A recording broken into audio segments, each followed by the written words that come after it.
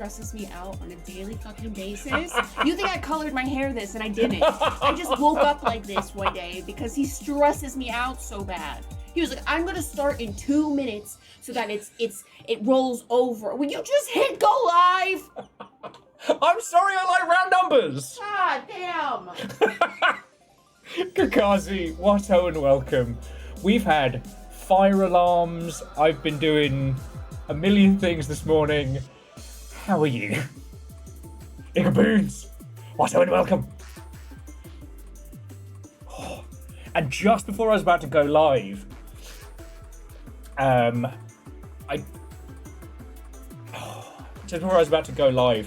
fucking turned the corner, cracked my knee. And Kakazi, no more concerned than usual. No more concerned than the average day. Why are you frightened? You're safe. Anyway, Kakazi, how you doing, friends? Watto and welcome. There is no video game drama, and it's glorious. I studiously refuse to... He says, rechecking the hot sheets.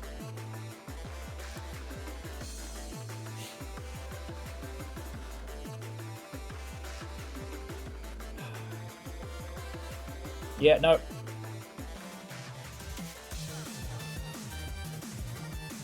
I guess aside from Duskbloods finally getting a test time and people being chronically wrong on the internet, there's nothing going down. So... I can't do Creaky Dinosaur.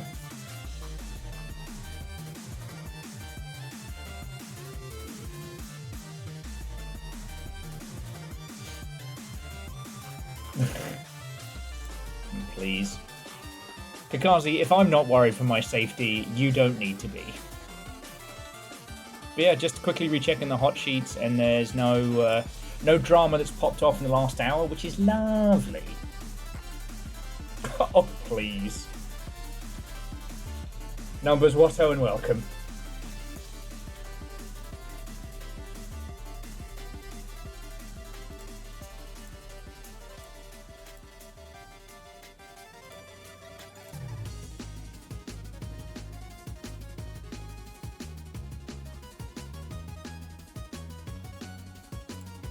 Okay.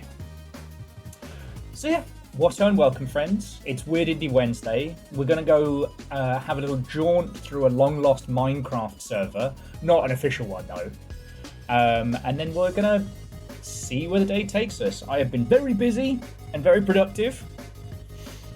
But being perfectly fucking honest, Little Fire does get MVP award for this morning because the fire alarm in this building went off again at like 9:30, Yeah, which was fine. You know, it was a little bit before I was supposed to get up, but that jump scare into a decaffeinated world I was not ready for. So much like somebody's aging old dog, I was shuffled around to one of our local coffee spots, and Little Fire treated me to real coffee. They have Kakazi, but if I told you what they told us, it might give you, like, second-hand mental damage. Handlebar, Watto and welcome. And you don't deserve that. You don't deserve that. No Hoffers. Wednesday was not cancelled. We were just told by DJ Coil's puppies that it was okay to go back to bed.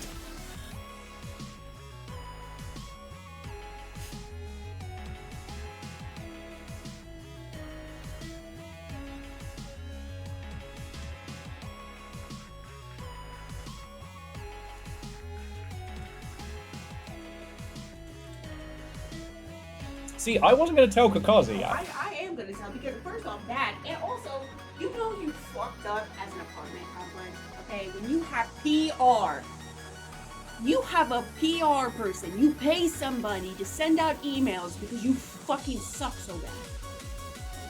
Nothing that Little Fire said there is incorrect. Ah! Yeah, we got a PR response for the clusterfuck. Because it's been a fire alarm every week, except for the week where there was 3 fire alarms. Like, what the fuck? And PVS, that is a first. I was kind of keeping stum there. I think everybody else just expected that somebody else had gotten into it. So, well done. If we check the scores on July, so PVS, that brings you tied second with Scotty. Meaning that it is Wolfcrad still in first, then yourself, then Scotty, then Fearless Chimami, John Deere, and Chaunerus.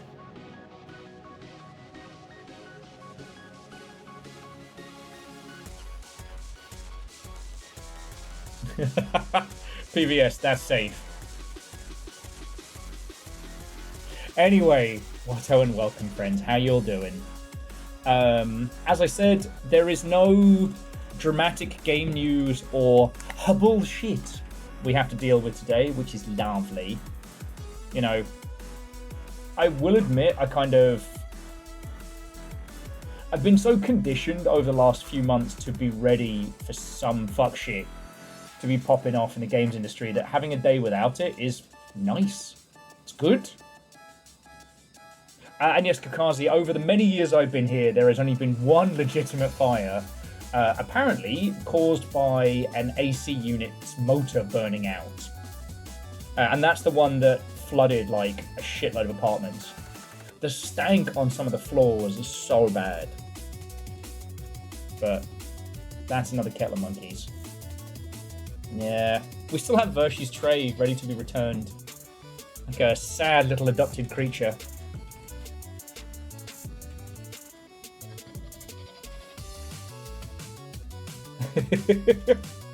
Well, PBS, just tell Mr. Chonkers we say hi. Maybe Vershi made like a bunch of clippings from the basil and is growing like a basil army from our super basil.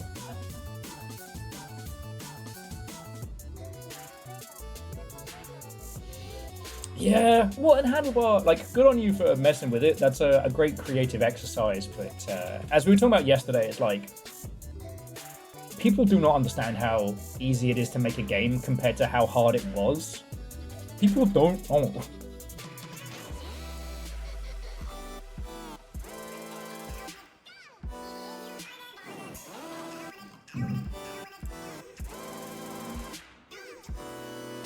Okay. So, what time? Welcome, friends. Let me let Discord know that we're live.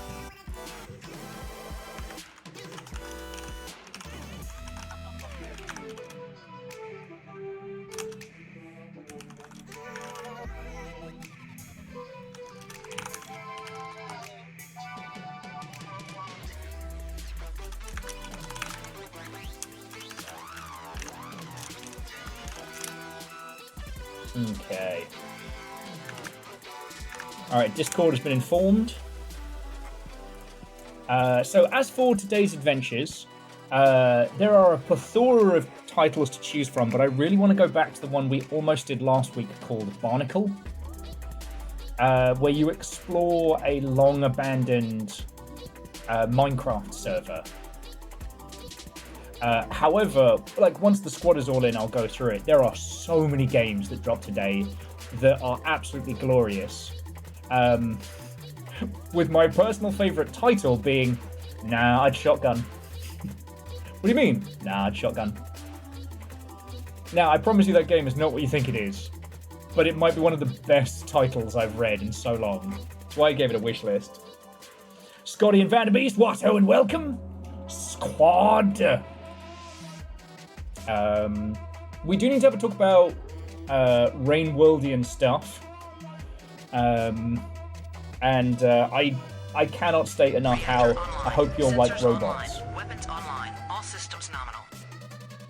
Which I promised Aaron wasn't some like 64 friendo.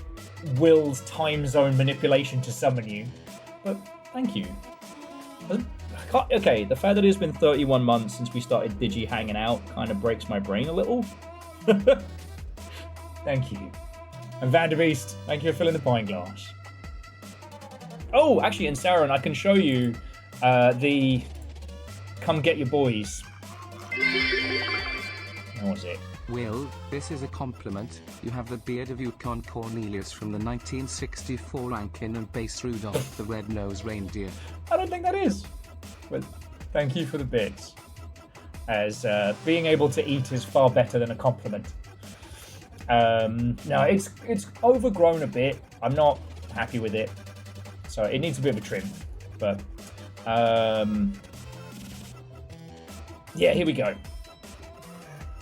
Oh, of course.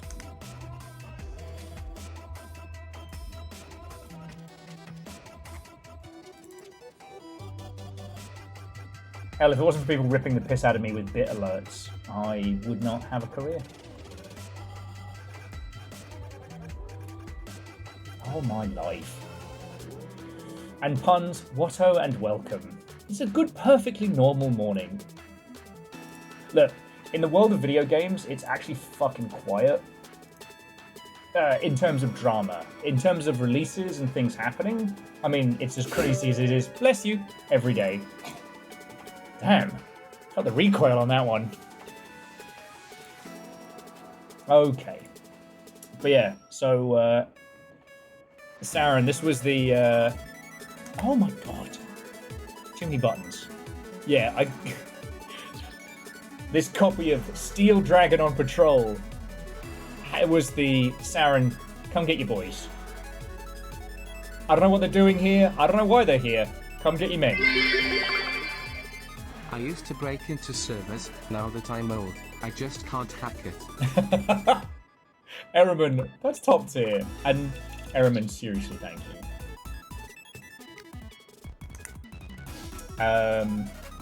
Now, there is a robot romance novel, a robot VHS, but it was one of the early ones that got broken before I remembered that you can repair them, so I'm trying to re-find it.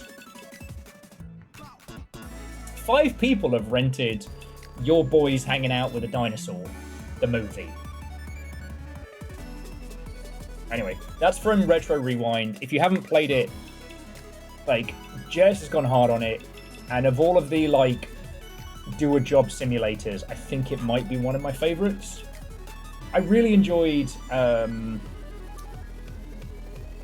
Returns Outlet Simulator, but I kind of beasted that one a little bit. My coping mechanism games have been very, very helpful, but I tend to go from like 0 to 1,000 on them. So if it works on the Steam Deck, yeah.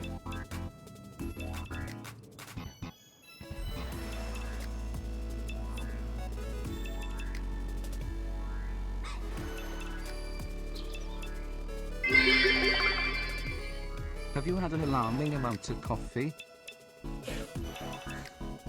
I was saying earlier, Vershi, that it is only thanks to Little Fire shuffling me to monkey grind like someone taking their old dog for a walk that even saved me.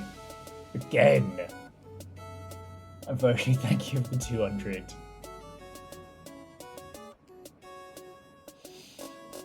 So Ehrman, what is the Paizo and the Archives of Nethys? Other than like the weirdest book series I've never read. Because yeah, like I said, there's nothing going down in the world of video games today. There's loads of great releases that I do want to show you all, but there's nothing that you need to be aware of, at least that has crossed my feed, which is lovely. Like I said, we don't have to have drama every fucking day.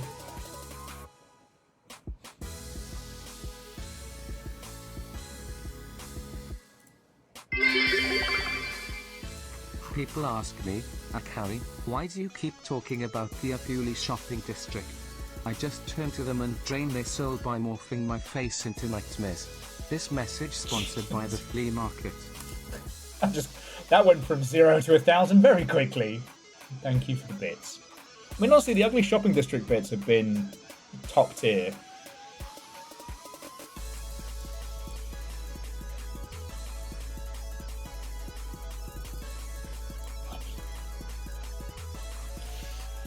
Sorry, I looked over there and I was like, oh, I need to remind Blue Sky that we're live. And the first thing I see is one of a photo I haven't seen of Versus Chunky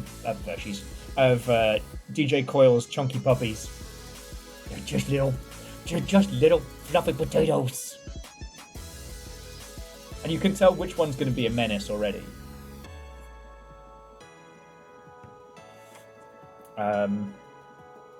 But yeah. I was doing a bunch of stuff for Cosmic Crowbar this morning, which was really good. The only games I've been playing is Arena Breakout and Super Fantasy Kingdom.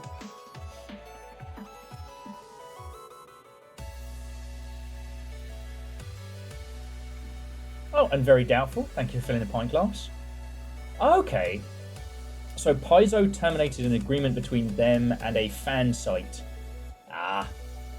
I guess they're looking to make a big push somewhere and they're getting rid of any informals that'll be a problem. Not that I'm saying that they are right and good.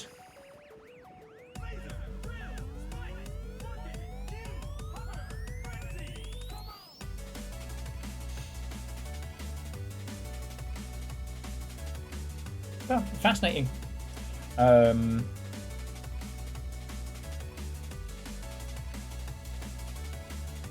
We're still working out the specifics and the logistics, but I think we have a possible weekend. We have 2 possible days. Stop that incessant clicking. Oh. Scotty, that's really cool of you. Thank you. I had to use a different account for YouTube stuff today, and I was subjected to YouTube ads, which, thanks to student ad blockers and Jess, I have not had to deal with in quite some time, and boy howdy, they have not gotten better. And the last time I tried to tune into a friend's stream, I got inundated with awful ads on Twitch. So, like, the Hunters of House Carl used to hunt the unsubbed, but these days, I don't know. They are the sword in the dark, they are the watcher in the wall, but instead of the hordes of the undead, it's the hordes of awful fucking ads.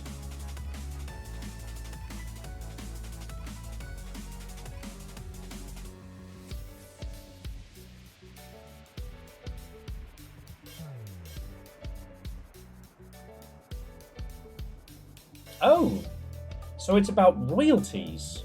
Huh. Araman, fascinating. Fascinating. Sorry, it's not that I don't care, right? I just tabletop's such a different world. And while I am fascinated by different tabletop systems and the great and wonderful and gloriously chaotic ideas that come from it, like,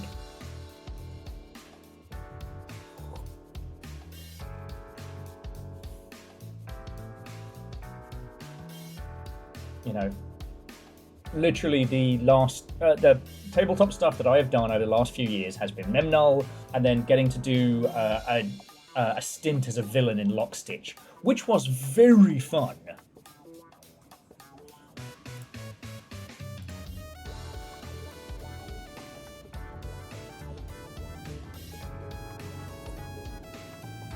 Oh, but yeah, by coffee I am healed today. By coffee I am healed. Yeah, and you've got a train going. Sorry, we were mid-alert, and then my brain careened off in a different direction. I finished my latest book.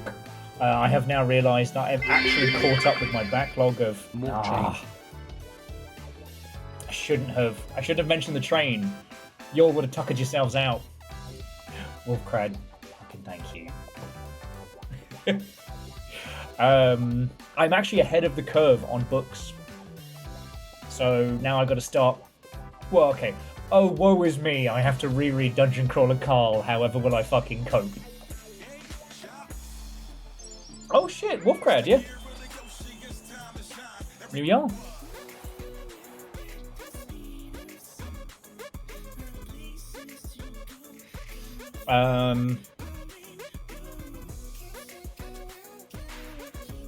But yeah, been a lovely Okay, maybe not lovely, but it has been a very productive morning, which has been good.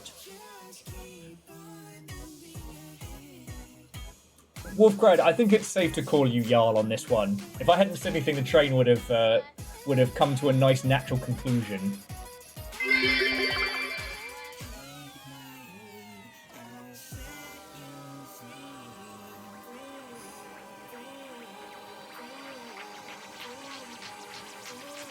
Indeed, Vershi, alarmingly productive. Professor Upsidasium, what are you doing? And very thank you. This isn't supposed to be a crazy morning.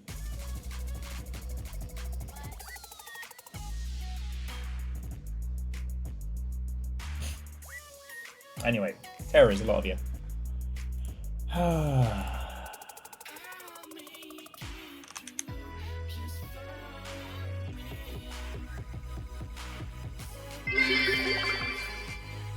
Did you know that the share your sub anniversary prompt persists until the sub runs out or you click it? And that it counts towards the hype train when you click it? Anyway, I have 1 day remaining on my current Prime sub. Good one. Indeed it does. And that is still $2 taken from Jazzy Jeffy B and thrown over to my silly face. So yeah. You can tactically time it.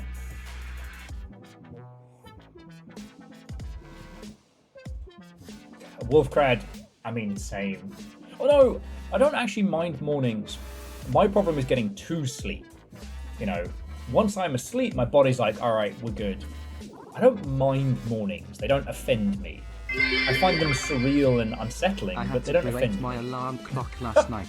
It was up too late with all the TikToks. Have you been clocking instead of sleeping?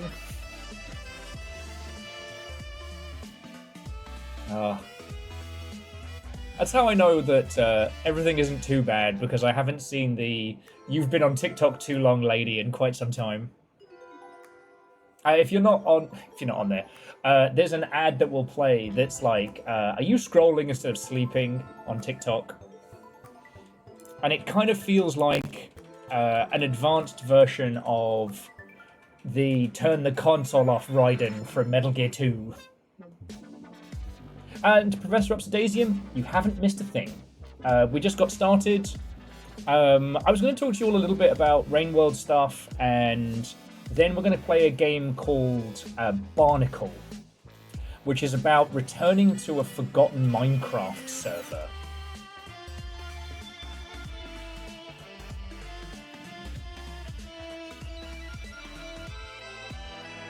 But yeah, like, as I said, in the grand scheme of video games, there is no drama or nonsense to talk about today. I did find it insanely funny that, God, is it just called Odyssey? The new movie that's based on the Iliad. Is it just called Odyssey? I haven't really cared enough to look it up. I assume it's either going to be, People ask me, Akari, are you okay? Your eyes are leaking green tears. I stare at them and make horrifying fax machine noises, then give them a ticket for jaywalking. Oh my word. Oh, sorry, puns, heck and thank you. Akari, are you okay? Do I need to call someone? Have you slept?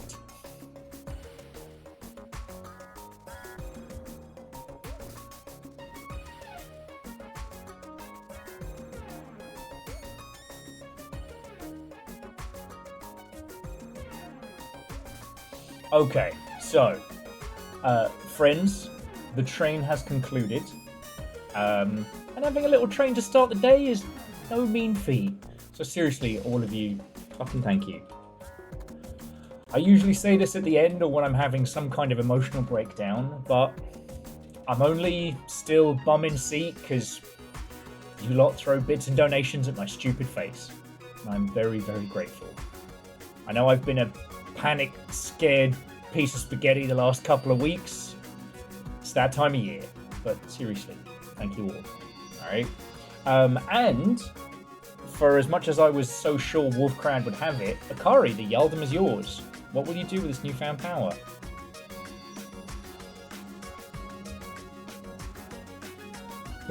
Alright. No street walking for any of you. By order of Yarlakari. Don't walk the streets, you might get hit by a bus from the ugly shopping district. But it is okay to run those streets. Exactly, Wolfcrad.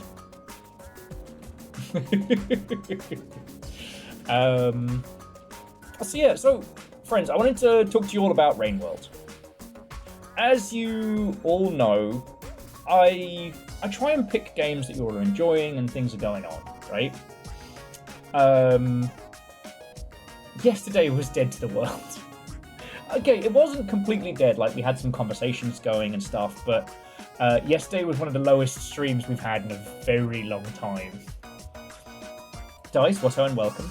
Now, that could be coincidental, that could be things happening, but I am worried that everybody is very done with Rainworld. And the thing is, we've got a lot of Rainworld to go if we continue the goal of finishing the Watcher. In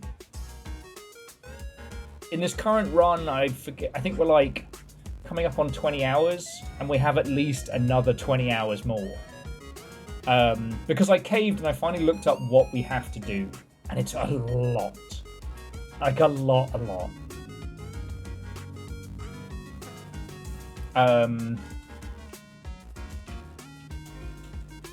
To get the counter to the Prince ending will require just as much work as the Prince ending, and then there's another ending on top of that.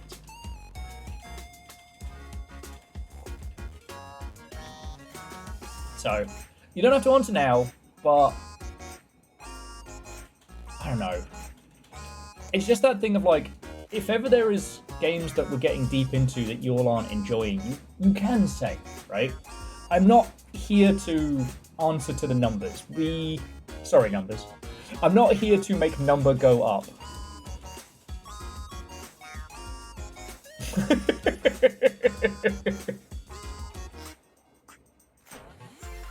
Right? I'm not chasing whichever streams are going to get us into the stratosphere. You lot keep me alive, and in that agreement, in that compact, it is my job to provide you all with things that you don't hate.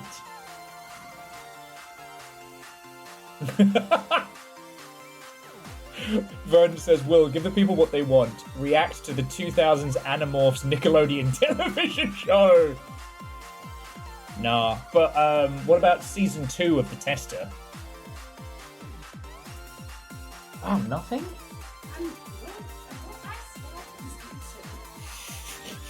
I am most at peace.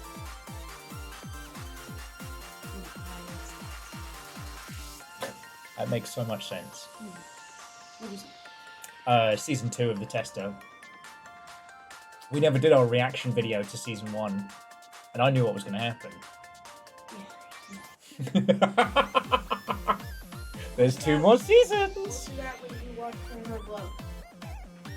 There? Yeah. More like season 1 of The Testies.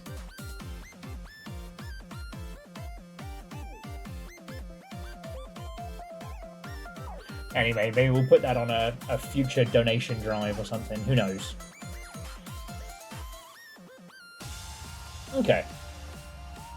Well, so friends, I'm probably going to put out a little question in Discord as well to see what people are thinking of Rainworld. Because it could just be yesterday was an anomaly. Jess mentioned there was some extra Critical Role thing going on and life, the universe and everything. But when the Longship 50 is the Longship 25, that's in, oh no, Will's playing Devil Daggers territory, you know what I mean?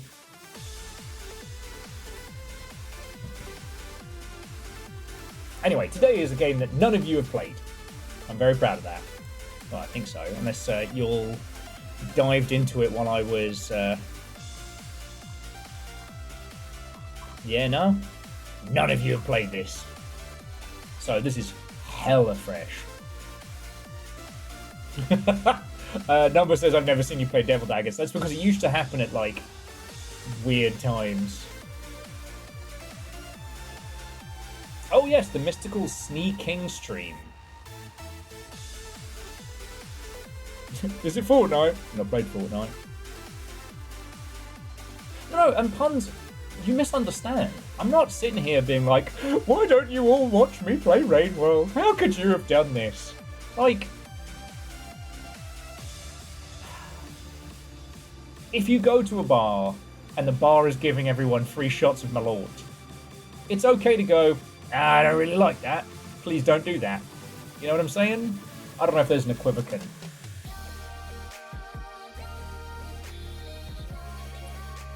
Well, so Moose, that was the thing, right? Because yesterday everybody was quite active, and this is post anti-lurker systems.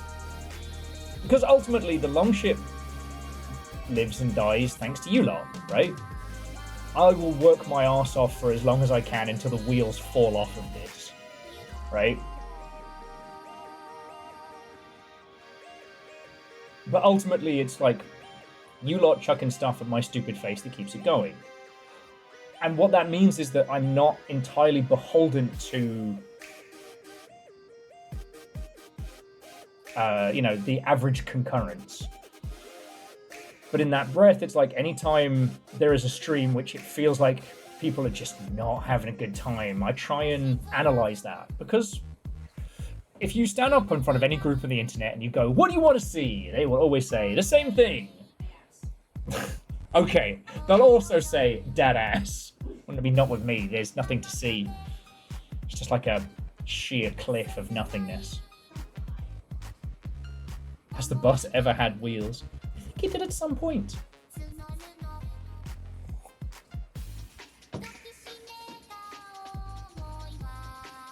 Malort, I hope there's not an equivocant.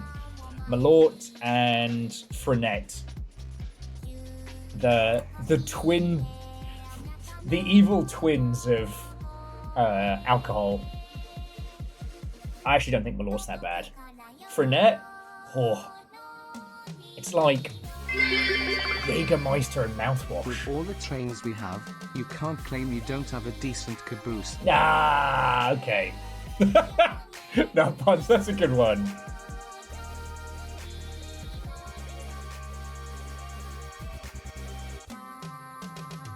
Inside of you, there are two wolves, and they are arguing about which is worse, Frenette or Malort.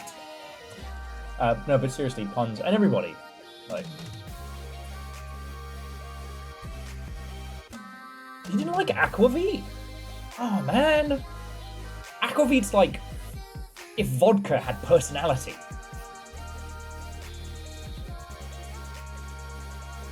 But that's probably positive association, because I've only really had Aquavit at the Viking meat hall in Ballard, which I love. Puns is like, well, I don't drink, so what is great? I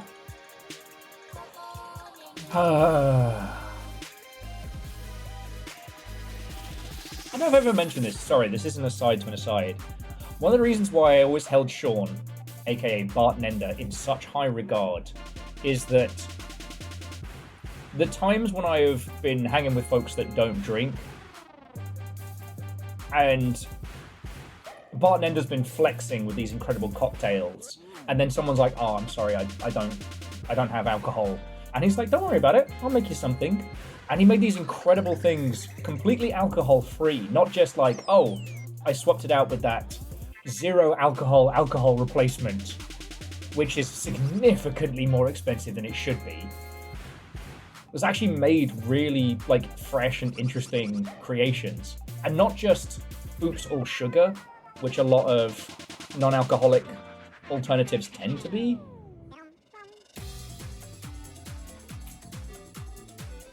Oh, Scotty, could not be more different. Malort is basically like a citrusy grapefruit peel liqueur. Absinthe is just, absinthe fire for effect. Did he just hand them a root beer? Hey, I did get you a root beer though. It has happened. The prophecy was fulfilled. Very proud of that.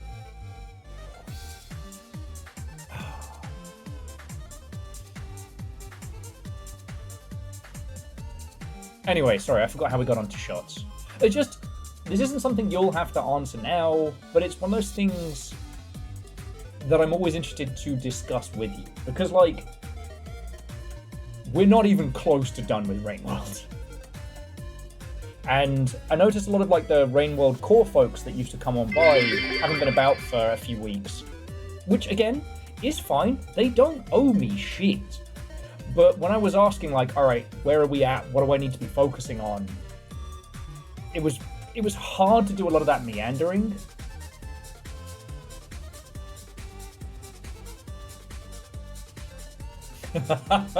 Malort makes the absinthe fonder. Thank you for the bits, friend. Also, Scotty, you know how like Cointreau is kind of sweet, but just hella alcoholic? Malort is like peel. It's bitter. It has that. It's very, very bitter, but then that underhook of like a citrus.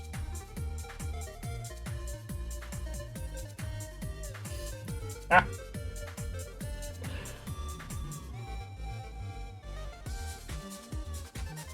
Sorry, Wolfcrad, I was just like, man, I bet that's worked on some people.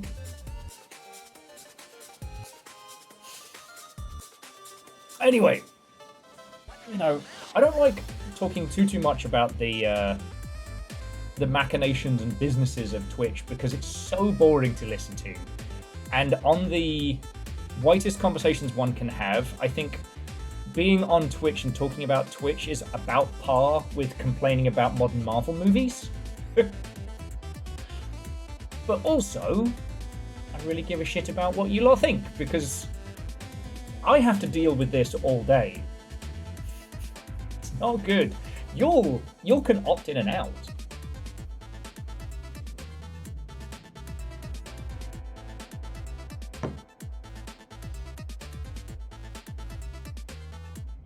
Ooh, Scotty, lovely. Right, so from one form of sommelier to another. So,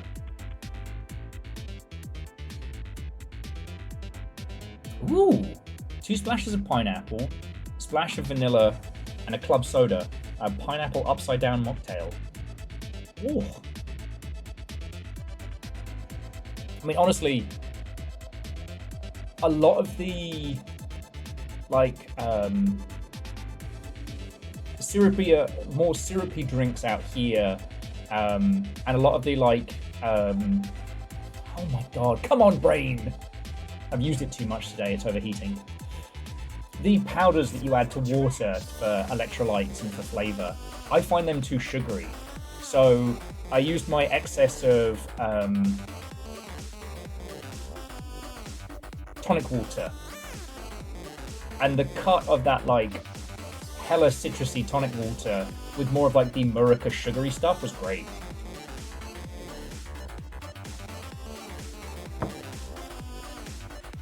Anyway, so it doesn't look like we're going to be doing the mound this weekend. Apparently it's having some real optimization problems, and I put in for a key for it, which has not come through. And with it being unstable, I also don't want to say like, oh man, I sure hope no one throws this at me, because I know what you lot are like, and that is $20 that could go to food. However, I do want to say I like the concept of the mound. So Unholy Glee. I realise I'm getting louder because the music's getting louder. Sorry about that.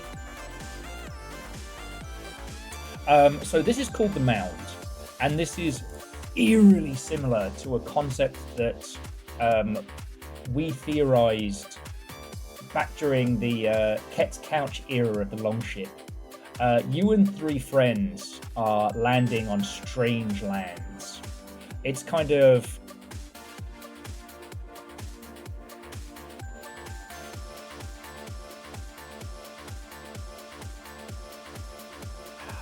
explorers versus Lovecraft.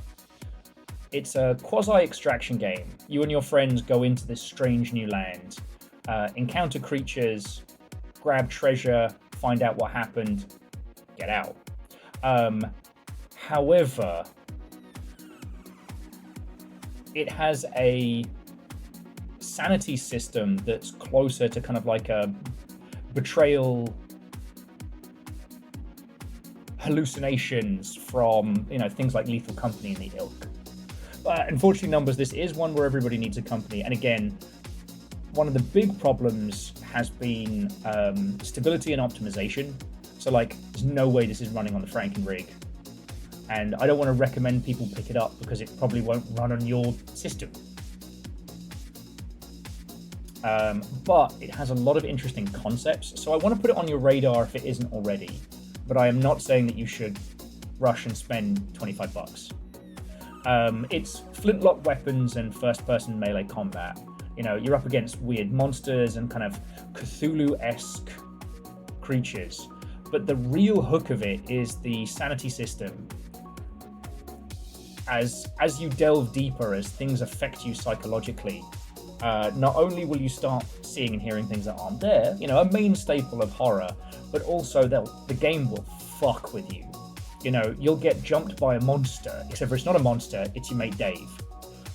Or other times you'll start seeing creatures, you know, falling out of the woods, but there's truly nothing there, so you're wasting ammo. But they'll still react as if they are real until the bodies disappear. You can become possessed. I was trying to think how to phrase it, Verdant. It feels more like the ironically named Manifest Destiny, a comic where Lewis and Clark get fucked up by eldritch creatures.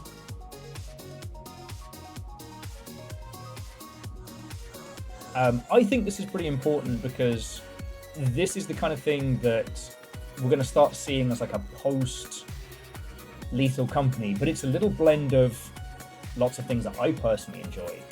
I find that the extraction gameplay method works really well when playing with friends.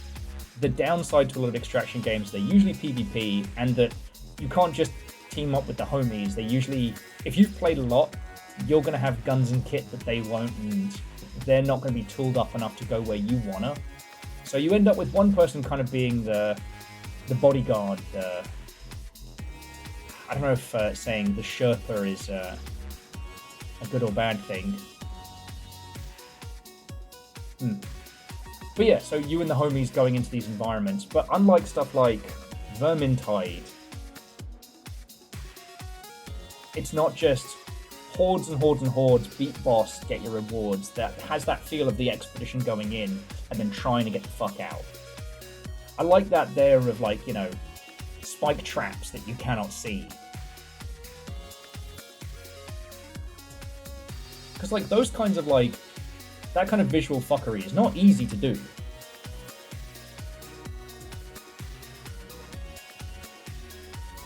And like mimic systems and things like that can be extremely fun if you're using in-game comms.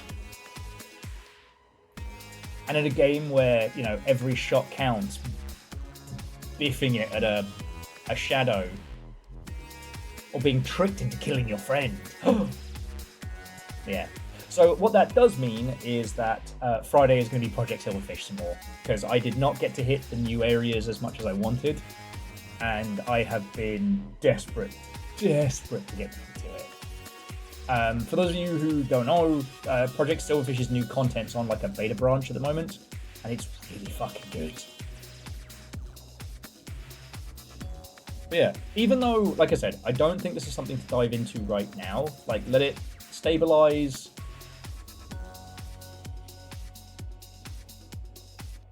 I guess we're getting closer and closer to what I wanted from a Mordheim game, right? You and the homies go into this nightmarish region. You go in as deep into the zone as you dare, get your goodies, get out. For those who don't know, so Mordheim's from Warhammer, and basically a huge shard of reality warping warpstone crashes into this town, the town of Mordheim. And originally it was like a tabletop warband game, but it was very much about like, you will lose people, they will die, they will lose limbs and eyes and all sorts.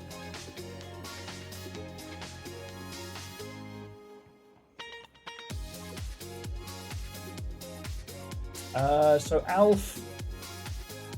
I mean, there's the Two Planets game. And there's a few titles that have done the, like, change in perceived reality in 2D. Can you tell me anything more about it?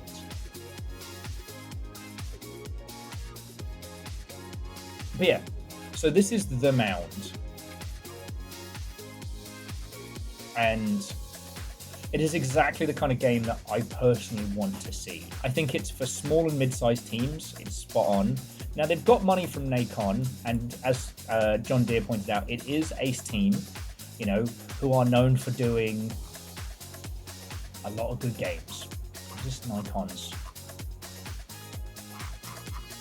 You know, Xenoclash, Rock of Ages, Abyss Odyssey. Like, they've been putting out a lot of bangers. Now, why didn't I wishlist the Eternal Cylinder? I can't remember.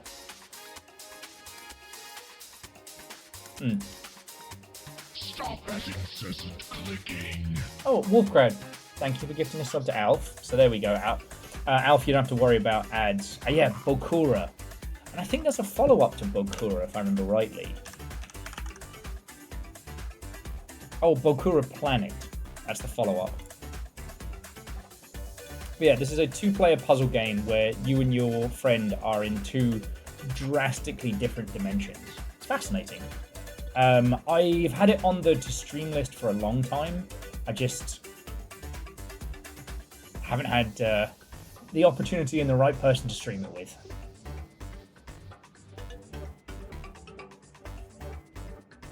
And it's not necessarily that one person is in horror and one person is in normal. It's just each of you is in a different dimension. And I think there's a few different dimensions you can be a part of. Now, its follow-up is Bokura Planet.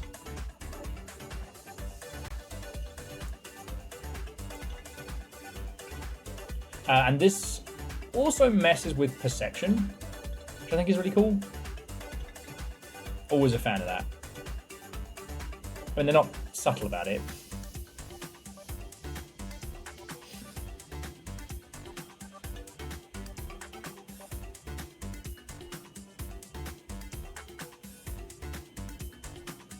Oh, Alf, that sounds like it's going to be a lot of fun. Sorry, Alf saying they're going to play with their mate, but not tell them about the hook. I would like to see it. Yeah, you know what, DJ Cole? It does have that to it.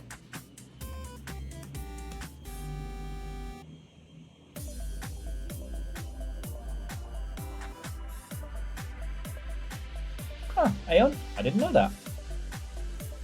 Apparently Scavenger's Reign is getting another series. Fuck knows how that's going to happen, but yeah. It's nice that these days there are so many more titles about, like, perceived reality and shit like that.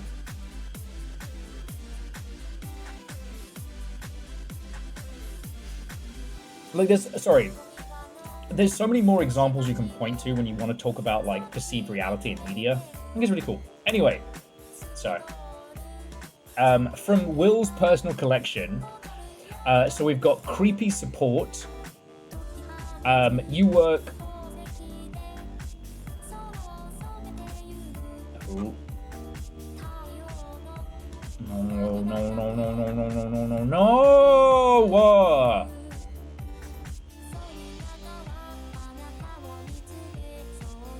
Fuck. All right, to be scrubbed. I'm sorry. I was excited for that one. Like a lot of these titles, they're hiding the generative AI stuff until they launch. As soon as I saw that guy's mouth, and I was like, why do his teeth keep disappearing? Fuck!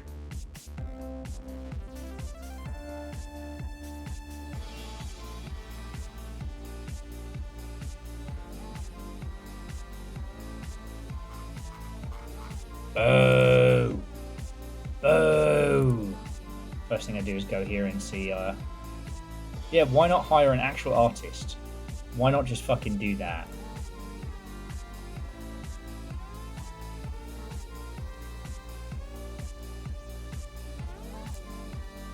100%.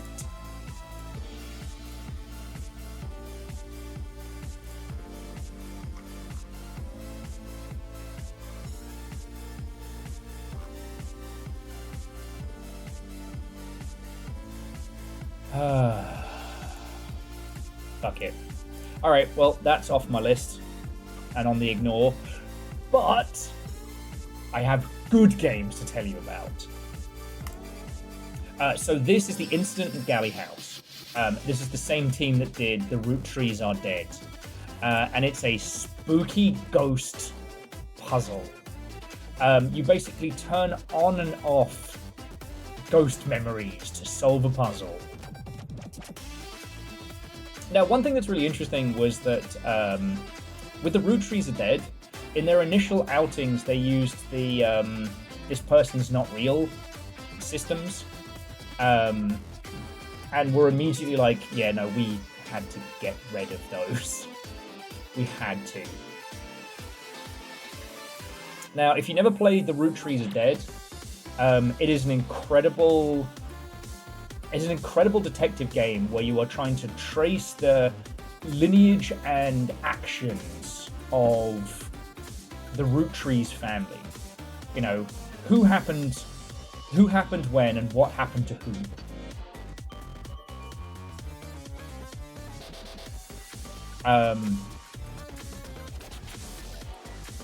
This team fucking gets it. Now,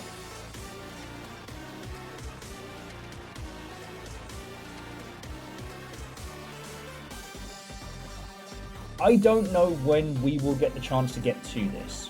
Alright? We have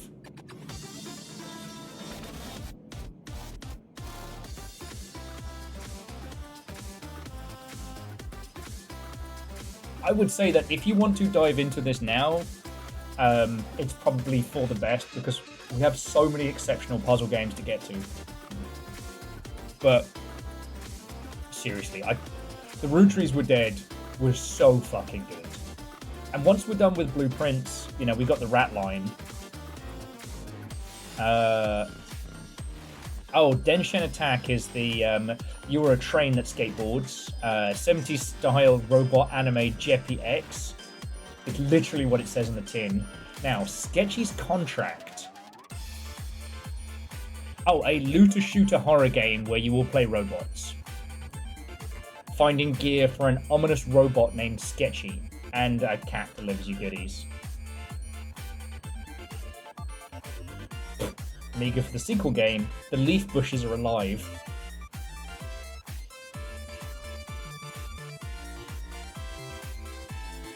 Yeah, well, it's the DJ Quill.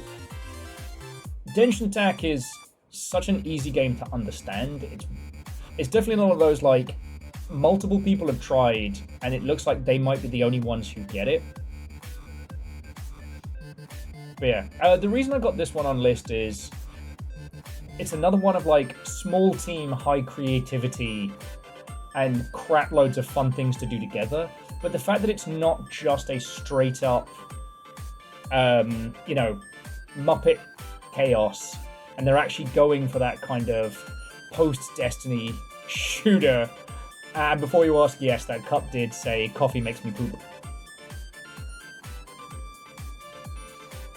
I skipped over it a little, DJ Coil, just because, like, Denshin Attack is so easy to understand. It's just, whoop. No, there were sharks in this. Why did I not know there were sharks in this? Fuck. Well, yeah. Sketchy's Contract has been in early access for a bit, so it's the version 1 that is out now.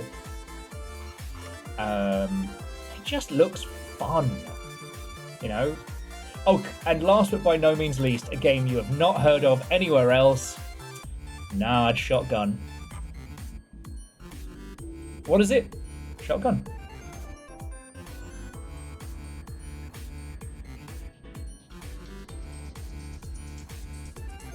Oh shit.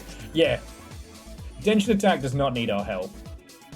I didn't realize they had the big folks at it.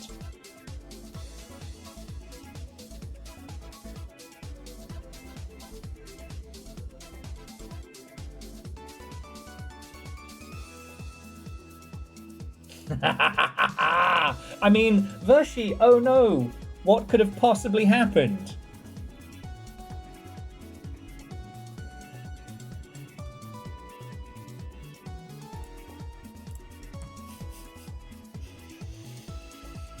Oh, and for those of you who haven't been here long, that game I was talking about earlier, this is Devil Daggers. This has been out for a very long time, and for a while I had the highest score of anyone I knew. You are trapped in hell. You can shoot daggers from your hands, either as a stream of daggers or as a shotgun blast, and the goal is simple. Survive for 500 seconds. That's it, that's all you gotta do. Simple. Right? Simple. I've been obsessed with this game for ages, and I used it very much as a couldn't have more coffee thing for quite some time. And it's... A million years ago, I read this thing about kendo. How it's like getting into a freezing lake. You know, at first you put your foot in and you go, oh, fuck, that's cold. And with practice and with patience, you'll eventually be able to get further and further into the lake before you have to run out again. And once you're finally able to go all the way into the lake, where your eyes finally go beneath the surface, then you can truly see how much left there is to go. Then you can see the depth of the lake. I've always liked that. Games like Devil Daggers are very much that. That you reach a point where it's not that you understand the game and you can clear it, but you know it now well enough to know how far you are from.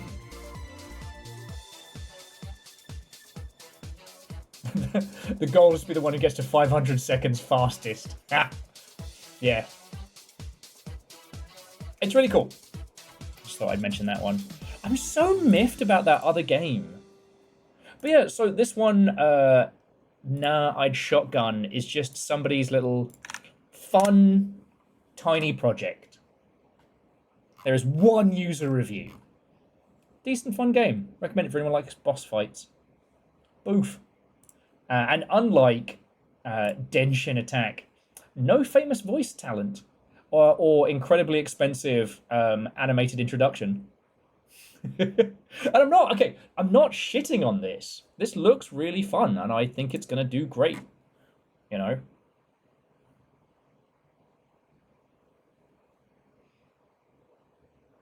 Obviously, many someones are going to bring up the Subway Surfers bits. Also, I found it weird. Maybe I'm wrong. All right, but for ages there used to be this whole joke about those subway surfing videos, where it would be like a clip of something and then Subway Surfers at the same time. And what I found so strange is a lot of older folks would point to that as an example of short attention spans. And it was like, wait, do you not get that it's to get around content checking so that people can post clips of TV shows and movies and what have you, usually for nefarious purposes? The Subway Surfers footage is just to break the content detection software.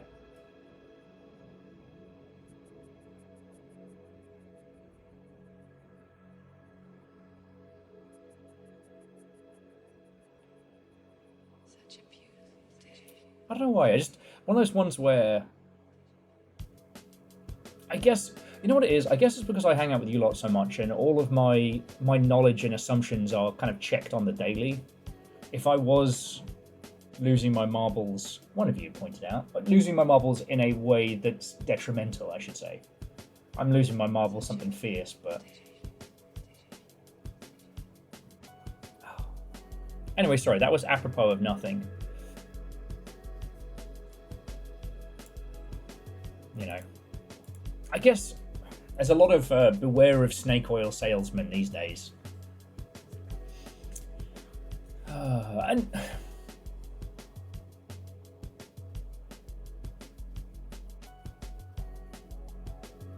yeah, okay, you know what it is? I've been trying to find a way to talk about this.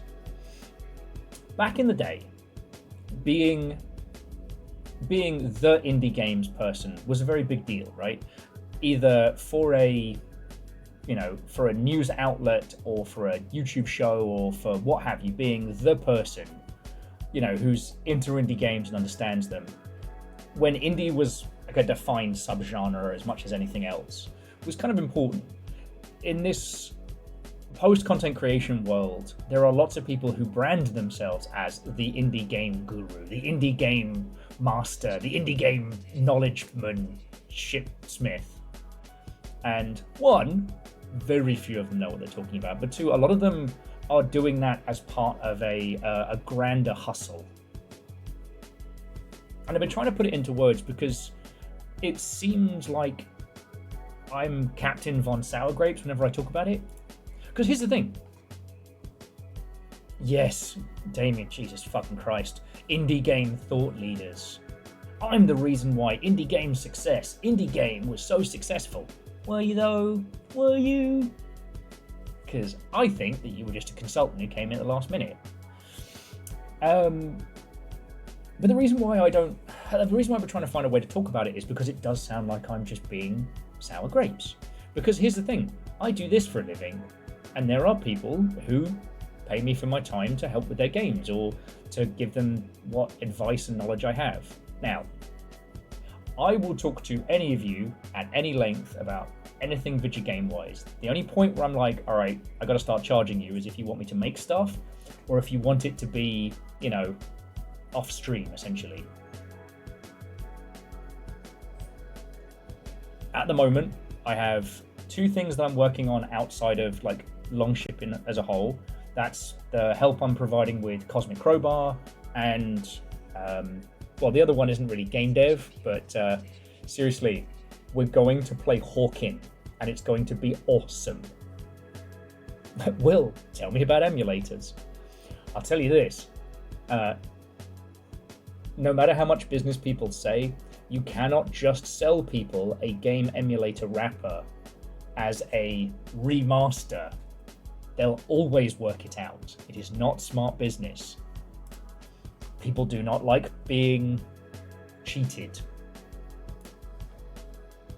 Oh yeah, so Damien, I'm talking about it here. The TLDR is that potentially in September, we are planning a Hawking Spectacular. It's going to be a special event. It's going to be an invitational. It's going to be a lot of things. It's going to be a lot of stomping around and giant robots.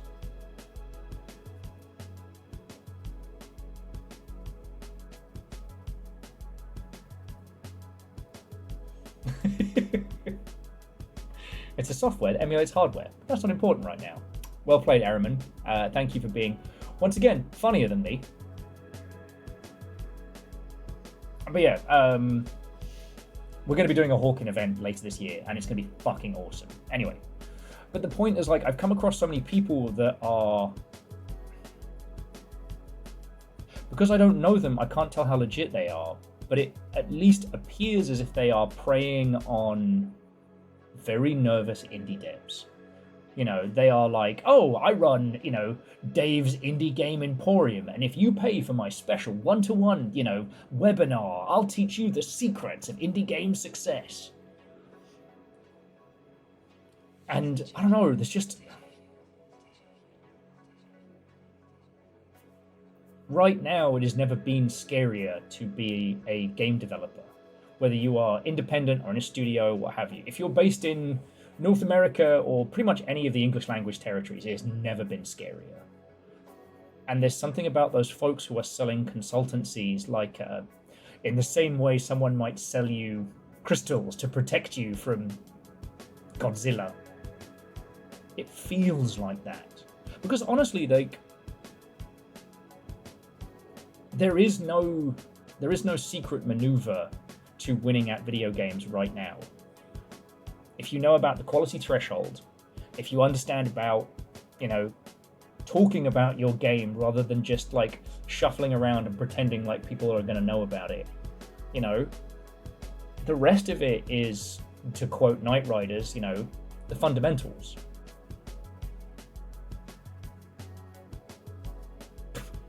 Yeah, Trash Can, a 2-for-1 webinar where you launch your successful indie game and protect yourself from 5G radiation. And the thing is, like, we've joked about the schemes in the past, like that guy who was doing like a paid indie game success course and advertising it as, you could make, what was it? You could make 20 grand a month as an independent game developer, and I'll show you how. And it turned out that during the course, you just did unpaid work on his indie game. Like,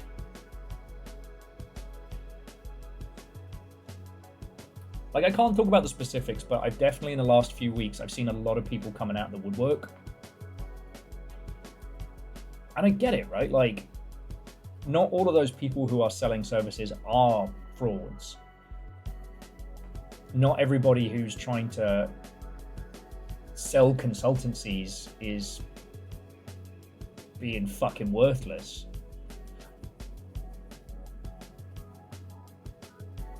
But right now, there's a lot of grifters. A lot of grifters.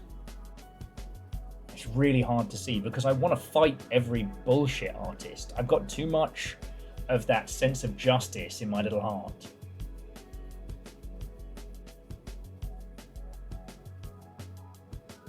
Oh yeah. And like, there is only one secret to success in video games, and that is to have a lot of money that you're okay with turning into a little bit of money over a long period of time. The rest of it, like, you know, how do you be successful at video games without already being famous or rich? Hard work, grind, time improvement, you know? The kind of things that you don't really sell in a fucking... I thought you just zoomed in on the character's feet to be successful. Yeah. Oh god, yeah. DJ Coil, I'm not even getting into that sphere. Thankfully, you know, the grifters are eating each other, which is very funny. One thing that was extremely entertaining for me, I was doing the rounds, I've been too busy to kind of like focus on it, was somebody posting about what they considered to be AI art racism, that people were against them because they made AI art. And it's this one picture, and it's the artist there, and he's so proud of his creation, and there's a trail of 1,000 pieces as everyone stands around and says lazy at him. And he's like, this is the production of 1,830 prompts. And I'm like, so you paid a machine 1,800 times to make that.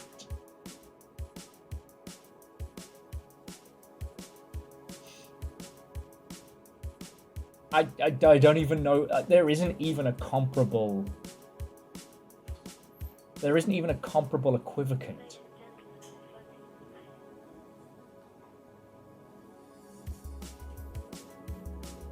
Oh. Yeah, you didn't make it if AI made it. You didn't make shit. Hey, ChatGPT said I'm a very special. Oh, what was I telling you about earlier? Oh, if we're going to enjoy some Schadenfreude, you've got to get a load of this one. So, OpenAI's latest marketing strategy is shame. Not shame for themselves, obviously. So, it was a token effort? Ah, Ehrman, that's very good.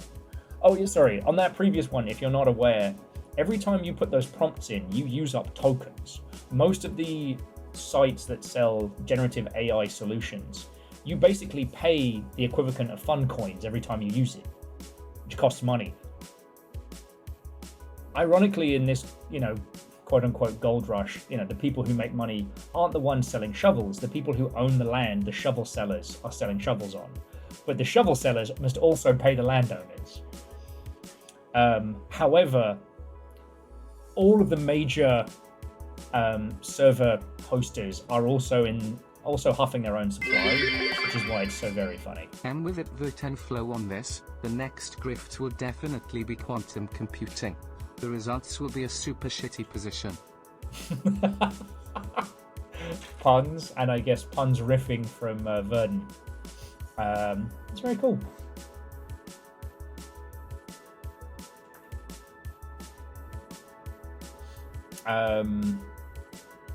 Joking aside, though, you know, because the distribution is so fucked, the next grift.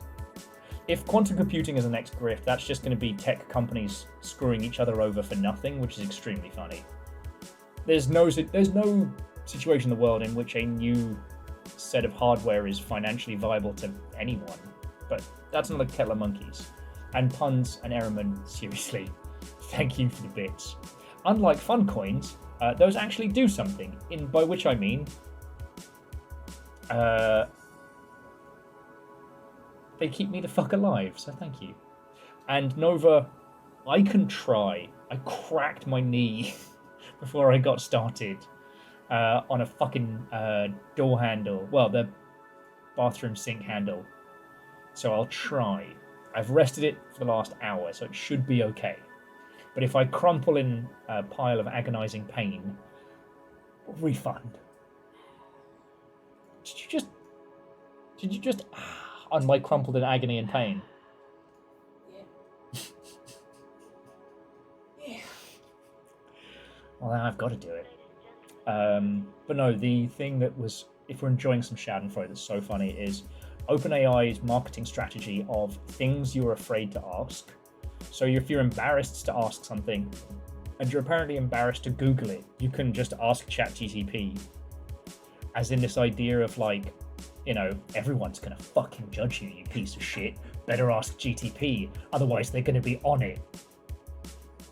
There's a bloke on TikTok whose whole thing is he'll explain real world events very concisely, but his pitch is always, so you want to know about X, but you don't want to look like a thicky dum-dum in front of all your mates. And I find that quite funny.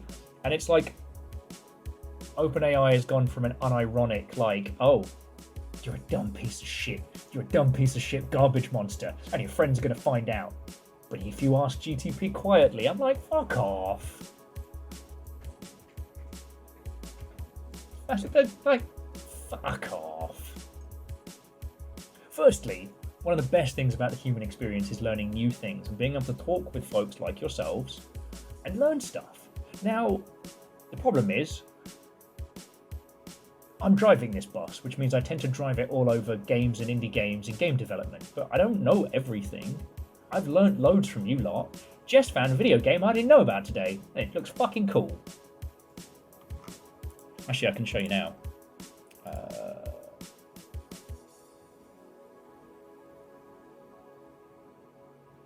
Oh man, Steam did not like that. Here we go. So Jess found this one, which was a Museum of Monoliths. A haunting, slow burn, superstructure walking sim.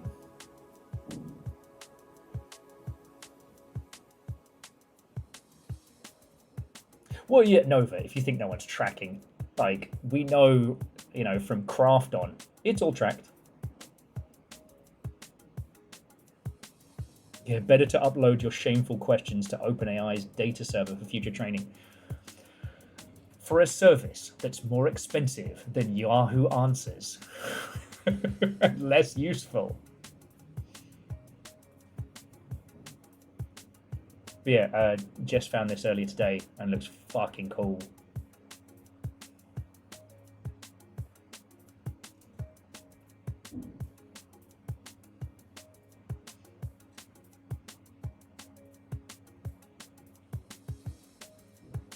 Anyway, but yeah, before I bust out the squats and we get to some game, it's just jumping back.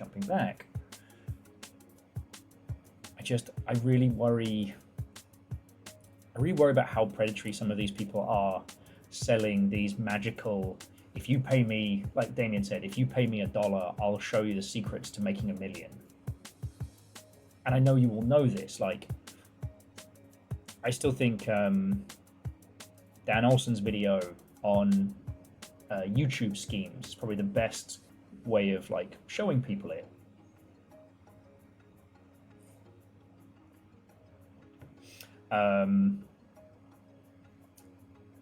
You know, that the point at which anyone is selling a scam means the scam is already done and there is no value in it. Therefore,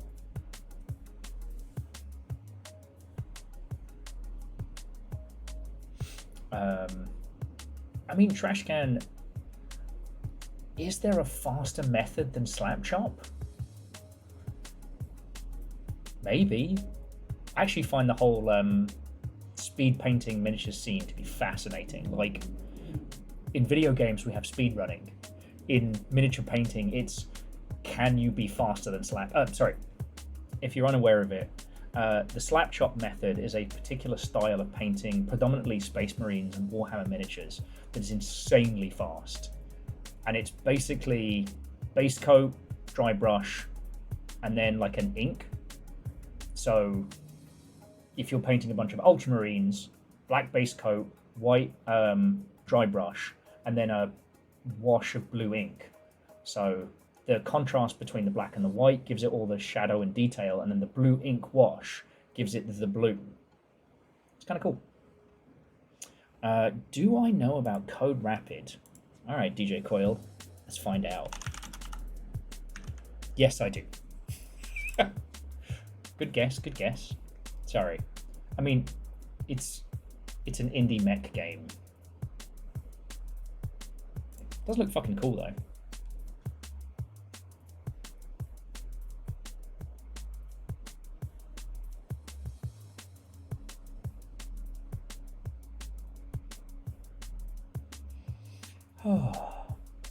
Right, so I owe you all 10 squats. Let me give that a try. And then we're going to do something a little odd, but I think a little interesting. We're going to be playing a game called Barnacle. And it is a game where you explore a long abandoned, non-copyright infringing Minecraft server. Well, non-copyright infringing voxel block server. Okay, firstly, that's not 10 and 15, that's 20, you bastards.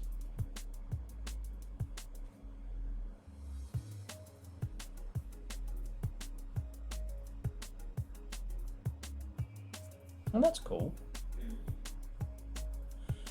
DJ Coil, I'd be fascinated to give that a read.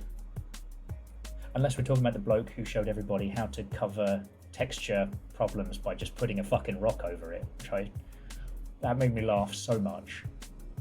Here you can see where the texture is ripped on the environment. Let's put a rock on it.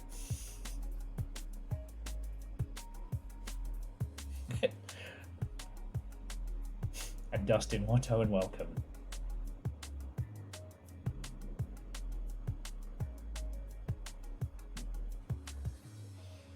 Okay, hang on. Let me get these 20 squats out of the way. And then, which one's Dear Passengers?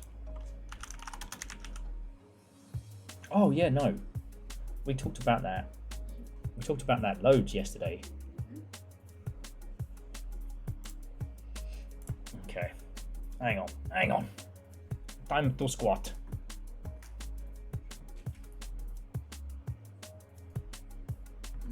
Save your 5 for later. All right.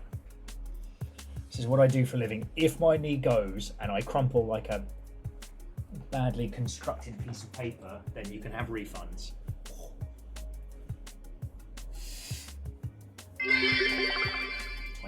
K Pike Shark 1, K Pike Shark 2, Red Card Viking 64 Okay. Kendo. Oh, Julie? Yeah, I'm gonna start mine Okay. since you're about to start the game. Okay. Just if I get out, just play for this. I've got the levels down, but one thing I noticed is anytime I'm tapping the mute the mic, it's changing the audio, and it's louder in my ears, so I'm getting louder. So, let me if I'm too loud. Right. Yeah. Fastest draw.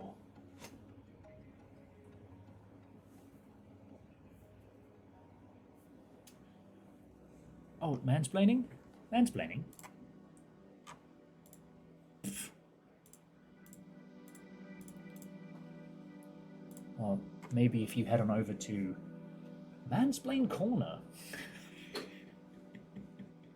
Do not die. Oh, it's my mic is loose. She's a whore. Okay, now 30 squats. Fuck you guys. Does that sound okay? Does it sound okay? Okay. Sound okay? I don't know what it sounds like. I didn't test it. 1, 2, 3, Also, we have to go back to the 5, 6, until we get the new PC. 7, It can't handle the camera. 9, 10, 11, 12, 13, 14, Oh, music's running. Okay. 15, 16, 17, 18, 19, 20, is it 50? Good. Okay. Yeti, thank you for the 21, resub. 22, 22.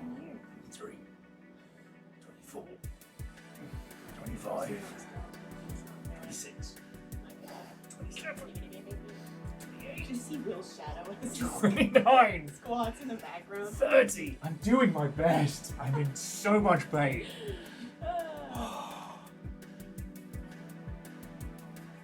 He just wants us to think he injured himself. He actually just does already squats. You didn't hear me crack my knee. Alright, 20 more.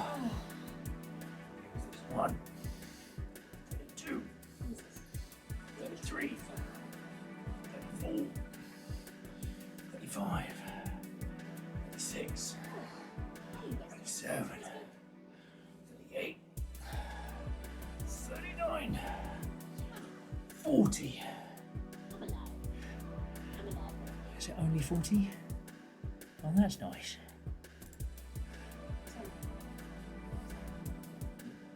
5 more. Okay. Yes. Will they all work? I don't know. Maybe. 2, They don't. I'll just 3, use Will's. 4, 5. Tomorrow.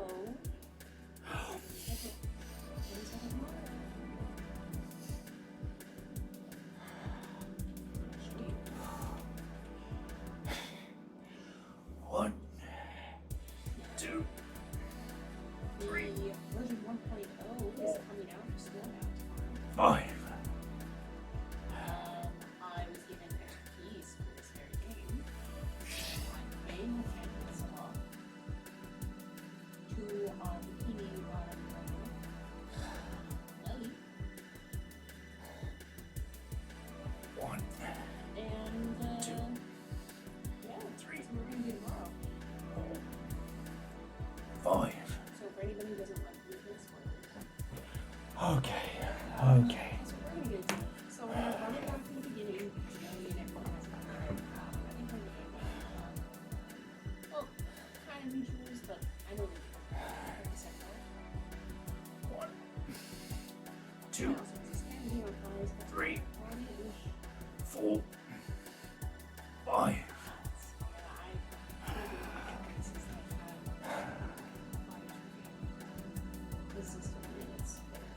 Okay. Alright, and that's the full complement. I did it, yay! Just give me a sec. Oh.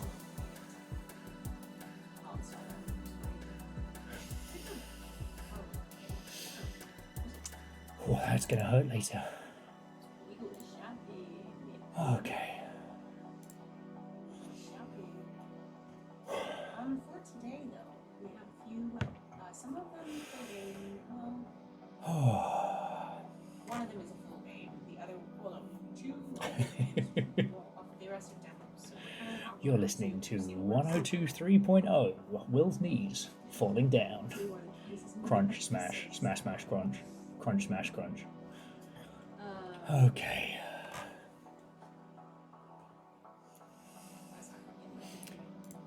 Okay. You didn't collapse, yay. Yay! I'm not dead. J-Post, fucking thank you. Fucking thank you. And for those of you who are new here, so the reason why I'm doing all those squats was last year when money was at like game over levels, we did a donation drive, and it was one of the stretch goals.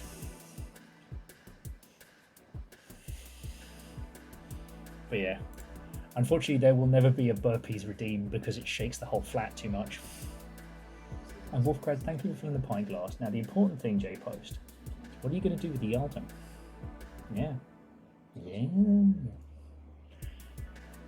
Okay. Now, I have changed the settings for this app so many times to English, and some of the things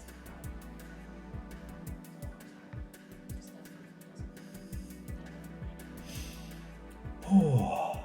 But no, seriously, J-Pod, I can thank you.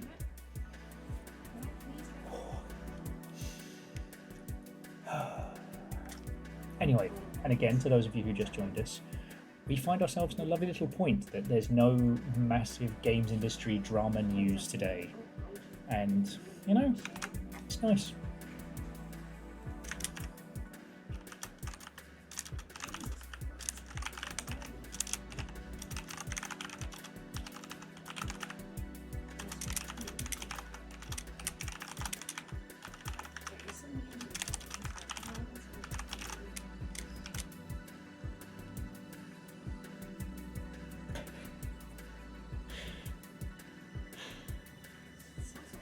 Alf, I haven't gotten any good spam in a while, but God, there was I think it was early in the chat GTP spam phishing email spree. I got some really good ones.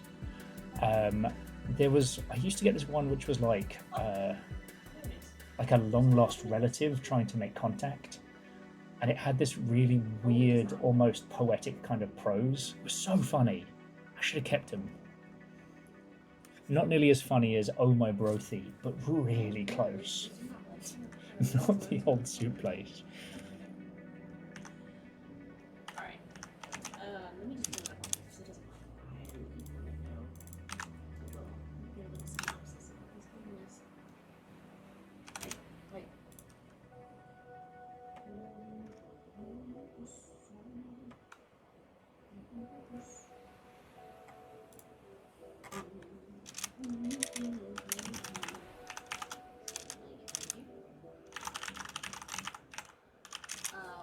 Oh Demon Fix My TV is a horror comedy puzzle game. Okay. Demon, summoned by an unborn, fix your television. Sing on and beyond all. Okay. Ooh, I am very proud to say we will be the #1 Barnacle stream on Twitch.tv. Oh, okay.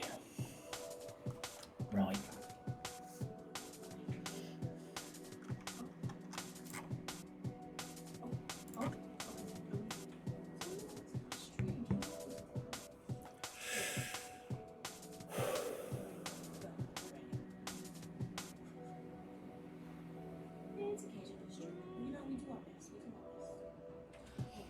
Let's get this started. Sorry. I am in a lot of pain right now. No, but the world continues. I might take some painkillers in a sec. Sorry, I almost started the retro rewind. So, friends, miscreants, legends. Let us begin with a spotted barnacle.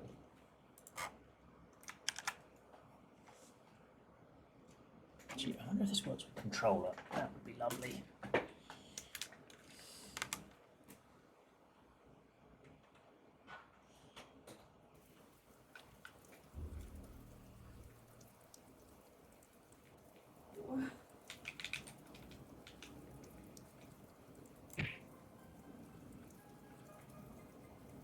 It does not work with controller. Okay.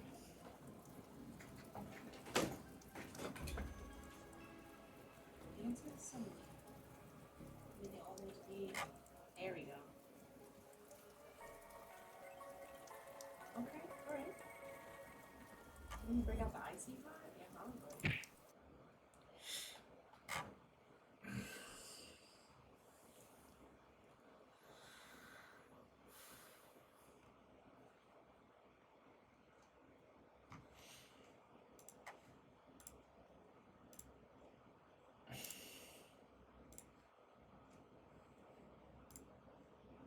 Okay, let's try that again, shall we? I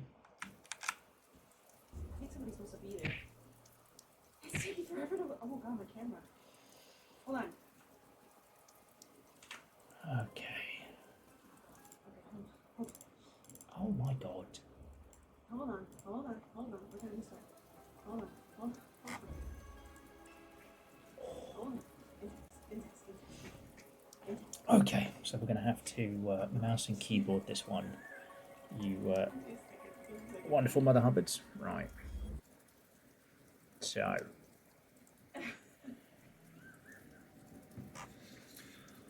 So here's one I've been saving for a while. This is Barnacle. And it is not a scary game per se. It does have this haunting abandonedness to it, which I really want to show you all. Because one thing I've been obsessed with of late is what is ours, in terms of culture. There was an argument that I observed from the sidelines, which was the discussions about Master Chief. Where does he come from? What is his inspiration, etc. There have been lots of arguments about, like, is he based on Gundams? Is he based on, something else? And Halo takes a lot of bits from a lot of different inspirations. Yeah, where does he come from? Where does he go? Does his suit jack him off? Like, these are the important questions. But one of the things I've been thinking about a lot is modern influence, modern ideas. And by which I mean like the back rooms, something that comes from Alf? No.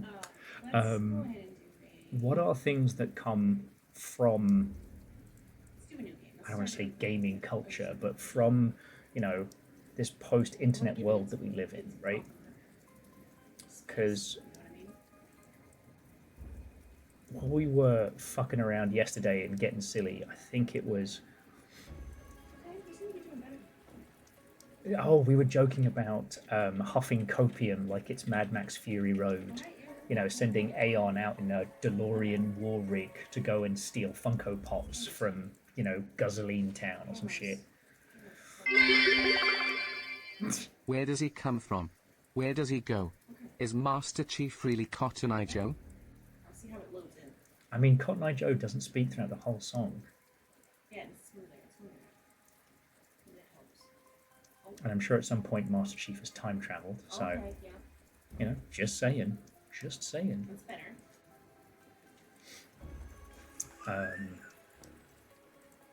But yeah, so I got thinking about this, and it's like, one of the reasons why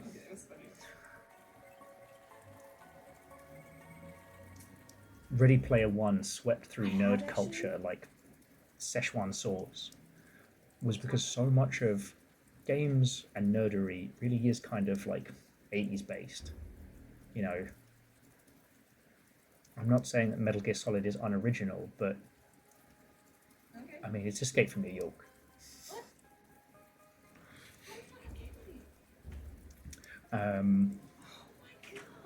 I'm not saying that our horror movies our horror games are necessarily bad or unoriginal, but Alien Isolation, based on Alien, Dead Space. I mean, it's Event Horizon with extra steps. I'm not trying to be a dick about it. That's entirely fine. It's just that what are the things that are ours? Things that aren't a direct influence of like a, post-monoculture inspiration. And so recently I've been very obsessed with liminal horror, modern horror, things that can only have existed from video games, right? And so I stumbled upon this. we are returning to a Minecraft server that has been left abandoned. You know, and when you think about like Minecraft's been in the public consciousness for what? God, it's gonna be coming up on 20 years. Definitely 15 years plus. Like this is something that can exist, but it could not have come from, you know, the time when Hollywood dominated the world. You know, I think that returning to an abandoned server is a fascinating idea. While we have this moment, I did create. That is a nice armchair. Because I've done it before, which so really hard to do. Like, Sadly, we can't punch it open. See what the resource, whatever about it is. If it's more or less than what I'm currently doing, I did switch back to the old camera, so there probably was a little bit. Okay. Okay, I really gotta. You guys hear it now, right? You hear the little music in the background? Okay. Yes? Okay. Is it? Yeah, I was trying to think Aeon when it kind of crawled into the consciousness, because I was talking about this the other day. I was at the first Minecraft convention, and we were genuinely surprised that it was mostly families and folks, and not a bunch of like game dev basement nerds predominantly. I mean, sure, everyone like myself was there, but I was still so proud when the Minecraft server we had at CA, at the end of every lunchtime, we'd do a printout of the map. And so obviously we started making huge swear words. It's great.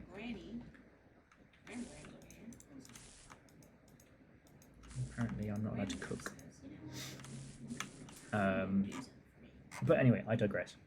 It's just, Minecraft isn't just, I can do little hops.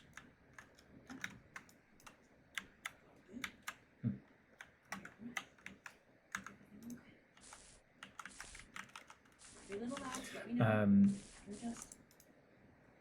mean, you could argue that it's video game Lego, but that's not how it started its run up.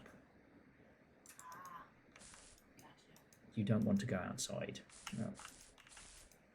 Okay. Maybe I do. Ah. Fell asleep for the first time. Okay.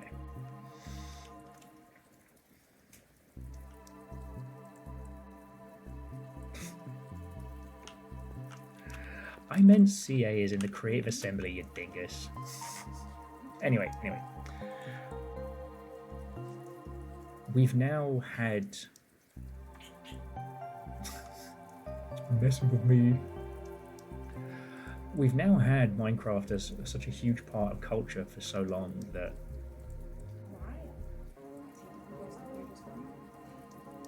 the idea of going back to an old server that you found or one you used to play with friends and are long since gone is...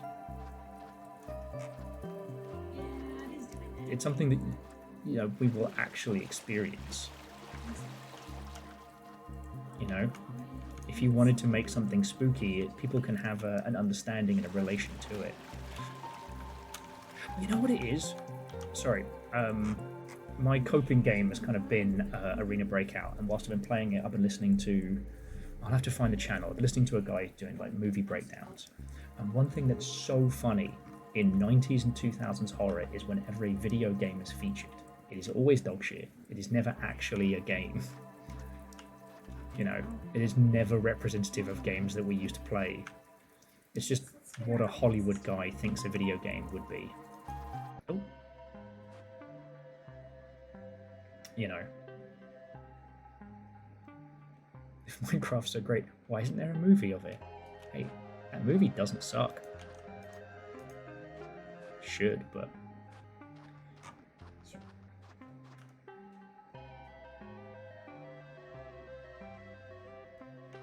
but like, that twinned with the conversation we were having last time is you know, there is very little chance that you will ever own a haunted mansion, but there is a very high chance that you have played Minecraft. You know, I thought that no players online was such a great itch.io concept, but when they tried to make it into a big budget project, it did not work. But myhouse.wad is incredible because we've all fucking played Doom. We get it. You getting Yumi Nikki vibes? Alright.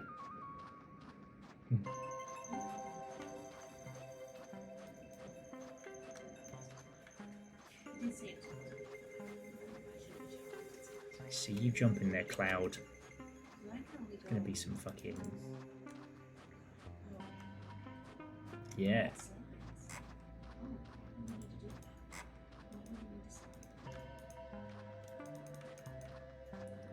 And it's just any of you in infinite amounts of corn?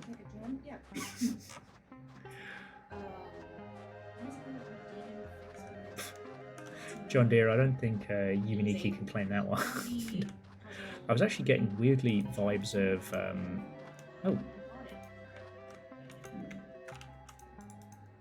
I was weirdly getting vibes of...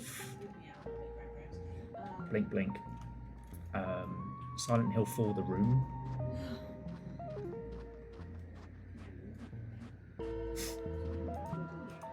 Corn for days? Corn for days.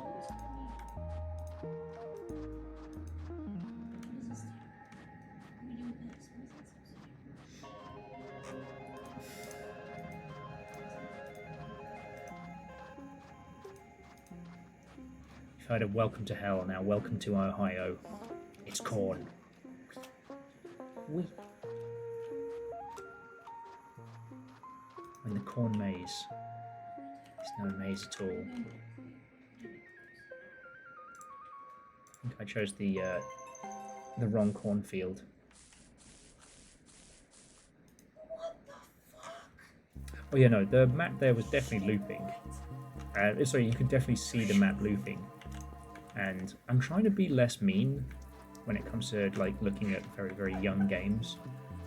I played an SCP title the other day that was really fucking good, but you could tell it was like first project. But hey, they're swinging for the fences. Grams, Jesus.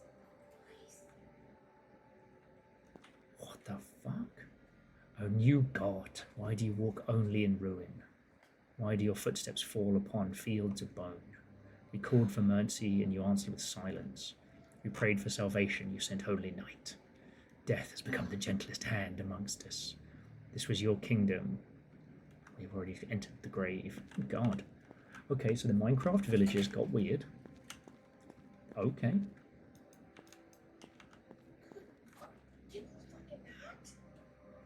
Gonna end up with some yub yub moments here.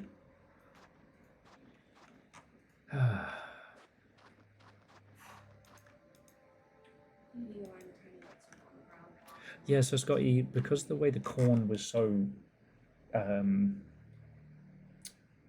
uniformly placed, you could see the map looping back around it, like the skipping. Okay.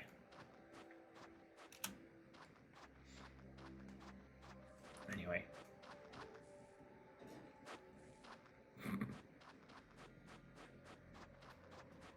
So you'll see Mr. Wobbles over there.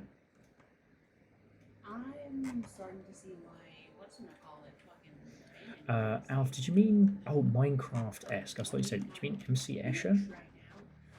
Yeah, Lucid Blocks was very, very good.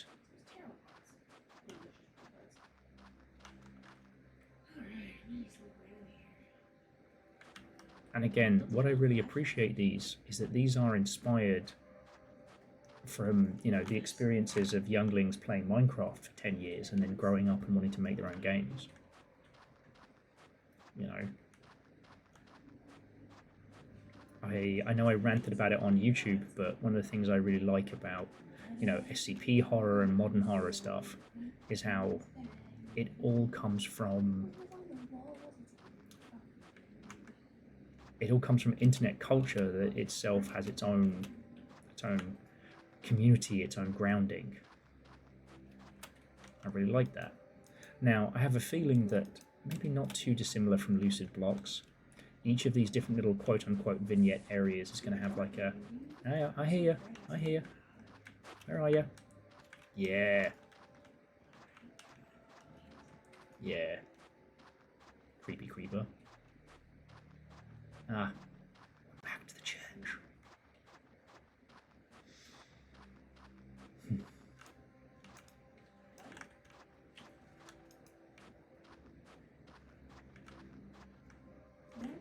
That is a demon. There is a demon here. What? I beg your fucking pardon, dude. Hello? Hello? I beg your fucking pardon. You're rude running and burping over here. You're taller than me. You're a bigger demon. That's scary. I think so. You're a bigger demon. So what I think we're supposed to do in this, Scotty, is we're either supposed to catch that weird, like, wobbly-headed creature, which I think is trying to sneak up on me whenever I'm outside of the light. Or I think what we're supposed to do is find an object of interaction and kind of come back to each of the different areas.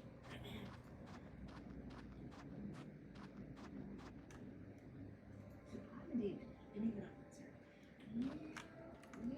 You're right, I don't think this is the Stanley Parable.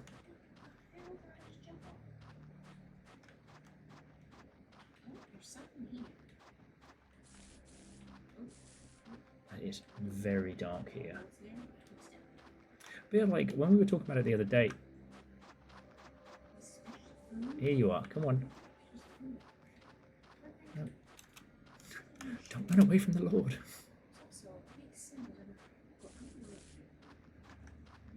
Watch it turn out I'm supposed to be avoiding this guy rather than going and punch him in the gob. Stanley found himself in a world of eternal night, forever cursed to wander this realm and oh, okay. So we fell in the dream, which meant we woke up. It's kind of cool. But the Stanley Parable is something that can only exist in video games, which is why I will always speak of it so highly. Okay, so that was the stained glass window. We did the wooden door. And let's try this little my house over here. Ooh. Water temple.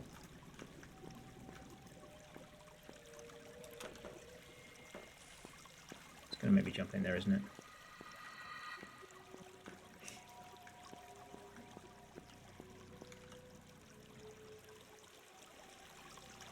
So, Alf, it's best to think of the Stanley Parable Ultra Deluxe as basically the Stanley Parable 2.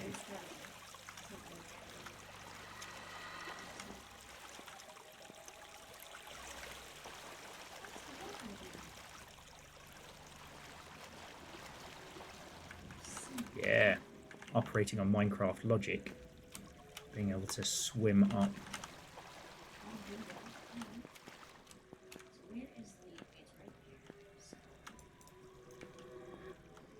Oh yeah, no joke. Stanley Parable Ultra Deluxe is, well, it's the actual Stanley Parable 2. Ah, me too, Vern. The broom closet ending is my favourite. I can't get out this map. I tried everything, every road, every corner, every path. Where I am now is the only safe place I've found. The creatures don't come here, at least not yet. Can't leave. It's not shelter, it's just another kind of trap.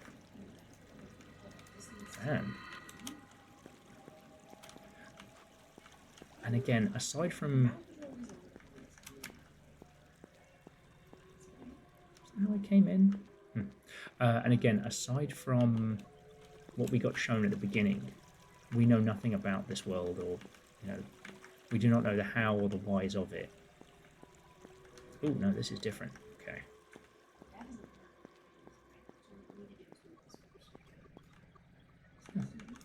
It's mildly fucking gross. I think that was Derek.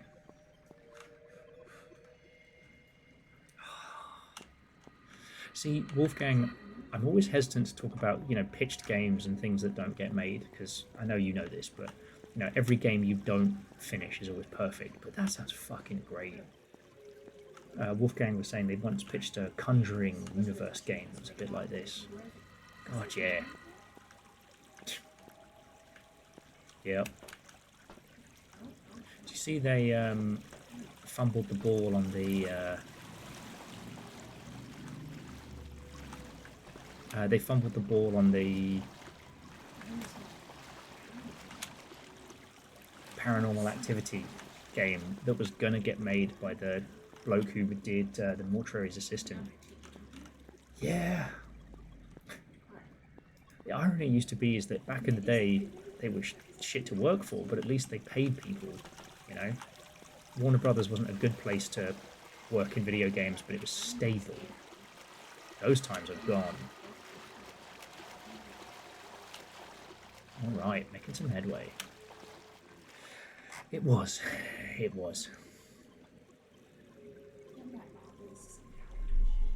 Sorry, I know it seems very obvious to say, but again, all the movement tech in this is just how to Minecraft. So like heading up this stair of water through the waterfall would be so intuitive to some oh, we can climb those. Okay. Would be extremely intuitive to some younglings, but the average horror game fan might completely miss. But yeah, the one that's been stinging a little bit since I started playing Rogue Trader was we pitched a 40k XCOM game, and we were in the process of getting it greenlit. Like, we got the internal go-ahead to start Vertical Slice, and then somebody else got the license and Sega don't compete. Now I'm playing Rogue Trader, and I'm like, this is exactly what we wanted to do. Fuck. But again, the game you never make is always perfect.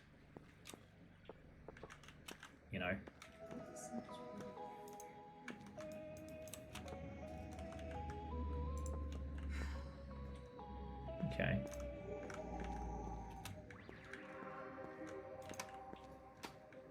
Oh. Man, this is an elaborate build.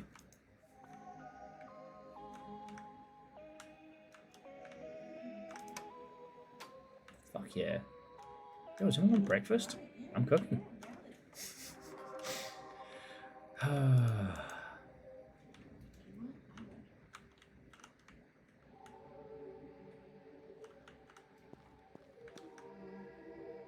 Our house. In the middle of our house.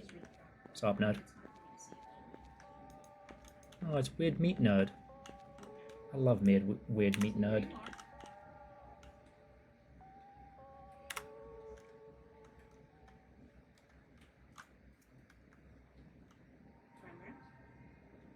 Yeah.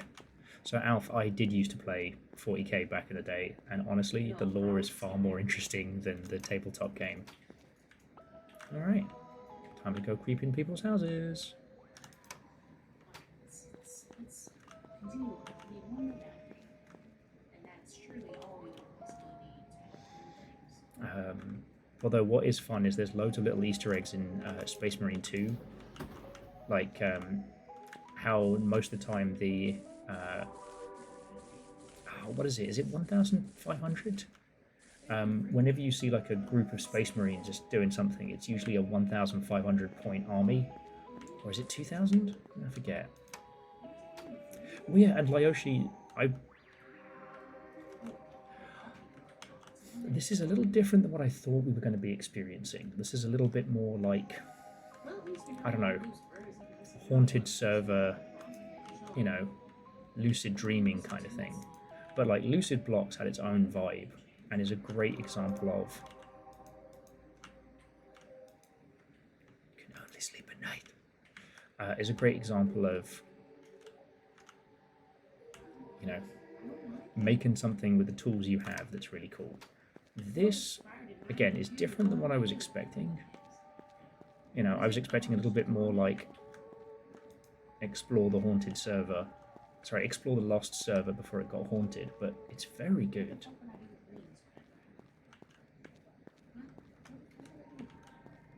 I'm a demon. I don't need rings. Okay. Yeah, Phyllis, I knew it was either 2,000 or 1,500.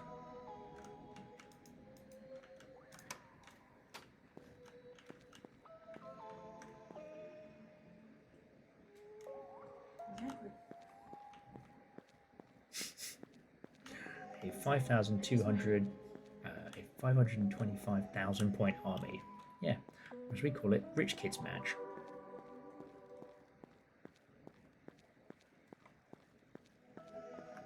Yeah, and sorry,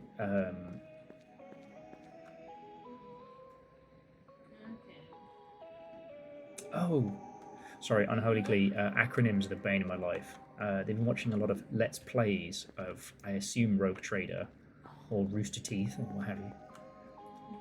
As they don't dig RTS games, but love and lore. Honestly, Unholy Glee, if you put it to story difficulty, you can't lose. But you still have the dice rolls and what have you.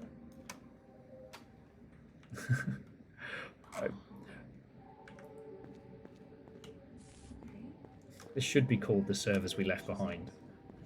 But, like, what a fascinating thing, right? Like, this generation of people that have had video games the whole time, that have had access. Alright, I found the loop.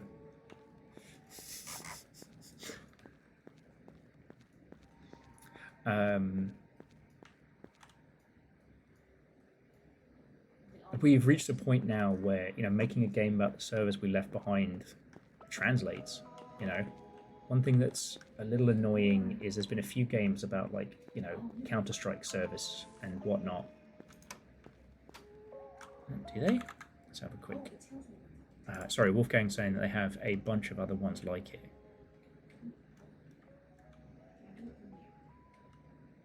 Okay, so their previous ones were more kind of like hand-drawn Yuminiki. So, shout out to whoever said this gives me Yuminiki vibes. You were right, I was wrong. But no one say I'll never admit it.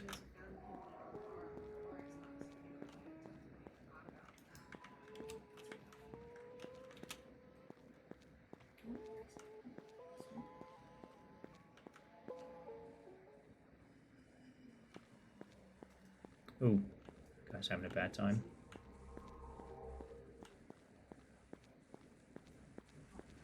You good, buddy?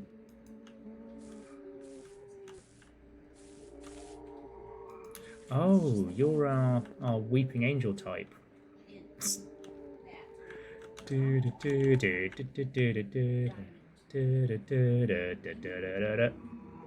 Oh.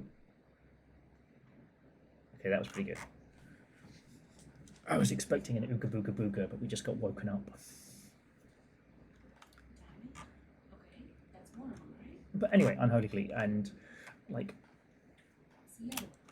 if you want my recommendations on 40k stuff, I recommend Lucian, I believe Lucian09, and I recommend Coda and Lysander if you want to start like listening to 40k stuff, because there's been an explosion of like AI generated lore to sleep to. Like, there's one which just copies all of Vachivigi's stuff, but then procedurally, and then AI generates it. Oh, Verdun, Ooga Booga Booga. Oh my god. Sorry, Ooga Booga Booga is my equivalent of Loud is Scary.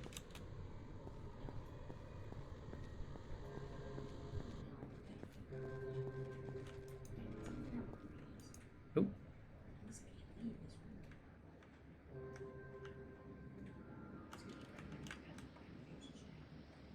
I am a mole and I live in a hole. Da-da-da-da.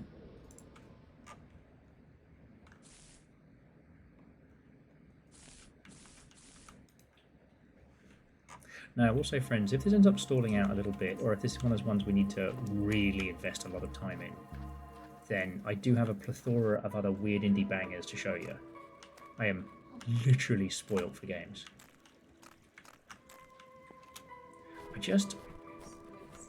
I mean, look at this.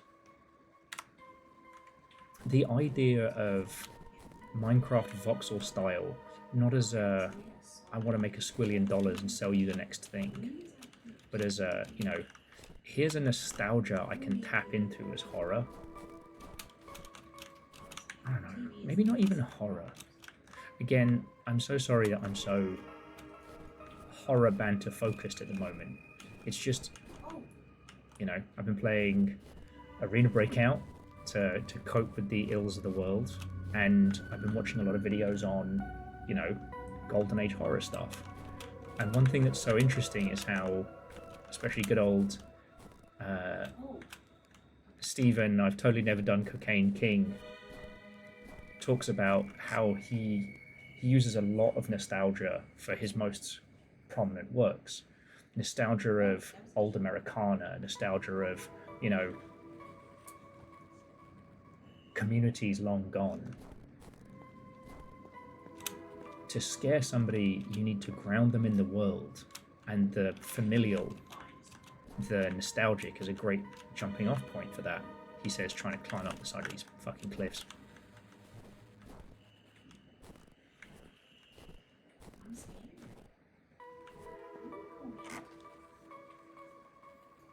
Huh.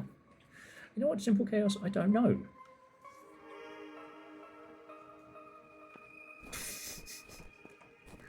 Yeah. Ironically, though, Stephen King on cocaine and the Cocaine King, different people. Learned that one the hard way.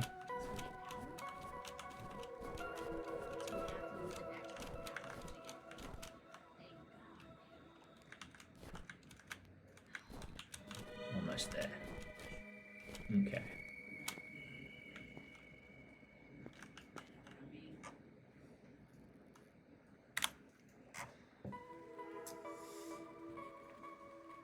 And yes, and Cocaine Bear. He was actually, Cocaine Bear was a prolific author for many years. Not a lot of people know that. I'm not a big puzzle person, but I like sort of fun. Pun says, I'm thinking of my next game idea, but I want to make a lot of money from it, so I should call it Valueheim. It would probably sell great.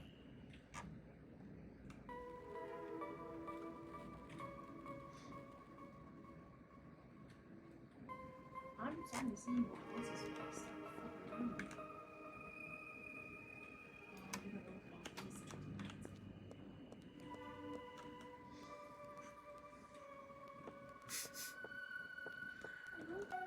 Oh. We gotta find ourselves a fucking torch we can pick up.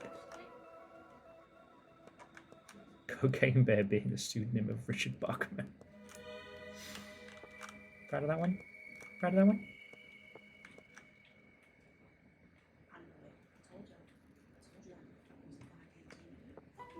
Yeah.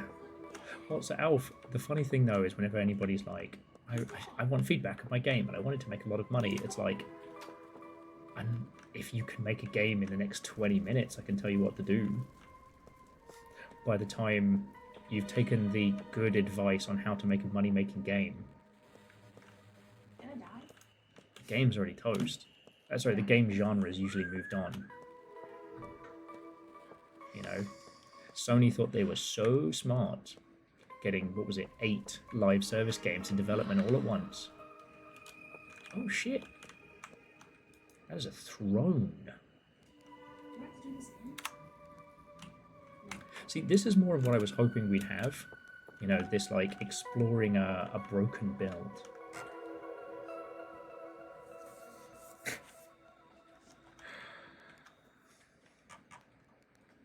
Alf says, can you tell me what will be popular in 5 years?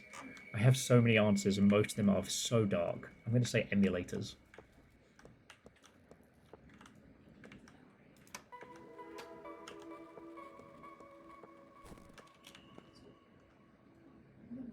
This is also similar to how I usually build my... I played Minecraft many times over the years. What I usually tend to do is make a little server by myself. I make this kind of like stone dwarven fortress jutting forth from the mountains. And then I spend the rest of my time just digging into the ground in exactly the way I've been told not to. Eventually kill the Ender Dragon and then come back in 2 years.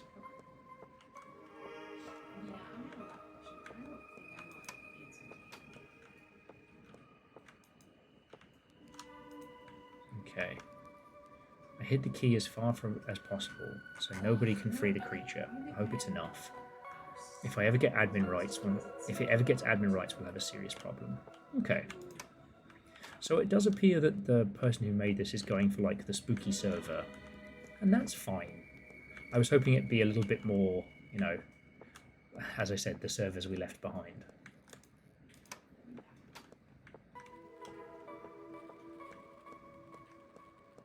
But also, like, there's something about going through other people's servers, especially if they're not building it for YouTube or for content or what have you. You know, being able to see these ginormous creations. Like, I remember checking out one of my friend's servers. They made a conversation pit. What? In Minecraft. But they only ever play the server by themselves. Like, think about that for a sec.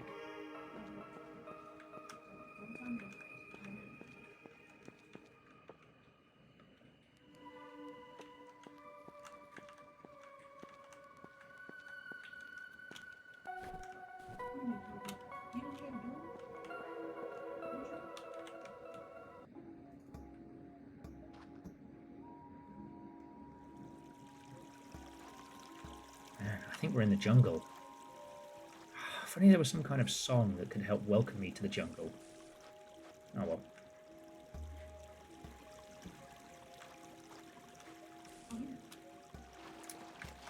And to Puns and Wolfgang, obviously, you know, I don't want to be coming down too hard on anybody, but, you know, obviously unlicensed orgies are not approved on Twitch.television, so... I beg your pardon? What are you doing over there? We were talking about conversation pits,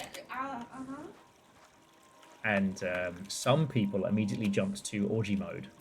Right. Yeah. Sure. Some people, naming no names. Swear to fuck if there's a shark in here. I'm going to cry. God fucking damn it, Puns.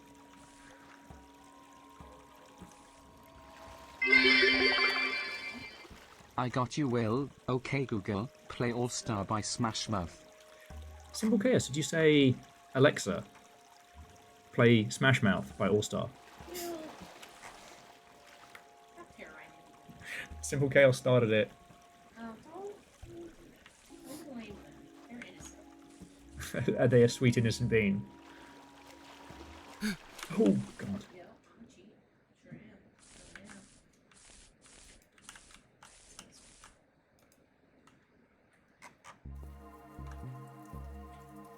Anyway, my point being is whatever activity you equate a conversation pit with, it's not a single player.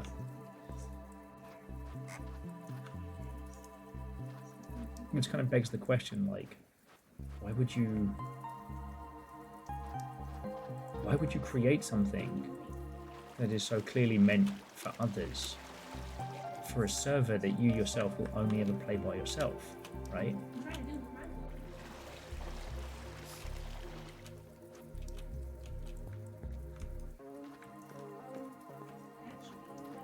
part.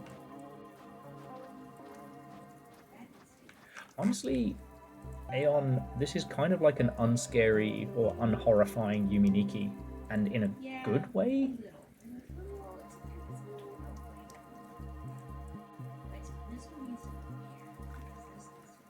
And numbers, thank you kindly. If I could belt that out with my whole chest, I promise you I would.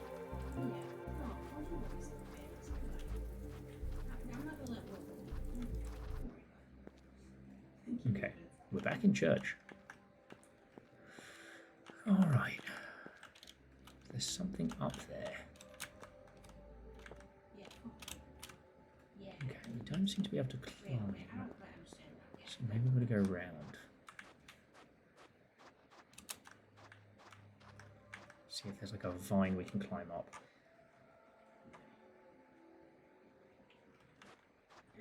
Yeah, well, and Fearless, that's why these conversations are so fascinating, right?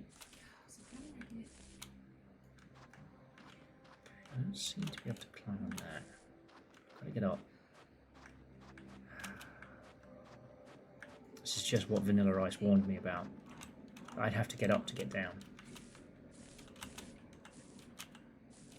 Was that Milli Vanilli? Sometimes I forget my teachings. There we go.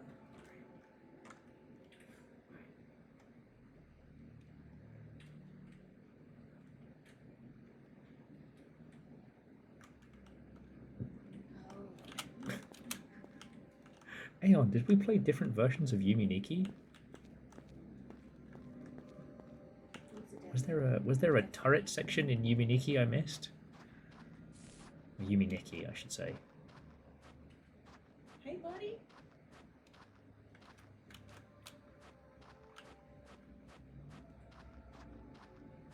Oh. Alright. Oh, the knife and the bike. Okay, yeah, I guess that is a weapon in a vehicle. I was just like, Oh, I need to. You know I what? had a moment there where I was asking myself, like, wait, did I actually play it, or did I just think I did? Did I miss the, you know, the shotgun and ATV section? I guess you could say he's Yumi'd his last Nikki.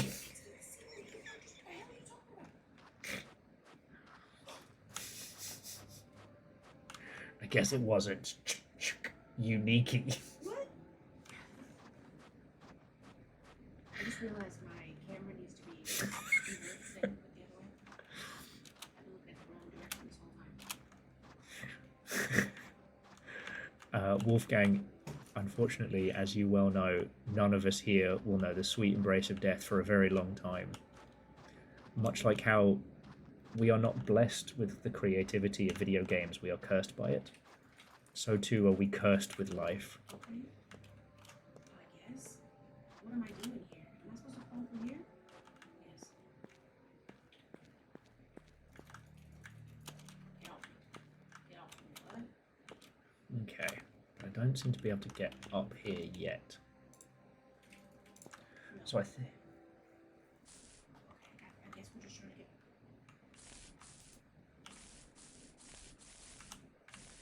Okay. Yeah. Fuck off. Verdant with... Oh, this game reminds me of Pikuniku.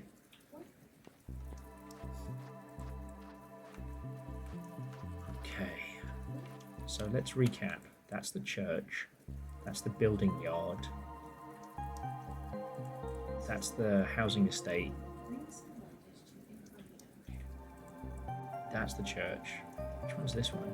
I guess the point is that shit is amazing. Oh, this is Infinite Corn.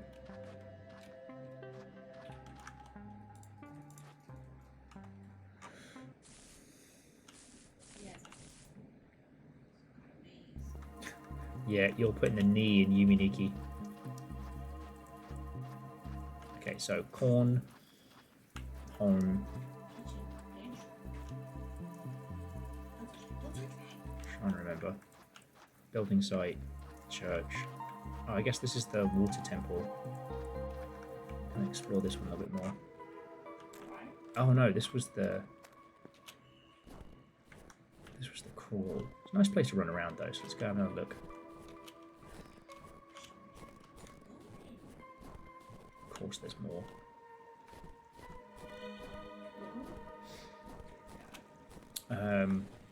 But yeah, like I said, I'm really, really fascinated with games that can only have come from games right now, but aren't. Okay, our first item, what does it do?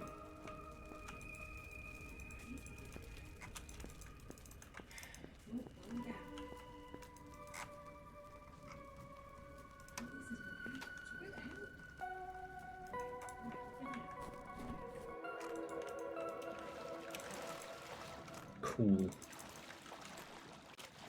No, literally cool. It's chilling. I wonder what it does. So much like Yubiniki and stuff like this, it's going to be very freeform. We're going to pick up items that will be, at first, I don't know, obscure, and then later unsettling. Yes, Aeon, I'm pretty sure it persists from the wake. Our goal is to try and find the items in these varying vignettes, these varying server parts, and then that'll let us get further into the paint.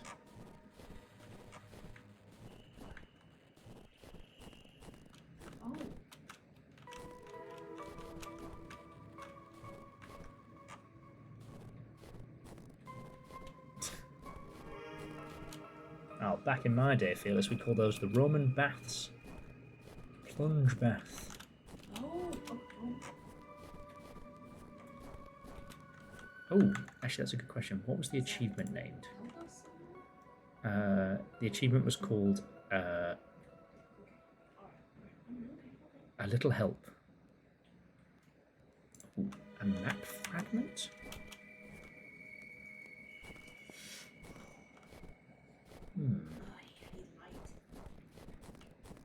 Okay, well, so we'll try waking up now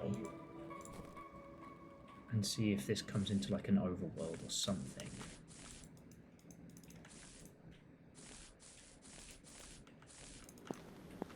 Put it in bloody freezer.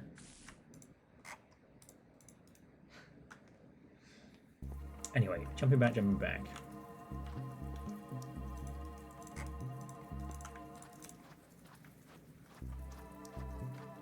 Let's go through suburbia, so I think I've got a higher chance of actually finding something here without getting super lost.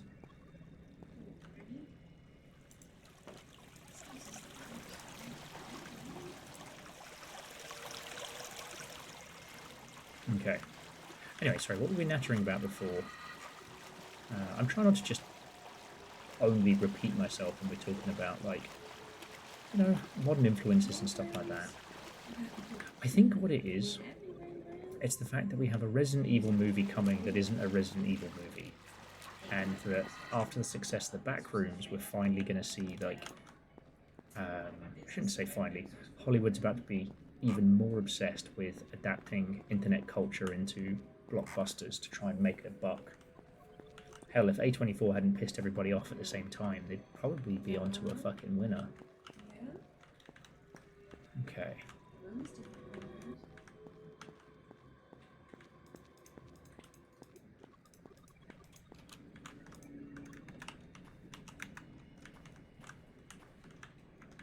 Jeff the Killer movie, finally. I can't wait for Chris Pratt to announce he's voicing Carl from Llamas with Hats, the movie. I just wish I hadn't said that out loud. I'm worried I've just willed that into existence. Salad Fingers, the musical.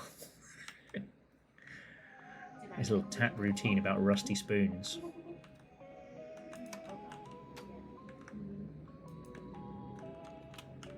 Tiny tub.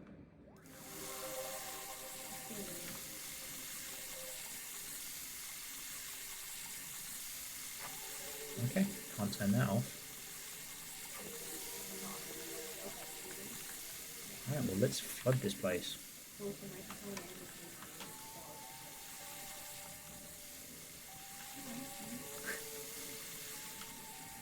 It's probably because I'm a dangerous sociopath. I don't know why you keep forgetting that.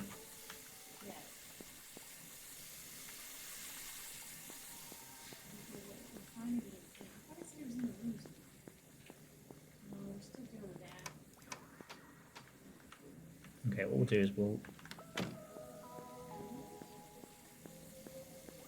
open the door, and once we've fully explored each house, we'll open both doors. That way we can track the looping nature of it. But, like, jumping back, when I do appreciate when people are honest about, you know, wanting to make a video game that, you know, makes its money back. It's just... It's hard because right now you need to tell them, like, actually you don't need to make one game, you kind of need to make 4. And very quickly. Which, no one wants to hear that.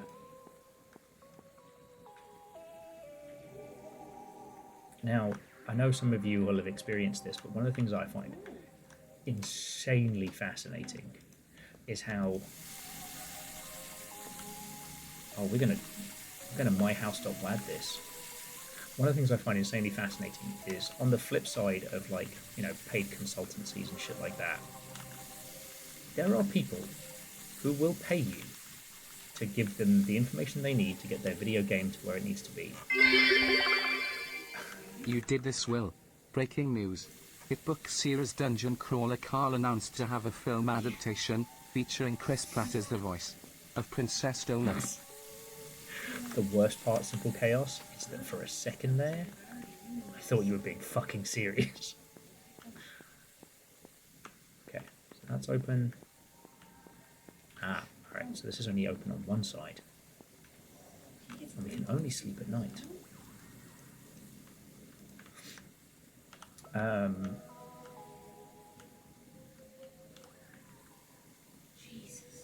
honestly thought you just announced the Dungeon Crawler Carl, the movie featuring Chris Pratt.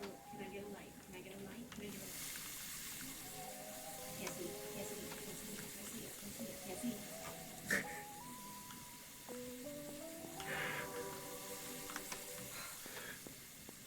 We're over here having a nice gentle stroll down Minecraft Lane, and I think No, it's music. It's really loud. Jess is being accosted by the forces of darkness across the room. Okay. The only thing we seem to be able to do is turn the water on, so let's flood this town.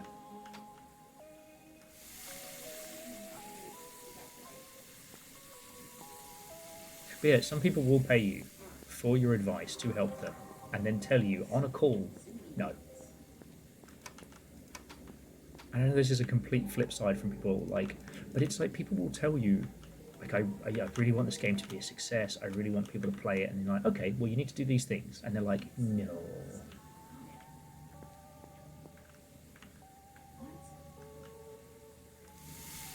Being certain has a value. It does.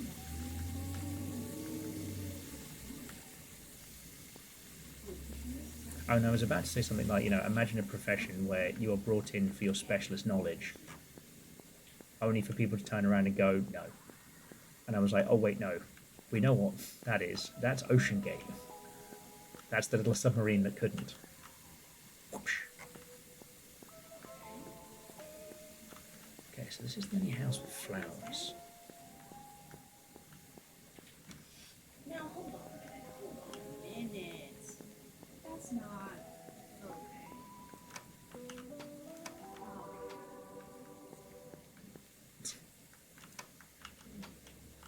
Well, can we be the wet bandits when there's nothing to steal?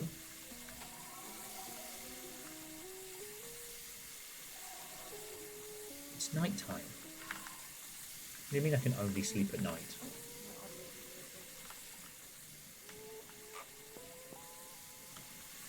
I'll tell you what, I can have the wet bandit title as soon as I can do crime, which I'm currently being deprived of. The wet bandits is what I call my loud, incorrect buzzer.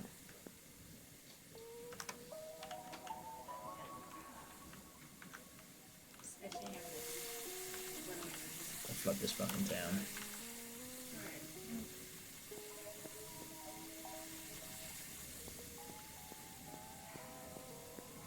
And Moose, here's the question. Is it still griefing if you're the only one on the server?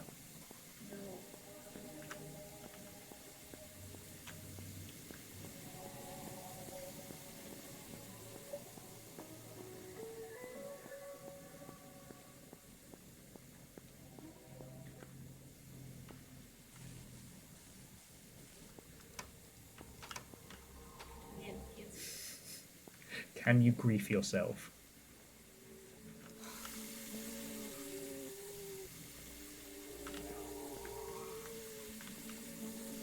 Alright, Wobbles. Got shit to do. And you live in here now. Enjoy. Dickhead. Oh.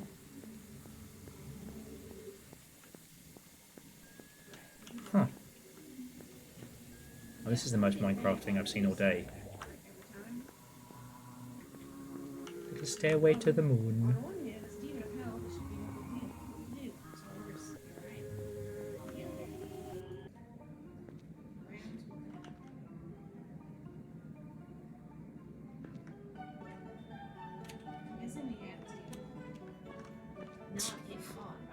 Okay.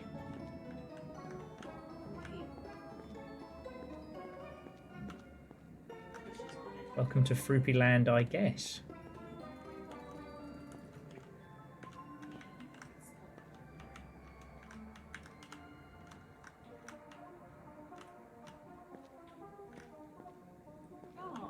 Welcome to Missing Objects Texture Land, where all the textures are missing.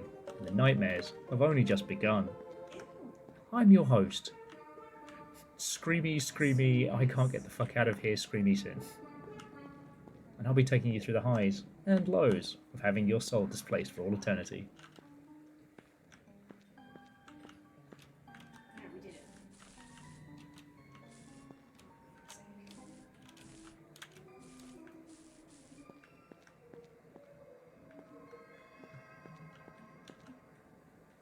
Which direction?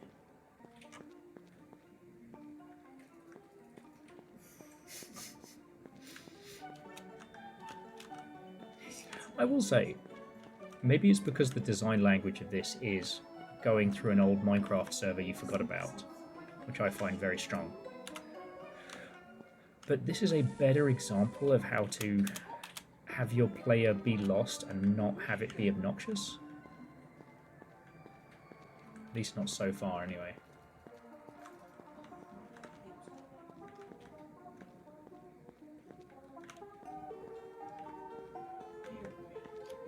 Fuck off. Yeah. I have the skills. What skills? To pay the barnacles. Leah, I have those black blocks in my world now too. Tried to contain them, but they just kept appearing and they're spreading.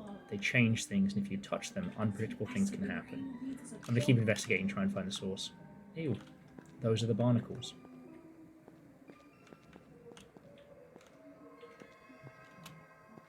Apparently the citizens of Never Not Bedtime Land are not doing well.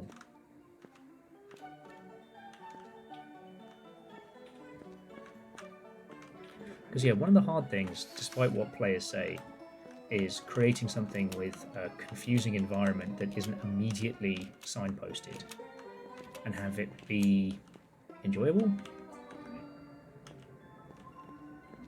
Oh, This seems to be sticking the landing, at least from my humble opinion. it doesn't have the menu. So we try and climb up this bastard. Fuck off!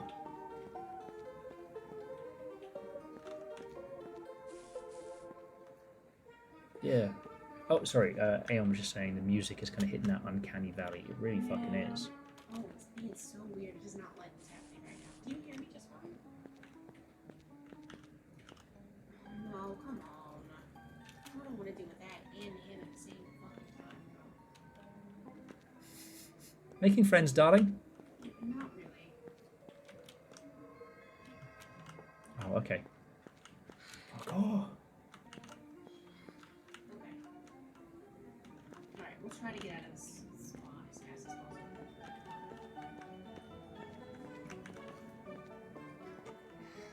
Into the Come on. Oh, for fuck's sake.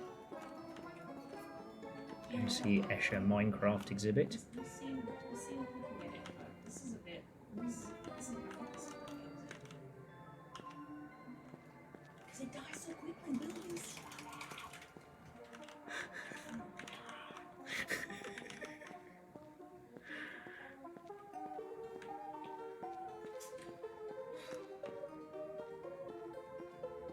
This seems fine. I feel like I recognise this couch. Should we just loop on back? Let the demon take me, I don't care. Oh yeah, so there's the little Better than whatever Graham has in store for us. so there's the little blocks puzzles we ran through. Oh, Pick one. oh. Do you want me to Okay, fight yeah, off so now we demon? can see Or the do you want me to fight off barnacles are spreading. Not the I'm sure lightning. nothing spooky is going to come from that. Okay. Yeah, and the music. Sorry, I'm zooming around this. I'm not chatting with your lovely selves.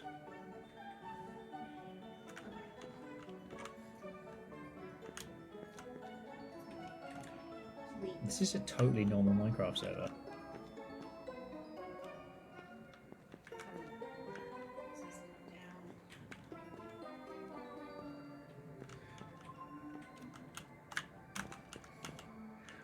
So, Unholy Glee was just saying the music's not quite like warped carnival music, but it's in the same vein. But this kind of goes back to what I've been obsessing over, what I've been kind of, maybe not losing my mind, but definitely haven't shut up about. And that is, when was the last time you actually went to a carnival? And I mean, like, seriously, like State Fair, you know, hurdy-gurdy, not hurdy-gurdy, you know, roundabouts, rigged games, the whole shebang. Wolfgang went last year. Oh, glad you're keeping that industry afloat. Oh, damn. All right. Shut my whore mouth. Apparently, I'm hanging out with the carnival crowd. But my point was more just like the amount of time that I have spent in voxel-based building games versus the amount of time I've spent at a carnival.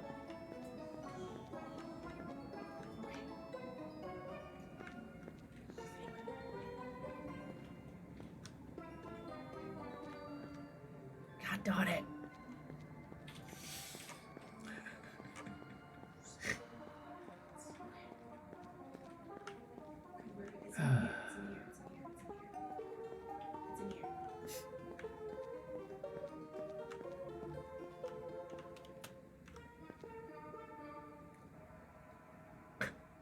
Alf hasn't been since their dad got food poisoning from a burger at the fair and he hasn't shut up about it since.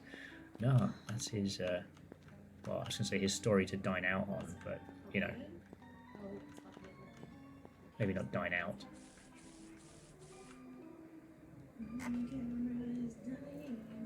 Yeah, well, Scotty, we had, God, we had the Petworth Fair that would come in once a year. That was your typical kind of like standard issue shady carnival. Then there'd be the Steam Fair, like old timey shit. One was always interesting. Okay, we have to get up to get down, and we need to get down to get up. So let me see if I can find that little pillar maze that we ran through earlier. That got us pretty high.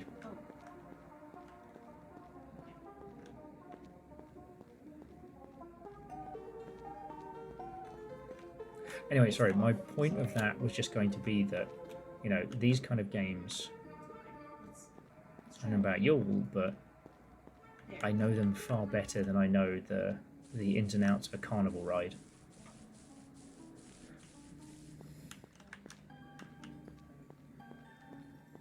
It's just, there's so many cultural norms which the juggernauts of monoculture media were based on that no longer exist.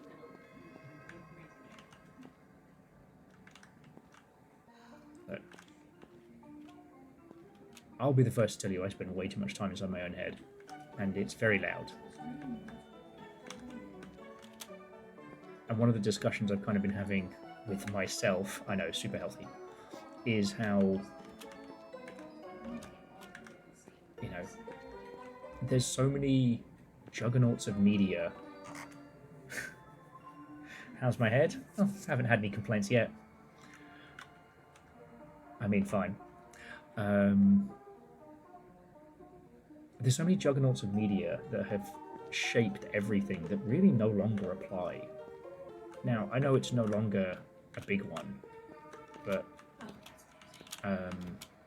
one of the video breakdowns I watched was on Christine, the horror movie about an evil car. Now, I know I mentioned this yesterday. The thing that I find interesting about it was that John Carpenter did not give a shit about that movie. He did it for a paycheck. That was his work for hire job. You know, that was his X-Men evolution. I know, deep cut. But the thing that's interesting about it is how, you know, the car that was chosen, the way it was represented, everything about that movie, you know, was speaking into this old style of Americana, and how, you know, it had been idolized on things like Happy Days and Grease and things like that, but it never really existed. You know, it was in itself pretty shit and kind of toxic.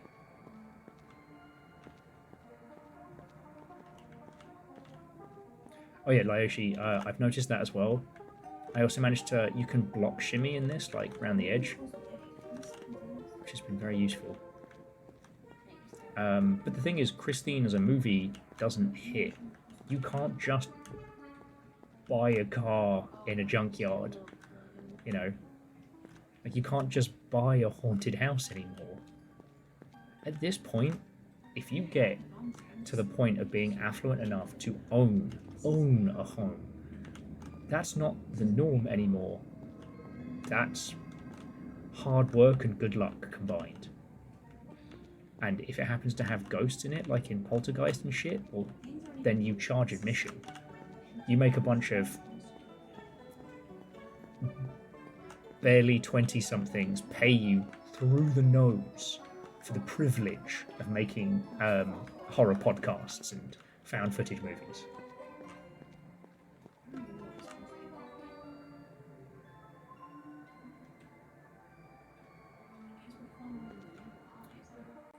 Alf, Benton Brutal rings a bell? I'll have to look it up in a second. Actually, I'll look it up now. This is not even loading. Now I have a friend who rigs. It's all in my rig. God damn. I can see through everything.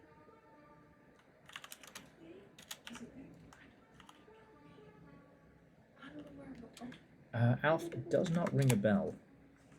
And yes, I did have to check my Steam library because at this point my memory's shot. And Numbers, it's not a dig at you. Like, you worked your ass off, and the stars aligned, and you did it. But most of us here will never own a home. Most of us here will never own a classic car. Shocking, I know. And there's just this idea I keep becoming fascinated with, that he says lost in this Minecraft server of horrors. Yeah,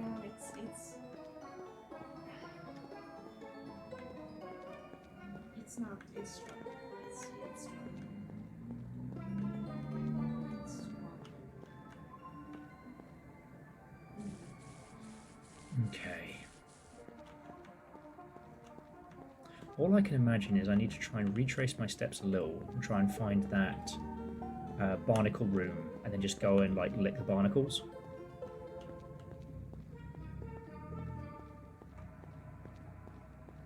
Yes.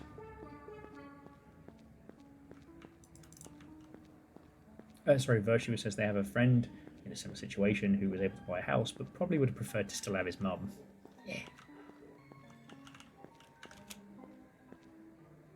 I remember back when I used to frequent the metal clubs a lot, you know, there was a bloke there, lovely bloke, worked at like one of those specialty wine shops, and yeah, lost both his parents.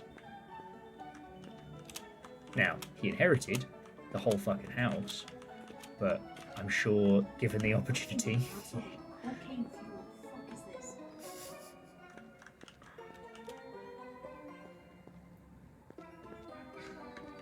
Okay, so there's some of the barnacles. Ah, here we go. I recognise this bit because I made this cheeky little jump. There's the barnacles. We can see if we can find the barnacle pit again. Okay, I need to get into there. Shit. I don't even have time to sit there and listen to whatever those things are. Like, where are we heading? What are we doing? Oh my god. I can't run. This is as fast as I can go. Okay. I'm making some headway here. Sorry, I didn't mean to bring us onto heavy topics, friends. I do apologise. But it was more just like, it's hard to watch a haunted house movie about a, you know, a newly married couple buying their first home. Right? That doesn't hit.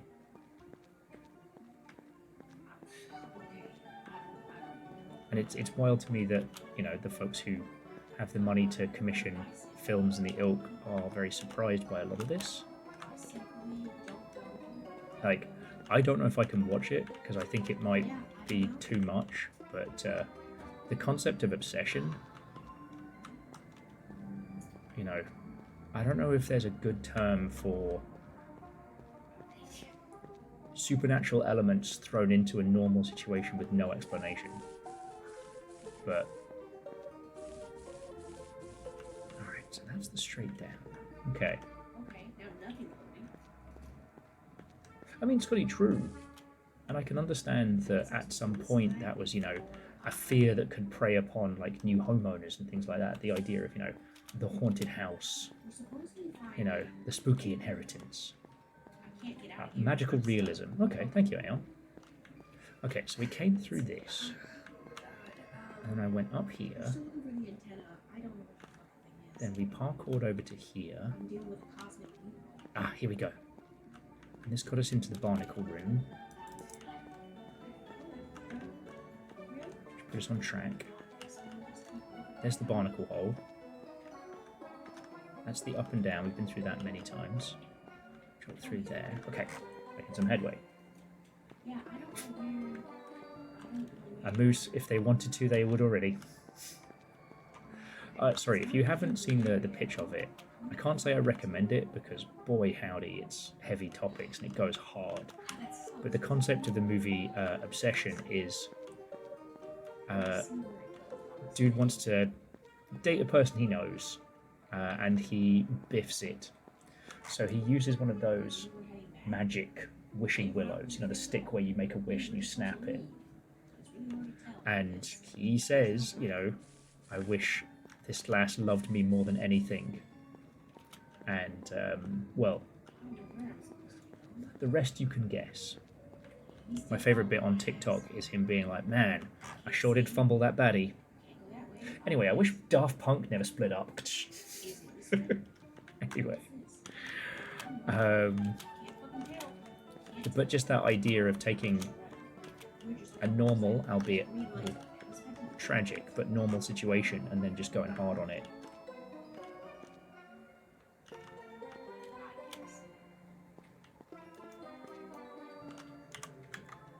Okay, hang on. So what are the controls? We didn't have shift, crouch, go down ladders, click, interact, mouse wheel switch. Okay, so there's no like map feature. I need to see if I could get over and touch that, but it's probably not smart. I can't see. Is this it? Did we do it? We did. I think so. I figured it out. Oh, is this another fucking maze? Oh my god. Fuck off! Demons or aliens? Which is it?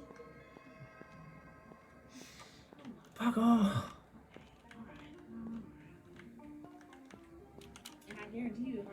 Okay, just because the I wonder if there is another object we need that interacts with the barnacle blocks. Oh, okay. I guarantee if we die here, it's gonna make us do it all over again. Yep, it's gonna make us do it all over again. Oh, here we go. Alright, just give me a little touch. Alright, the barnacles aren't affecting us.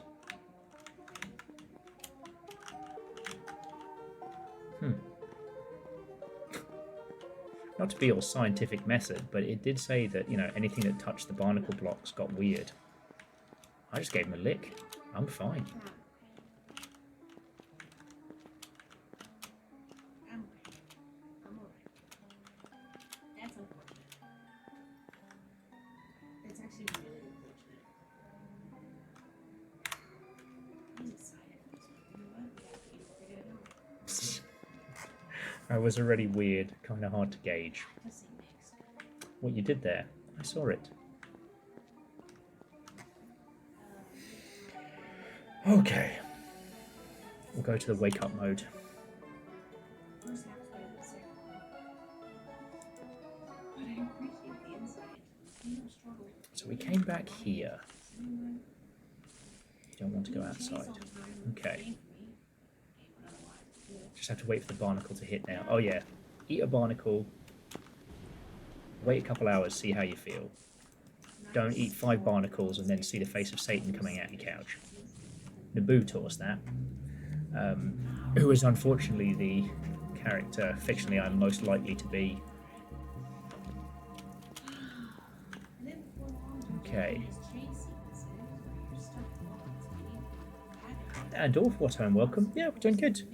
I was just talking about, like, I don't know, old horror versus modern horror. See, I do find horror, especially in games, to be interesting to talk about, even if you don't like it, because, again, out of everything in video games that you can make, horror is the one that is the least technically challenging, but the most creatively requiring.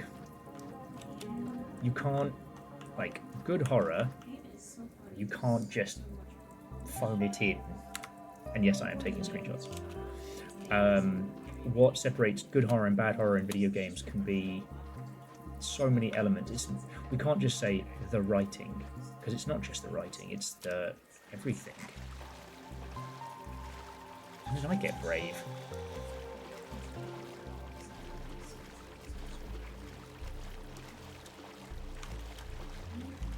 Okay.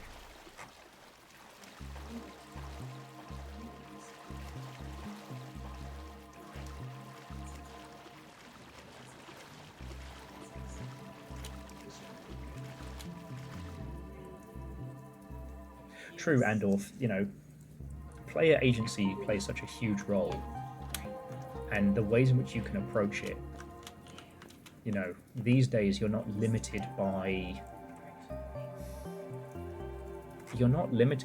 just what you can technically put together anymore. It's what you can creatively weave together. The whole UE5 explosion has been fascinating, even if most of those games are so poorly optimized as to be almost a threat.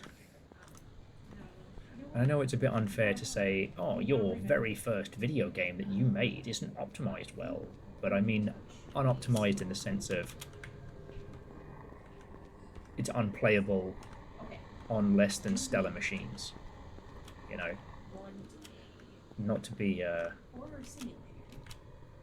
elitist dingleberry, but I do think there's quite a few creative individuals who could benefit from having to make their game run on a piece of shit laptop like the indies of yore.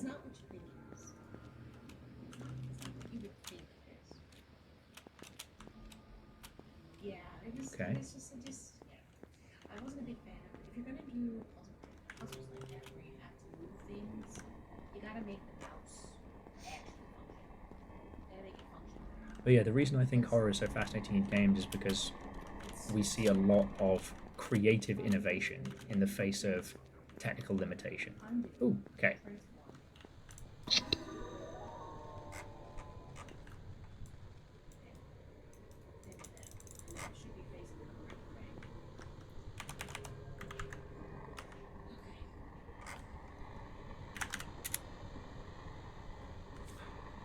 Oh shit, I typed map and Leah says, oh, after such a long time, somebody new. Hello. Don't greet the dark like it's friendly. What the fuck?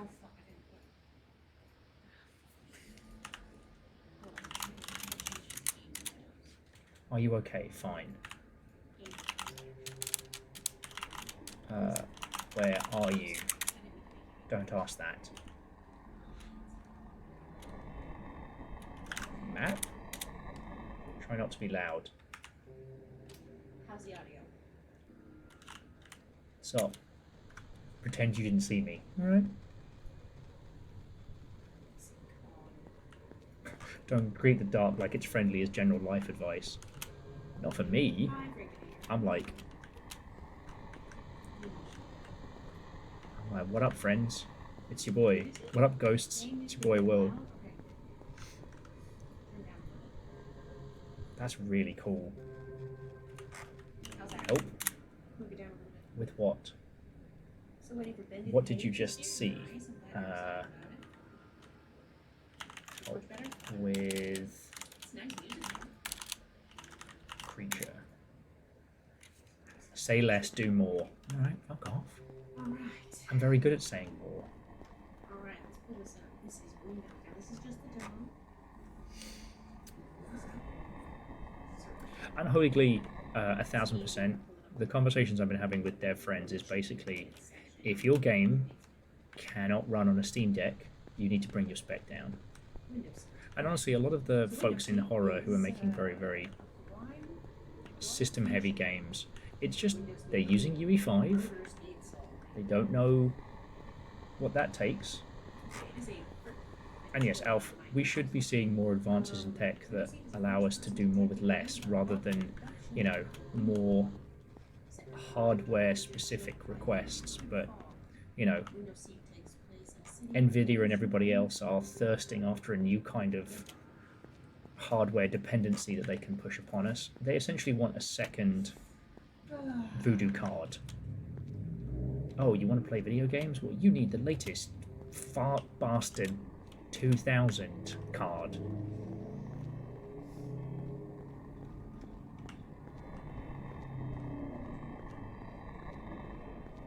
What's interesting on Holy Glee is that failures in optimization are becoming a lot more pronounced. So, like, for example, I was hoping to be able to stream for you all a game called The Mound, a Lovecraftian kind of co-op-y horror thing, but it does not run on a whole bunch of systems.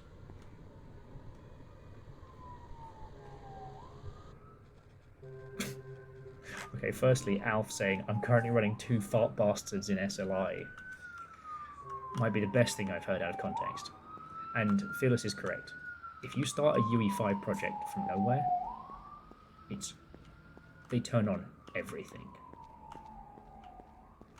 And that's not UE5 being shit, as most people like to say. It's just, you know, if you've never made a game before, how would you know that default means cooks your PC from the inside out like a baked potato?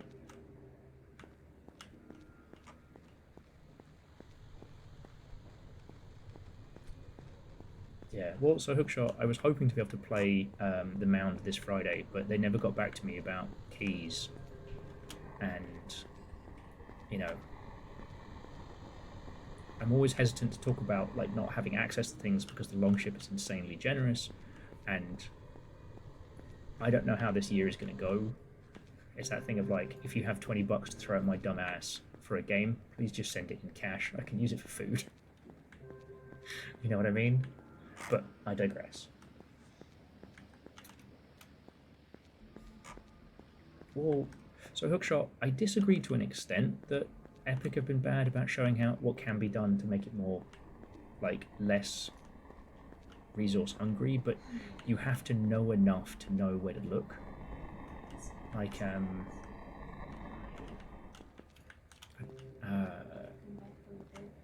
remember when all the enthusiastic bastards used to be called evangelists? I knew a couple of folks like that over at Unreal, and they genuinely give a shit. They really care. Like, really care. Honestly, I think that's really cool.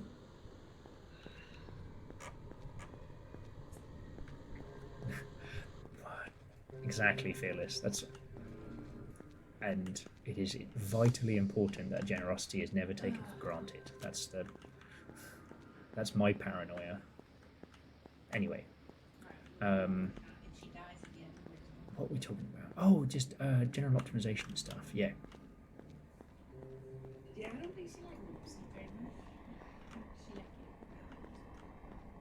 Okay, here we go. We got to this bit before. Let's see what we can explore.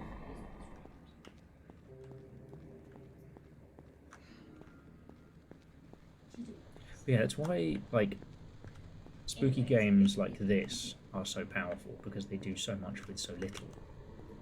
And ultimately that's where, you know, creative folks do need to be focusing their attentions, because,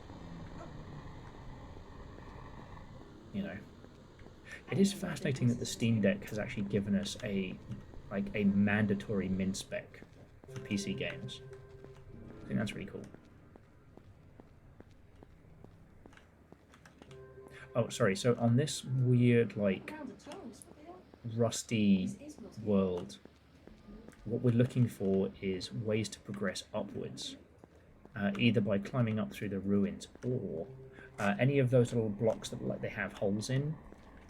They're actually, I guess, invisible, disappearing. I don't know. Call them what you will. And yes, every time I say call them what you will, that little fucking line from Green Day plays in my head.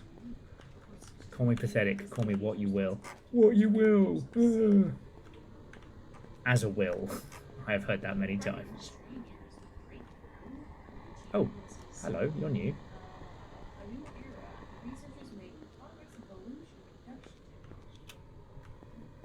But yeah, so sorry, jumping back, Hookshot. I'm not saying it's to be a contrarian knob end or anything. You have to know that you need to go and look for it, to know where to look for it. You have to know that, Unreal do these talks and that they have these individuals whose whole fucking job it is to make it more easy to create things with Unreal.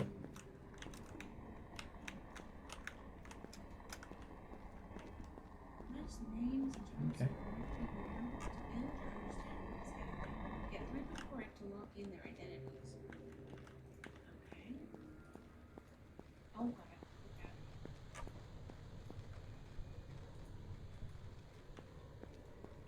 it. Okay, yeah, DJ Quill, that's a good way of putting it. DJ Quill was saying Unreal's been a huge leap in accessibility for game dev, in particular non-engineers, AAA refugees, artists, designers, etc., and newcomers. Those people never really had to think about performance before, and now they suddenly do. Okay, so I think we shimmied up here. Oh no, this is new. The plinth. Now I think we can go through the wall here. Doctor Who style. No. Oh, yes. I'm trapped.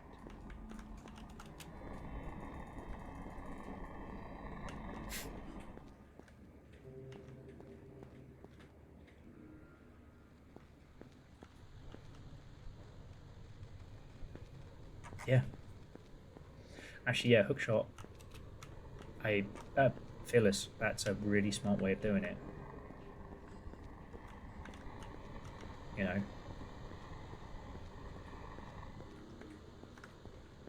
Because controller support's one of those things that people don't really think about until they have to. And there have been several times where I feel like I need to yell at a dev and just be like, you don't have to reinvent the wheel, just controller support. There is something interesting. Try finding out who cursors display.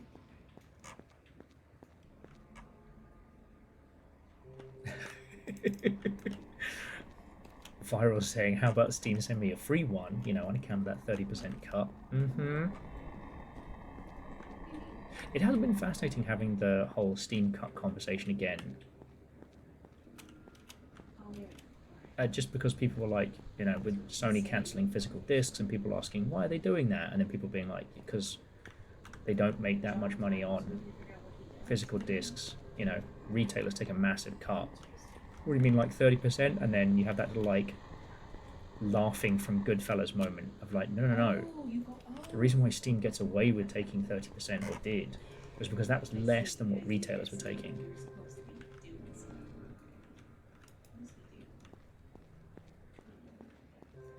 I know you all know this, but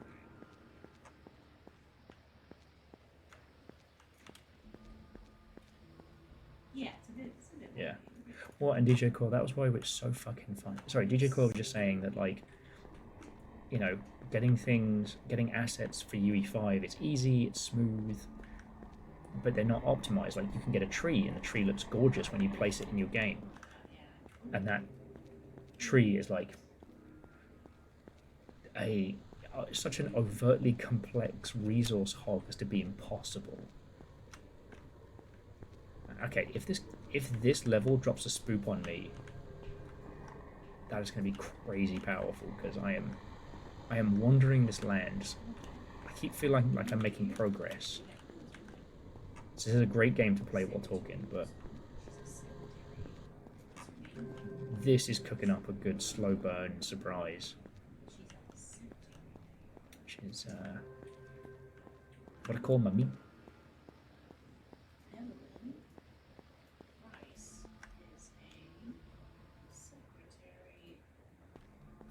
Oh, yeah, well, firstly, Scotty, GameStop is literally an undead nightmare. For all intents and purposes, GameStop is dead. It died. But somehow, thanks to meme stocks and the ilk, it got this surprise lease of life. But yeah, in the UK,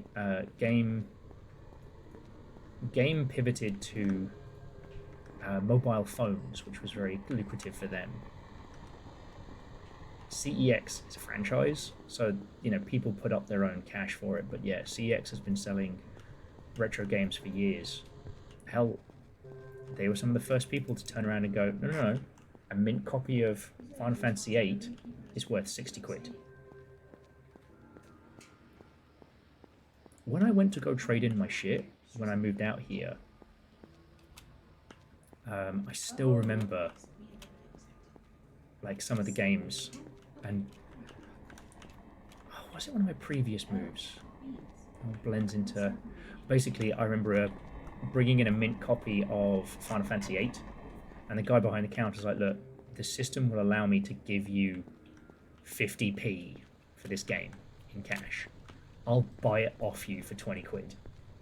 Because he knew if it went through the system, he would have to pay CEX a lot of money. Okay. Alright, so we found a second fragment, but these don't seem to be usable anywhere.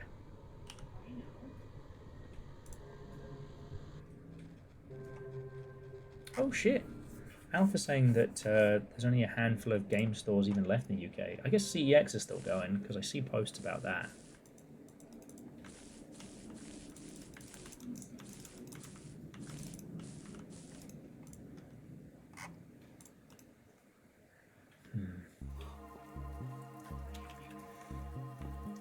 Although EB Games somehow had a resurgence, which is fucking wild. But anyway, sorry, I'm making so many points on top of each other. One of those points was retailers took more than 30% cuts on retail games.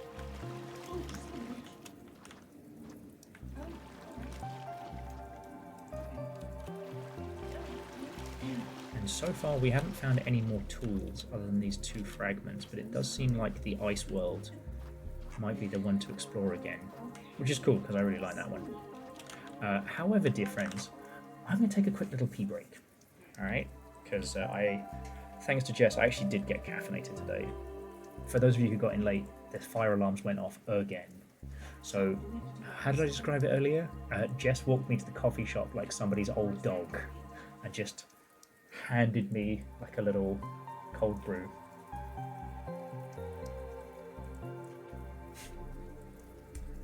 Yeah, Alf, sadly I never got to do Chips or Granger Games. Actually never heard of Granger Games until the whole Granger Games incident, which is very funny.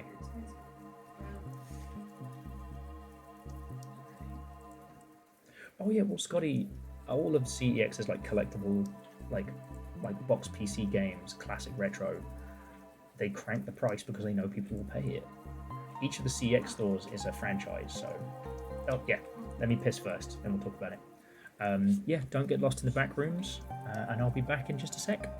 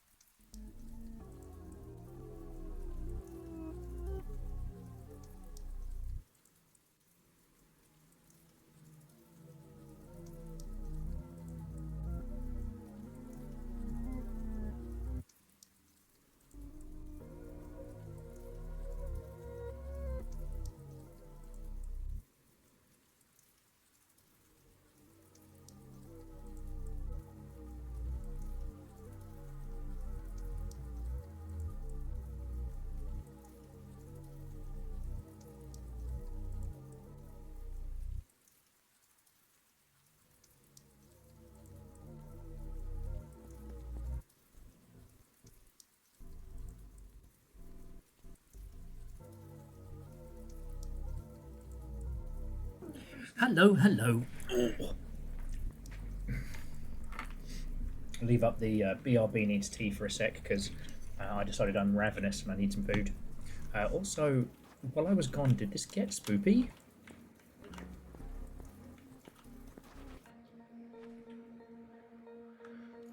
Okay. Hang on. Reactor online. Sensors online. Taking the Weapons front back. online. All systems nominal. I fucked up. Guess what? You just lost the game. Hey, Wait, I have a little sandwich for you. A little sandwich for you. what's his face? Well, thank you for 80 months worth of subs. Fuck you because I just lost the game. And how are you doing? So this is Barnacle, and this is kind of like a, I don't know if spoopy's the right word, kind of a haunted Minecraft server sort of game. Now, what was supposed to happen is I was supposed to eat my little turkey and cheese sandwich. It's incredibly tragic, but I just threw it together quickly because I was hungry, and the salad we had left has gone very off. But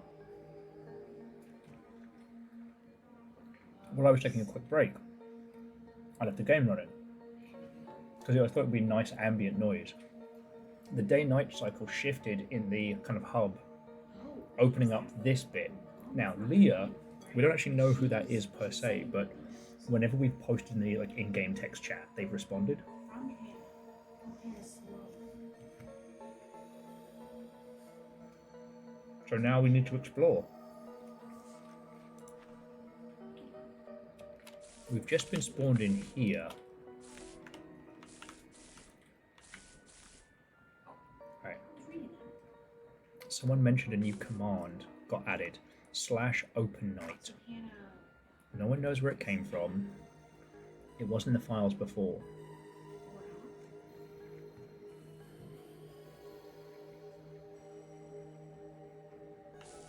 I haven't used it yet. Invalid command open night. So we're going to be learning commands as well. Okay, so this is locked. You can only access 22 and So if we wake up from here, hit T. So Leah will say hi here, but we haven't tried open night, invalid command. So let's try it in the little door world and see what it does.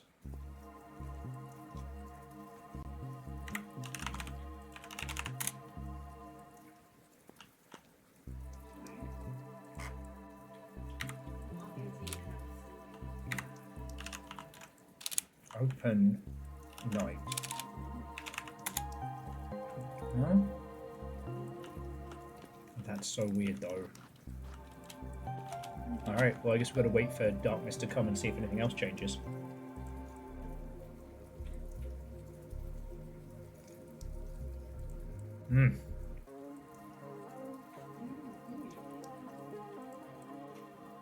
Favor 6, that's the fucking life. I saw a bolognese sarnie on TikTok and I want to emulate it.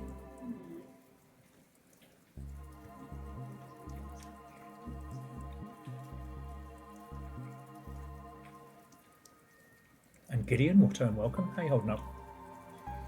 We've been having a little natter about, well, everything and nothing. How you doing?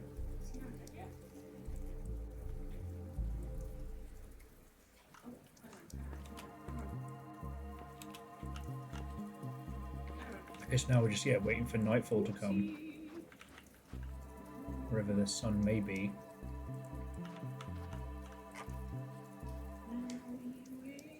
oh, because she's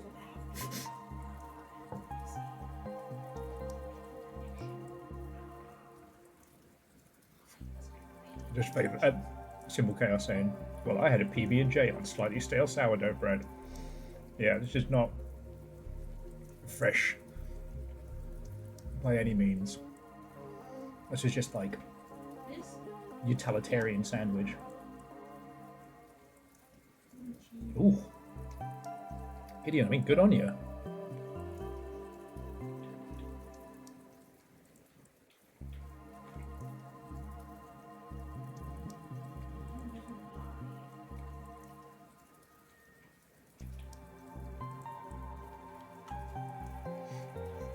Sorry, good on you for taking some time off, because that sounds like a lot of work. And I haven't even... I only know plebeian amounts about trying to build that kind of authentication stuff. Yeah, you can't really read anything except for the headlines, but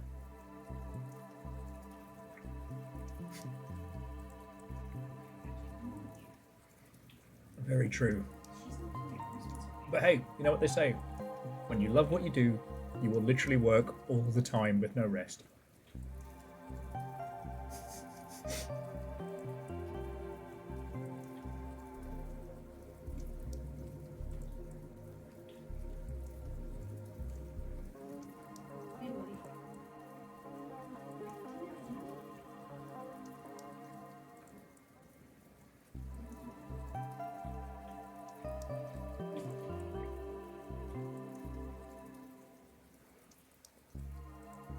Oh, no, it's a different one.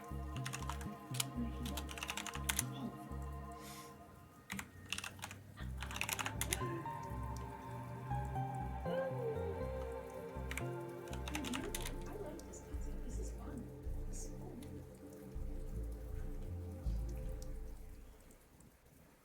Yeah, we can do it again.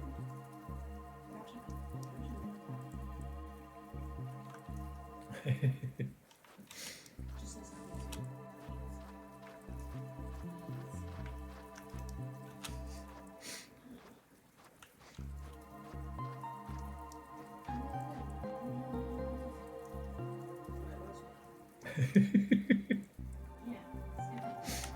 Avenger says, the secret to auth is just set if user equal allow, and then never let security to check your work. Just roll it out.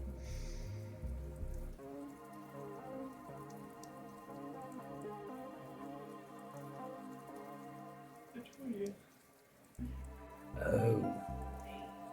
Sorry, Favor6 was saying, why work 50 hours for someone else when you can work 80 to 90 hours for yourself for a fraction of the pay? Why? Because it's worth it. Because it's worth it. So essentially, Gideon, you're talking about doing like open heart surgery, in that you have to implement a new authentication system without disabling the previous one. That sounds so relaxing. I don't know where you'd be stressed. So relaxing.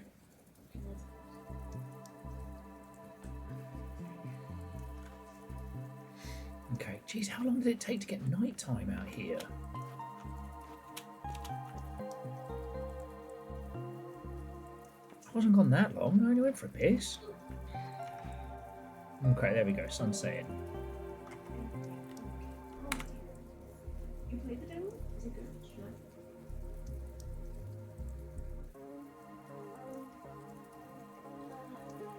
But yeah, so over here, Gideon, we have been blessed with a day where there has not been any video game news drama or anything like that. The most dramatic thing that happened today was a game I was looking forward to sharing with you all turning out to be riddled. Apparently there's a maneuver, I shouldn't say apparently, from what I've observed, there's a maneuver other companies are doing where they will not put any AI disclosure until the game is being released, to try and get it wishlisted and then sneak through. To beating back the darkness, one day at a time. Fuck.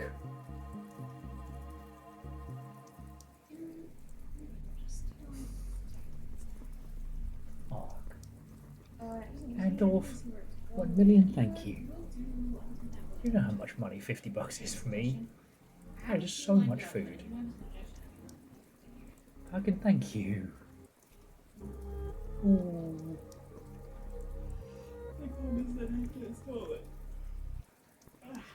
Seriously, I'm not taking the piss. Thank you. Andorf, the Yaldum is yours because you are not getting unseated anytime soon. Fucking thank you. What is your, as current ruling Jarl, what is your decree? Oh, and the shadow door reappeared. We do need to get that done.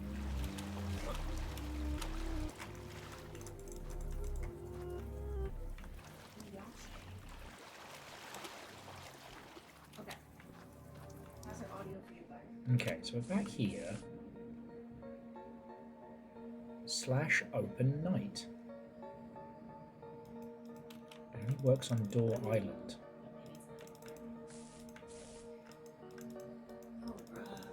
Can only sleep at night.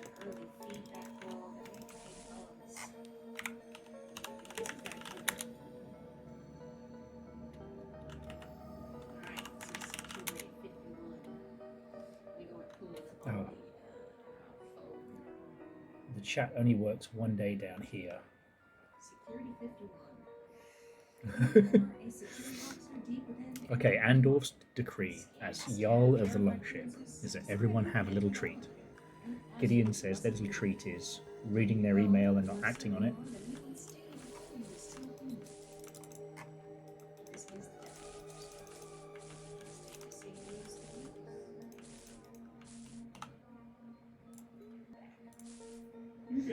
I have to think of a little treat. I mean, Andorf, I will attempt to use what you've thrown in for something in that vein.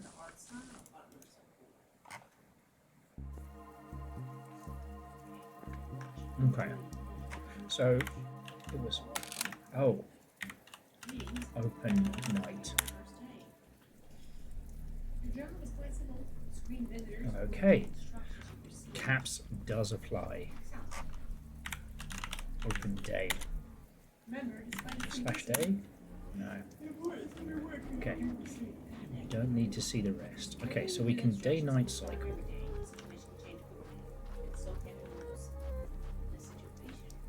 Now if we go here... You don't need to worry about that for now. Instructions and visitors. Let's see if it works in any of the other... Doesn't matter. For you, I'm simply the supervisor. Don't. It watches the command. Ooh. I see. Glad to hear it. Good luck in your new job. Oh my god. Oh, pay attention to the file name. A number in the document. Switch view, click the arrow, press shift, check the face. So, what is it? Matches the photo. Something that shouldn't be here. Fuck. The name Sorry, again, so to Gideon and everyone who joined us, this is a... I thought it was going to be more of like the Minecraft servers we left behind, but it's a little spooky game. But what's fascinating about it... okay, hi. We still don't know where to use these fragments. What's fascinating about it is that it seems to have like a simulated conversation in. What should I do? Don't test commands. What did you just see? /test. 112.507. I think it matches.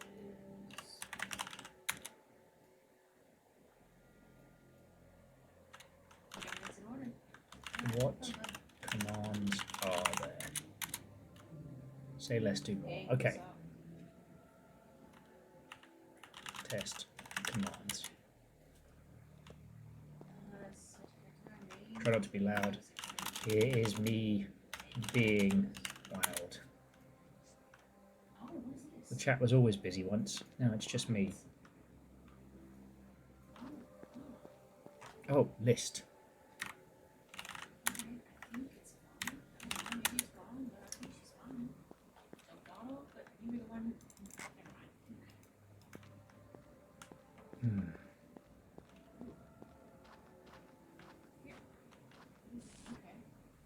Okay. So I'm trying to think of other places. So here, open night. No, stop. It's input violation, monitoring active. The elevator can fit 4 people. Click here to send down the elevator. Oh. Open night. Be careful who you let in. Imprisonment. I'm guessing somewhere along this is where that shit's gonna happen. Oh, fuck.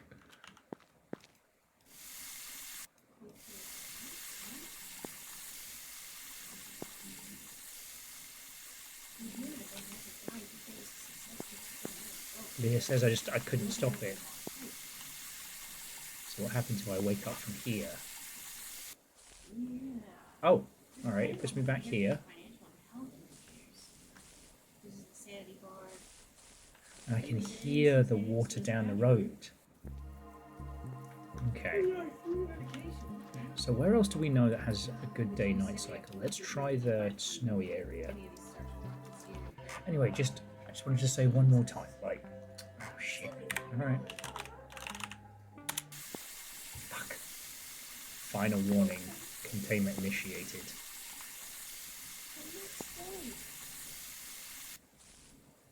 Damn.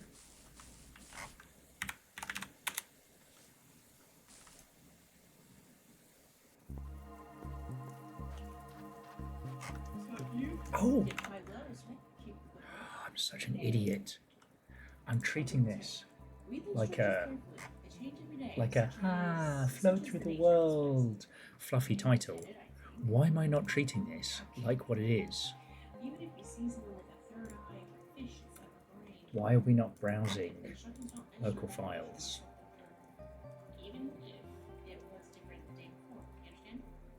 Okay, that seems fine. Keep in mind, yesterday was just a simulation. Yeah, you don't want to know the details. Time is slow, so we have to go. That's right. Yesterday flew by so quickly, so it wasn't even real. Now, is this real output? I mean, that's what real. This could be. Right after you prepare for your work and answer your questions. And if you complete it earlier than planned, you will get a bonus. Look, it's time. Oh my god, okay, guys. No, here are my chat logs. I'm actually She's gonna write mine. Alright. So, mismatch details. exclamation invalid chat. Leah, don't watch the commands. And external body anomalies. Final warning, containment initiated. It's a 24-hour clock. Hang on, so if we go back up through here, connection to Steam APIs. You must check everyone going in and out. If you manage to go ahead and check, you get a bonus. If you don't check someone or leave them waiting for the elevator, you'll be fined. Number of people remaining in the issue. Maybe. So, okay, Alf. So since last you've been here, right? What's that? I opened underscore underscore underscore and it's just creepy eyes. I don't like it. Okay, alright. Hang on. Greetings. 971-888. Does lucky matches. Let's check. Sorry. Okay. I've gone slightly loopy. It's fine. So, okay. So Alf, I went to the bathroom and whilst I was taking a little break, I realised I was hungry. Made myself a sandwich. Got back and the time had changed. And the changing of the time in game had opened up a shadow door here that led us to a hidden area. The hidden area gives us this open night, which changes the overworld, right? Which gives us access back to that spoopy room. Now, I've used it several times, and it's taken me to some strange places. So we're here, and there's a command. So let's see if it works here. Repeated violation, consequence applies. It found you, I couldn't stop it. How do I get out? Keep your words short. Escape. Escape.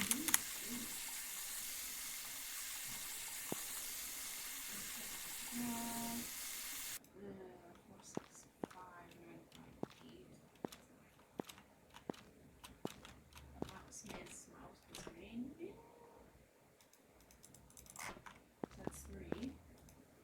Someone's tailing me. Let me feel quickly. I have a terrible feeling. Terrible rash. Okay. Not a rash. Okay. But yeah, so we have access to... Oh. Easy now. We have access to some keyboard commands and some abilities. I guess we need to try and find more.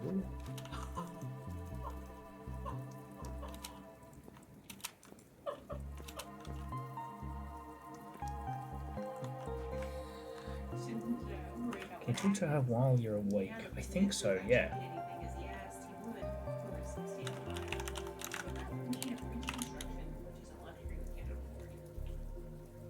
Maybe you shouldn't be typing. Okay. Who is the admin? Okay, she's just telling us to shush. I would ask the vets. Sorry? I'll explain a bit. 303223. Okay. But yeah, so Alf, when you came back, I was checking the. That's 4, yeah? Can I send them down?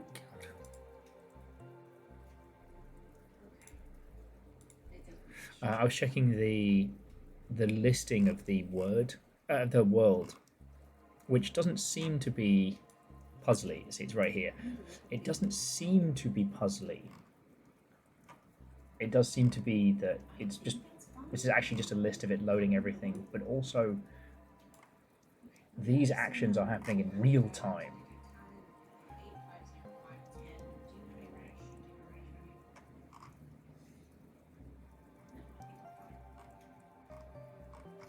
So I'm almost trying to discover.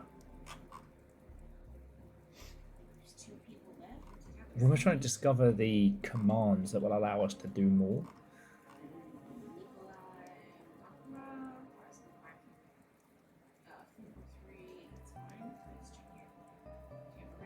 Yeah, Gideon, I think you might be onto something there. Like, let's see. You can see where I tried the open night and the commands. You know, I tried typing help. It's got the server action Steam side.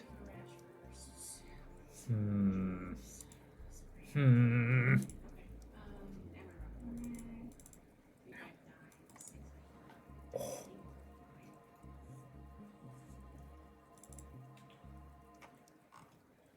And these weird little screenshots of places we haven't found yet.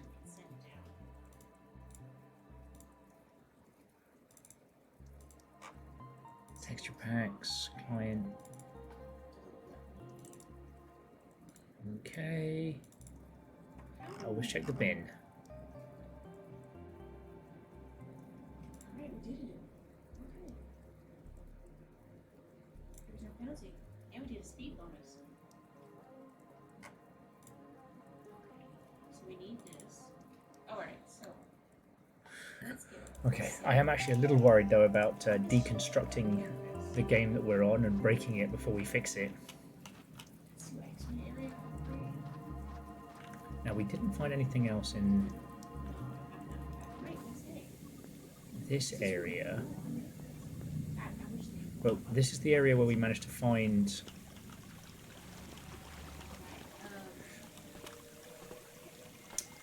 So in this area, we managed to find an upstairs, as long as we can survive in the area, and then that takes us into the madness realm.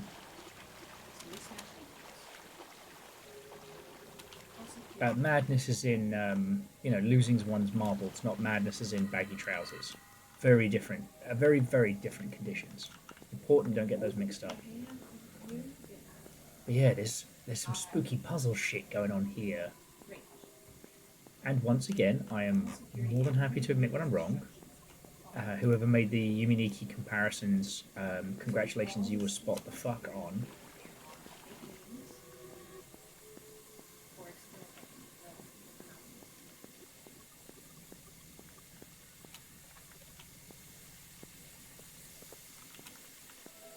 Also, interestingly, the water's still on.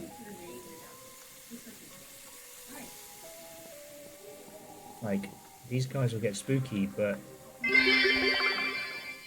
It is my time to shine. I have a Mai Tai. Oh, colour me jealous.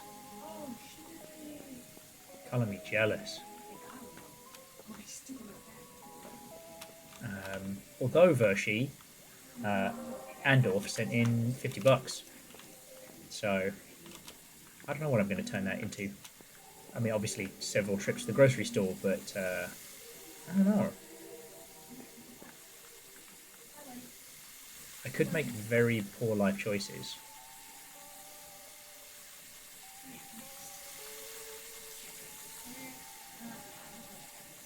You haven't seen the size of the burgers I make when I make burgers now.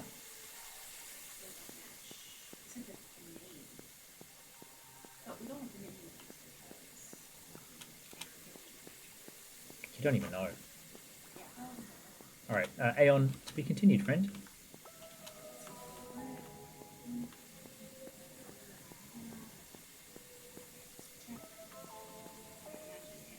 Light blocks and stuff like that.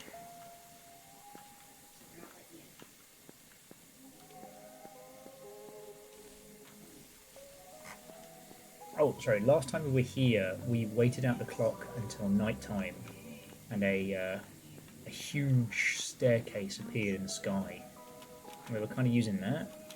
That then took us to a fucking clown dimension. I don't know if anyone's got a better name for it. Had real do vibes. Oh.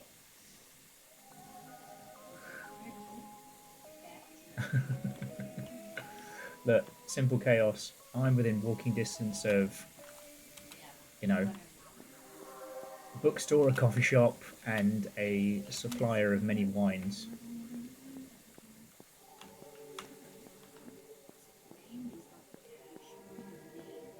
Hmm.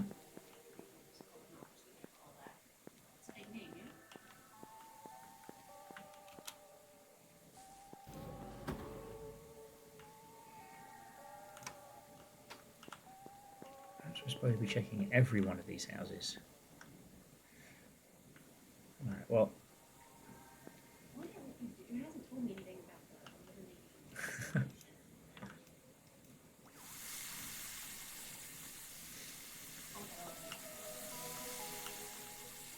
It's all about them seasonings.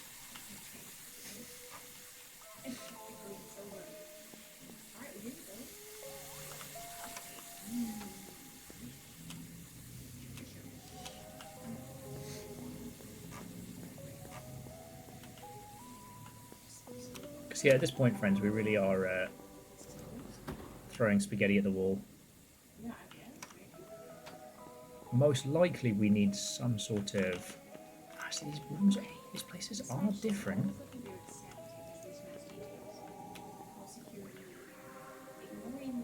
We probably need something like a new item, a new object, what have you. We definitely not stumbled across. But these servers stay changed. I think that's the thing that's blowing my tiny mind.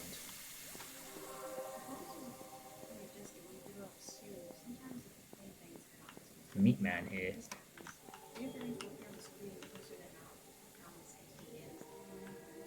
Yeah, I wouldn't mind finding a breadcrumb or three.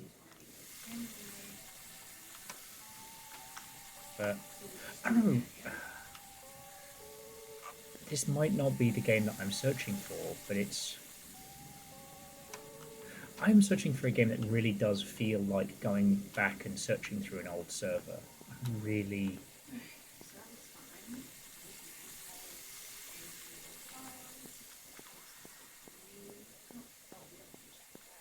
You know, one of the problems with being a video game fan, especially one on like 56k, is that quite often, by the time you found an online community, it was already dead. And there would be a lot of time spent being like, oh, well, I sure would have loved to have been a part of this, I don't know.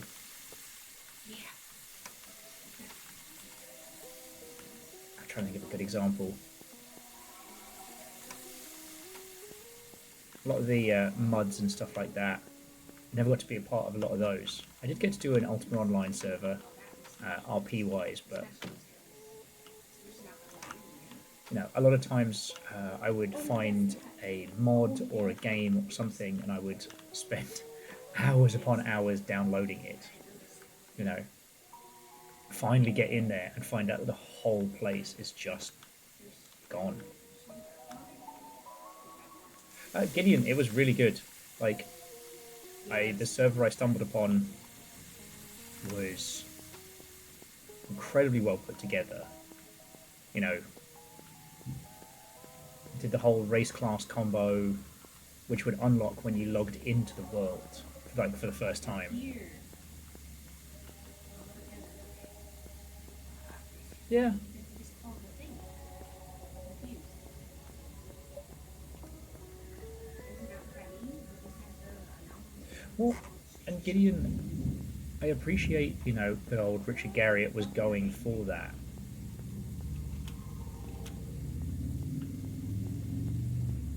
Oh, are you the Wibbly guy? Yeah, you're the Wibbly guy. Alright, well, no stairs for you.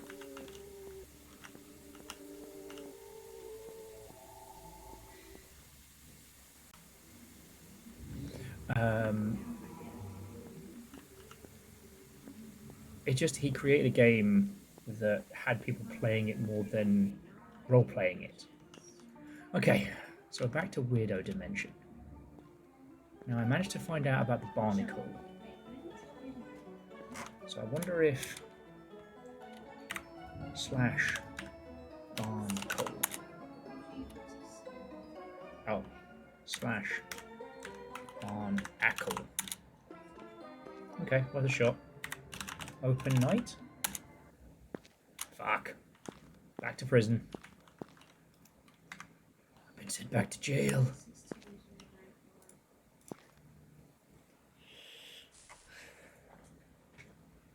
Was that it? Oh yeah. Well, and Yeah, set it down. I felt like what Garriott was going for. He wanted to emulate that feeling of Muds and those titles that he'd been Yeah, we did the all about back in the day. rules. Okay, so we can upgrade that. So now we have multiple.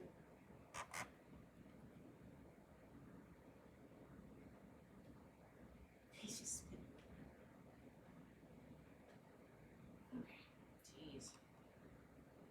Always let people through, except mismatch details, external body anomalies.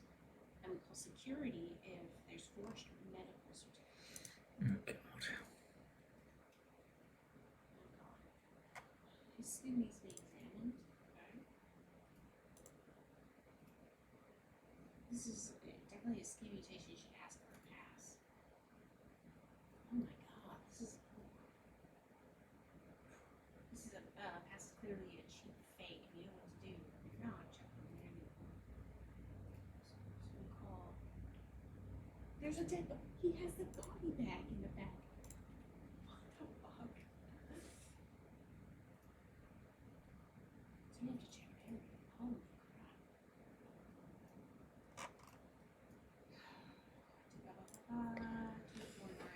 Okay. Sorry, I just wanted to check something very briefly.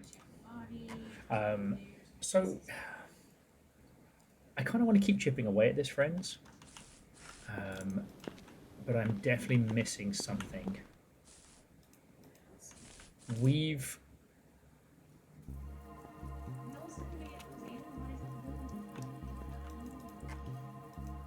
Yeah, I need them to wear clothes.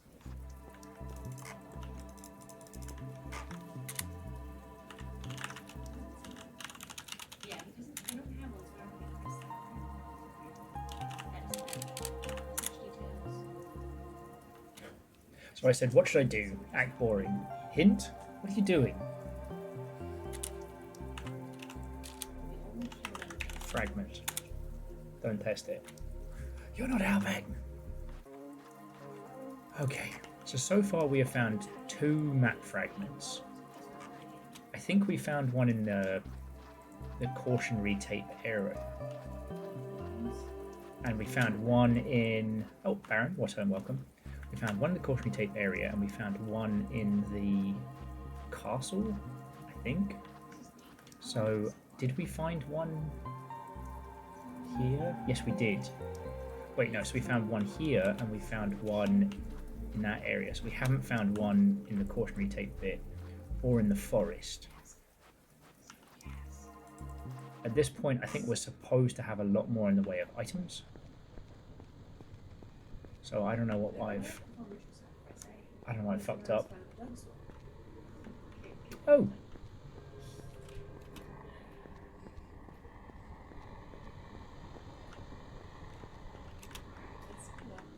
I'm sorry to hear that, Baron. I mean, my typos are usually due to dyslexia and or gin, so...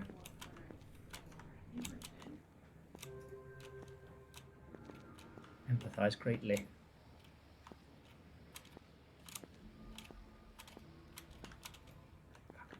Okay.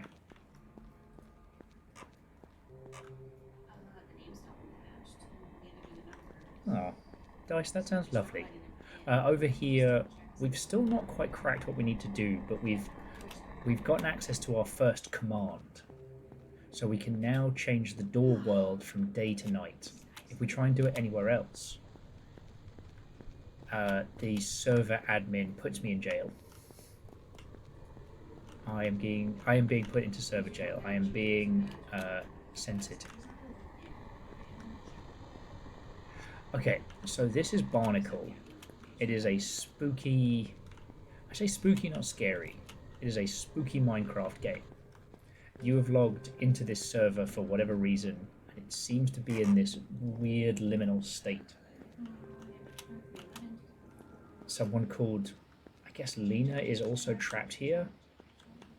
But again, I cannot say. Nothing has been explained. You log in, you go from there.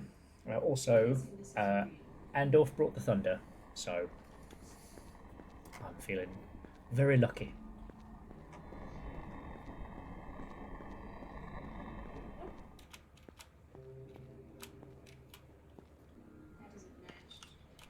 But yeah, as Weird Indie Wednesdays go, this is very, very good. It's a great game for conversation. I'm more than a little stuck. Well, that's the thing. I don't have a pickaxe. Maybe we need to... Okay, so we can't drop down. Perhaps one of these regions is where we need to drop down. Okay. That guy had a bunny sharing his body. Shovel art online. Fuck, that's good. I don't want to imply that it is shovelware, but shovel art online is very good. Okay, so we're in here. I think we're supposed to have some kind of... Yeah. We get punished and brought into the no privacy room. Well, so Virals, I have this feeling that we're supposed to have a pickaxe, because I've seen loads of blocks like that, and I can't do anything to them with the hand. Now I have these things, which appear to be quote-unquote map fragments, but where they go, who fucking knows?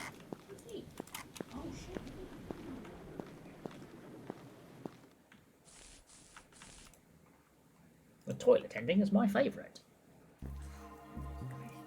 So yeah, this is called Barnacle. It's very, very weird and very evocative of, like, well, Yuminiki, which earlier on I was like, no, yeah.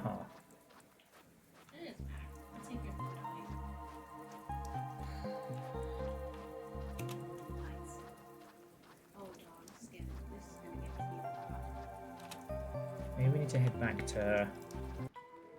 If we go up through here, we can head back to the jungle area. This is probably the most traditional, like, Minecraft-style map, a lot of them. Now, what I thought we were going to be getting with this game was something akin to, you know, like a, you know, exploring an abandoned Minecraft server, kind of like a Dear Esther for block nerds. What we've gotten Ah, shot. What we've gotten is this like pseudo spoopy thing. It's neither gory nor really frightening, but it's unsettling. And as I'm sure everyone is fucking sick of the back teeth and me talking about, at least for me, this feels a lot more, I don't know, grounded than your average. And then the spooky house was the killer. Yeah, so we made it through here. Okay. Let's have a look around, see if we can get back up the mountain. No flying yet. And the only other thing we have in our inventory are fragments of a map. But the fragments of a map we can't seem to do anything with yet.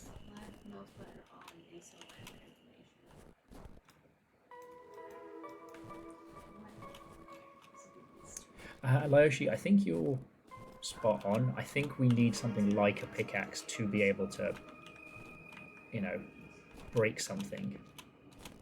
You know, as Sir Frederick Durstington tells us, break stuff.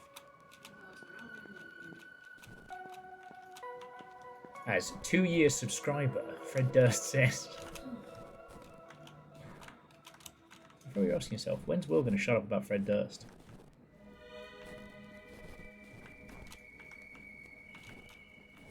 You're asking the wrong question.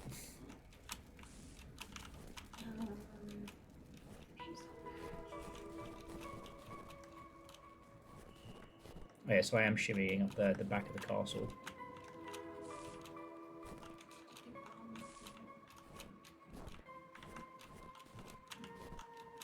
He did.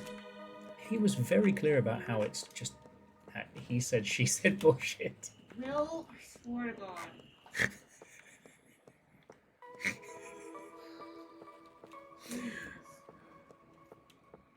What happened to Will?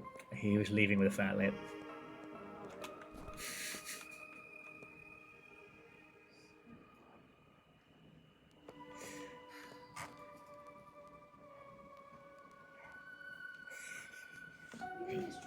You lot are not supposed to encourage me. You know the rules. It starts adding a little too many things for Okay.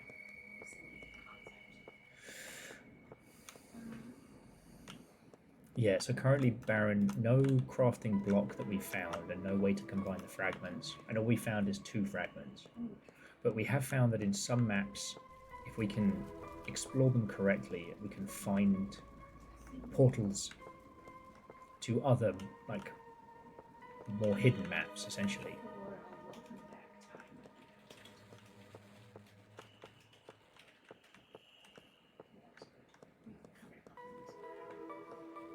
And yeah, we've talked about, you know, the servers we've left behind. We've talked about, you know, innovation in horror and how a lot of people that make horror games don't look at, like, optimizing their games.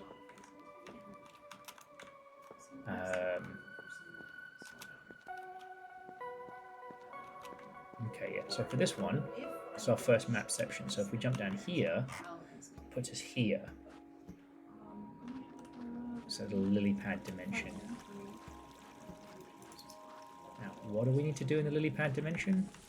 Hell if I know. Oh. I wouldn't be surprised though if this has something to do with it. Hey! Are you done for the afternoon? yeah. So how was the game in the end? No, that like Papers, Please one is really good. I played another one, so after the detective one is really great. It would be cool to see the full version. And I played a kind of like a Papers, Please game, but it's anomalies, and it's weird shit. It's like a scientific lab, which has a lot of moving parts to it, which is a little too much sometimes for my brain, but I think you'll like it. Yeah, although I do find this very hard to stream. Yeah, and then, but before all that, we played. It's really disappointing. What? Played the that Oh Demon Fix My TV. Oh yeah. Oh no. Oh no! Yeah. That's such a good fucking title. It's not good. Oh, you already maxed out? Yeah, Aw. my knee hurts so bad. Right, your knee hurts too. Is it because I cracked it on the door handle? How do Or you fucking hurt yourself that bad all the time? By doing everyday basic activities.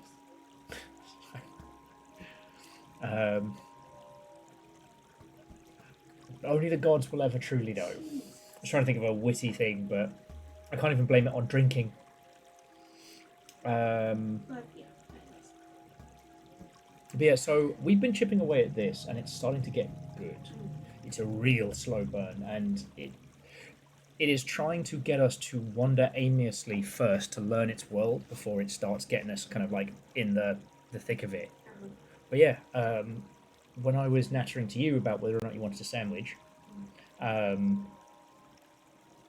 day-night cycle kicked in, unlocked a secret area in the hub world, which has given us a secret command. What the fuck? Yeah. So now I'm trying to work out where all this goes. But yeah, Baron says hi. Hi. And Kakazi would make me do squats if they could. Thanks, Kakazi. So yeah, this is, I mean, new again. We haven't unlocked any more items apart from map fragments. Ooh.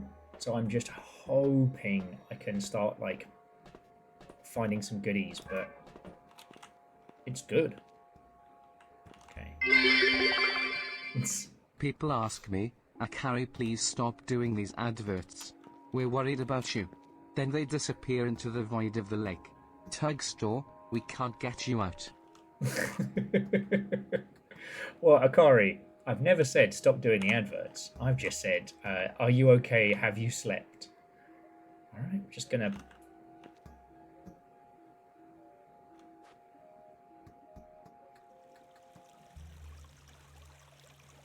Alright, the arrow pointed this way. Did I just get... Oh! Get trolled or what have you? But yeah, so it's almost a little bit... Silent Hill the room. Like, every time we quote-unquote wake up, we wake up here. So then we go and sleep, Minecraft style, and then it takes us to this little hub world where all of it is. So if I do open night, this is what we worked out, and then now this is now a haunting portal, which leads us to a room that tells us about one of the commands. But yeah.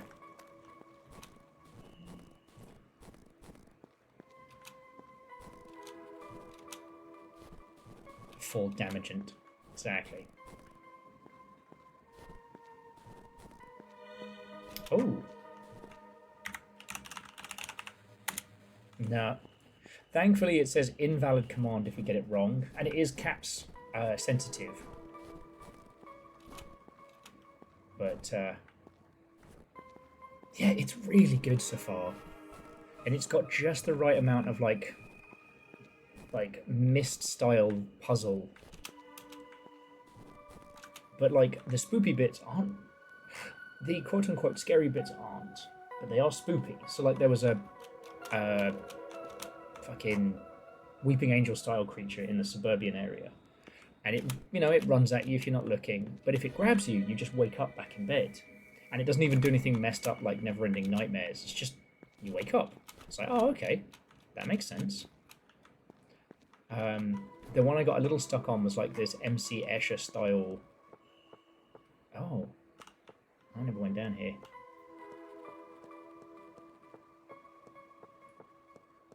Here's we're gonna die in the basement. Let's find out together. Okay, so that's locked. Okay, thank you for letting us keep the mob trapped in your world. I know it's a burden, but you're so far from spawn, no one else is willing to do it. The others are trying to find the mod and delete it, but they can't find it. If we find the idiot who uploaded it, he'll be banned for good. Okay, so at this point, they still think it's just a mod that someone's put on the server.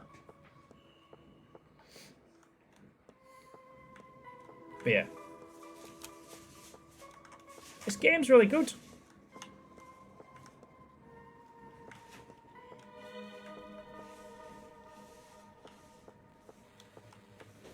like, I don't want to bore you with the same discussions I'm always nattering about and stuff, but, you know, this is a great example of, like, the difference between, you know, the horrifying and the unsettling.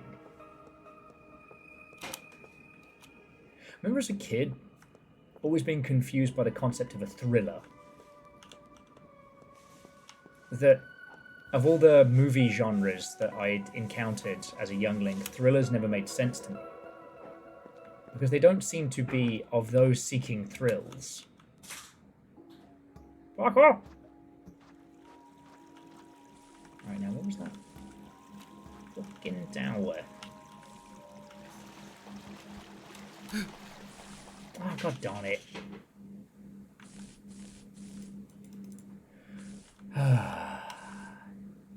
What's the Minecraft command to set yourself to creative? I think that is / I'm a great big coward baby who likes baby things.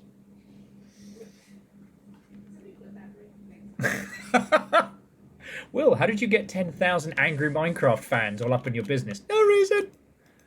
No reason. Completely unwarranted. So yeah. So, Baron, how's it going? I know you were having a runabout in Silverfish. The game I was looking to put together for Friday has turned out to be a very poorly optimized. Look at that. Look at that, Steve. That's Steve Shadow. That should have been the poster for the Minecraft movie.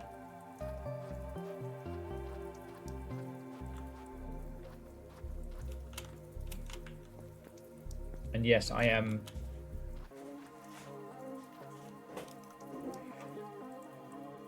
Excuse me there. So sorry. Oh no, jumping DJ Coil with... Thrillers are easy to explain. When it's close to midnight, and there's something evil lurking in the dark. Before I get sued by the Jackson estate. But no, so the idea of a thriller being... It's got the trappings of a spooky movie, but it's not about horror concepts. Or it's what happens when the world is very stressful. I don't know. You know, in games, we say horror and we mean a lot of things. And I know I focus on it a lot. It's just horror is such a really good Rosetta Stone for understanding game genres because it both is and isn't. The aesthetic of horror was set up well before video games. And what has become horror in games is very much its own language, right?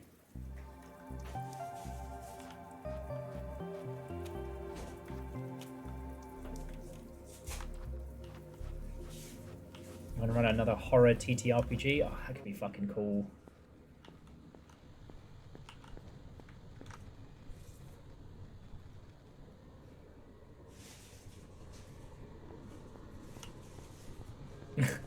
Well, unfortunately, Akari, the term psychological horror has kind of become a bit, I don't want to say overused. That sounds like the most I have a podcast comment I could make. More just, like, what is psychological horror? You know? For a long time in games, that just meant Silent Hill-like.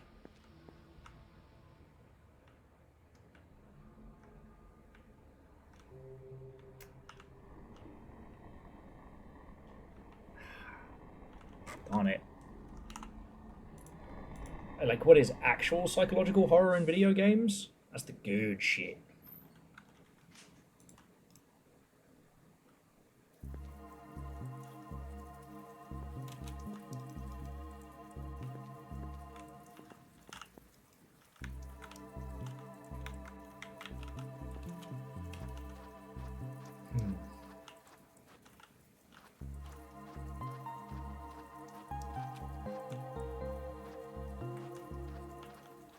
This is one of those games where I can definitely feel like when you're playing it the first time, it seems so confusing and abstract.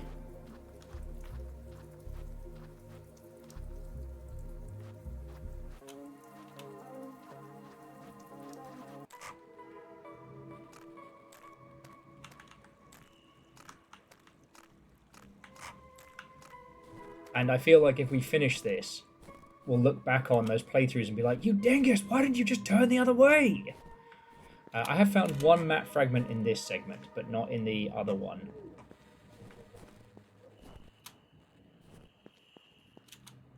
Huh? Just hearing curious gremlin noises from the kitchen.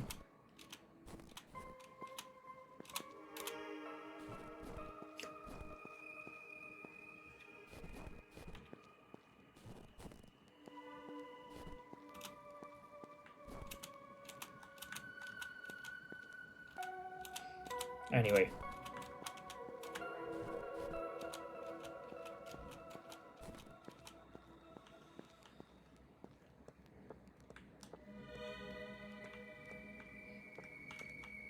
But I do think psychological horror is such a fascinating conversation in games, because it wasn't a thing for so long, and when it was a thing, it was like, oh, do you mean like Silent Hill?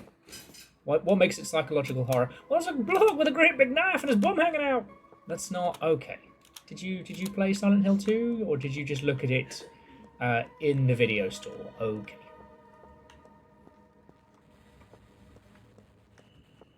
Because for a while, psychological horror was just shorthand for, oh, it's actually scary.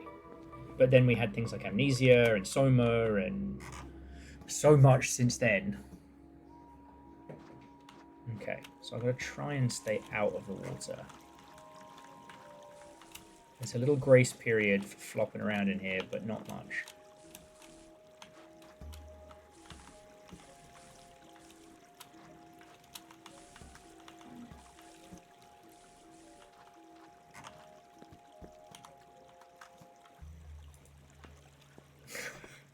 Baron says, there's a dude with a knife and his bum hanging out. That's how I describe you cooking. Firstly, never been broadcast. Secondly, you just killed Littlefire.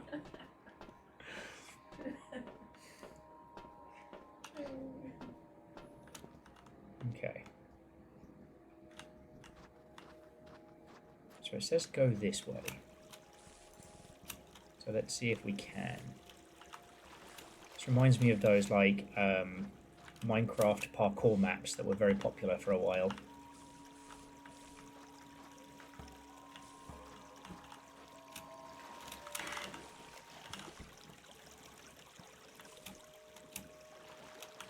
Ooh, okay.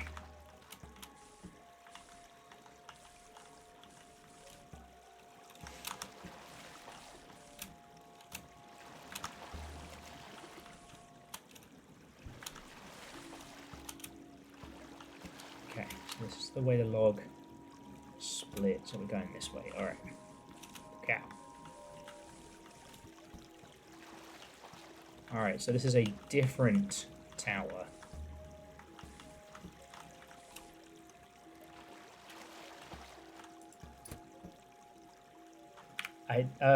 No. T brings up chat, but we can also do backslash for commands.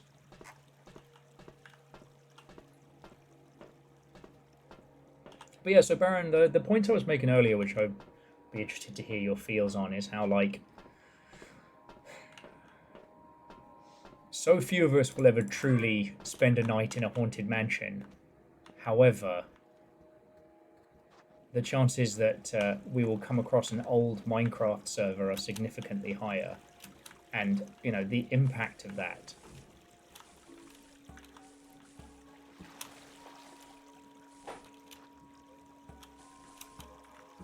So the log is telling us where to go.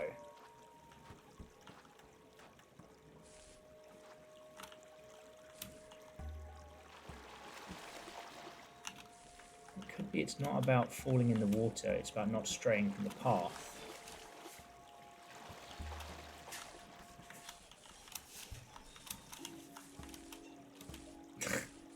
That's the sound of grilled cheese being crafted in the background.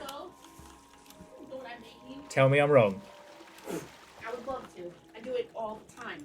However, You're wrong. it's not grilled cheese? What is it? It's a fancy grilled cheese. Touche. Too fucking shade. Oh, wannabe Bahamut, and I quote, I am now 150 hours deep into Project Silverfish, and I am once again blaming you. To which I say from the top of this little tower, I'm not sorry! You don't come to me for the weak sauce. You don't come to me for the games that you'll go, I give you the good shit. Especially if it's a shooter. Oh, fuck a fucking fuckstick. Went too far into the water.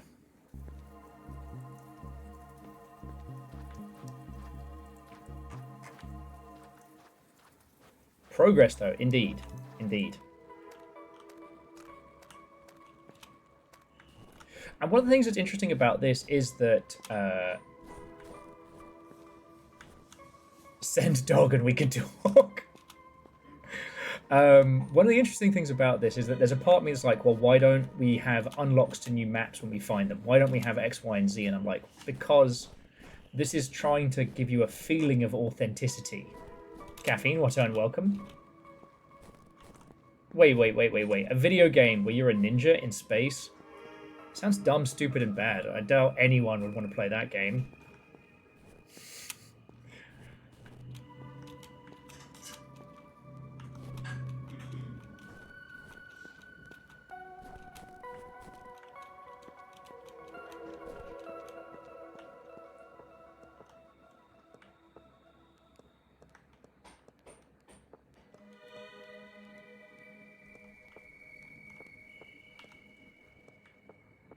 Indeed. Ninjas in space? Preposterous.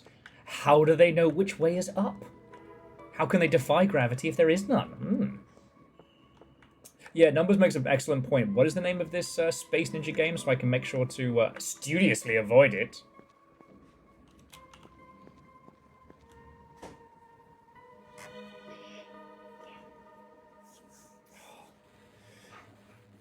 DJ Coil, if we had the funds. If we had the funds, in an absolute fucking heartbeat. Are you kidding me? As soon as I saw that photo from today, where's fluffy little face? His little face! I've never been more upset that I'm poor. It was the one where they were playing and then Mum came and broke them up, and I'm like... No, it was the one from today. Sorry, for those of you who are just... Look at him. Look at that little face! He's like a little teddy bear. It's a little fluff.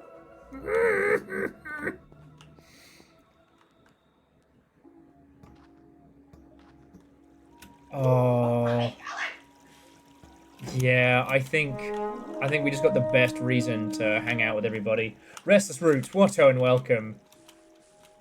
Do you understand the damage a puppy stroller would do to this squad, though, right?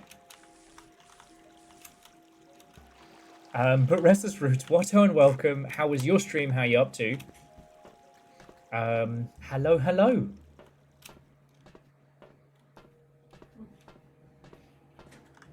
We're talking about dogs and Minecraft and ninjas in space. Because yes, TennoCon was last weekend. It was very, very good.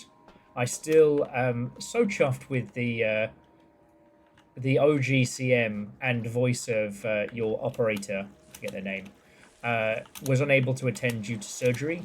So Ben Starr wore a wig and a shirt that says, definitely Rebecca. And I'm like, that's fucking cool.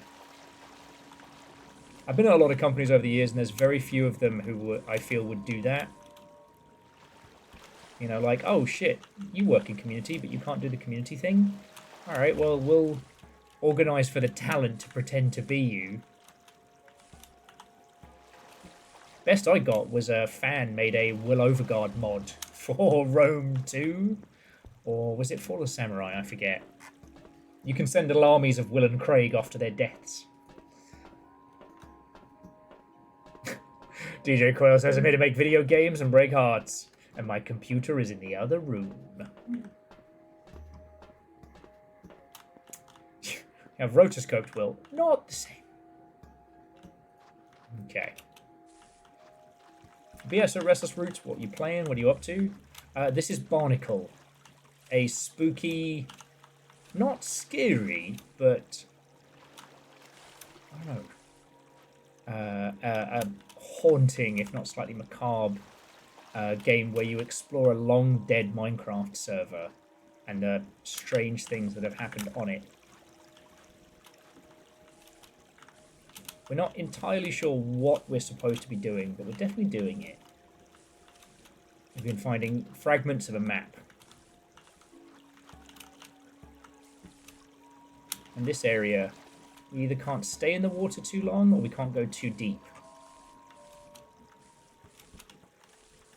So I've got to do this fucking chunky block parkour.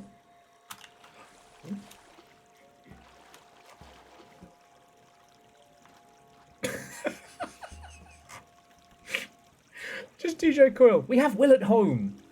Then cut to Will sitting on the couch, having followed everyone else home. On Restless Roots, I'm glad you're enjoying it. You know. Oh, Moose saying apparently at TennoCon, later on Ben Starr was wearing a shirt that said Ben Starr will do anything for money. Good on him. Sorry, I mean good on him for not taking himself fucking seriously. For those who don't know,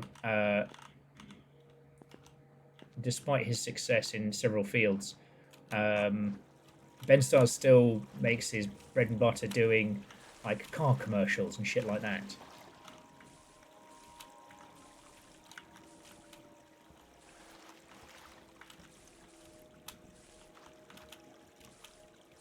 So I'm glad he's got a fucking sense of humour about him. Same as that in like the Dropout Squad. I got irrationally angry because I stumbled across a video that was like, you know, a compilation of the Dropout crew in commercials, and I'm like, yeah. Do you think Brendan Mulligan has been making money being a fucking dungeon master his whole life? What do you think performers in LA do for money? Oh, hello. Oh, an actual item. Oh, no, resume. Do not wake up now. Okay. Now we have a key. Is it bud stuff? What do people in LA do for fun? It's bud stuff. Yeah. I mean, that's what Los Angeles means. It's Spanish for bud stuff. Shut up. You even knew I was going to do it. You knew what was coming. Oh. How does the Joker keep getting away with his cackamamie plans and his insane plots? Because they let him. Yeah. Los Angeles.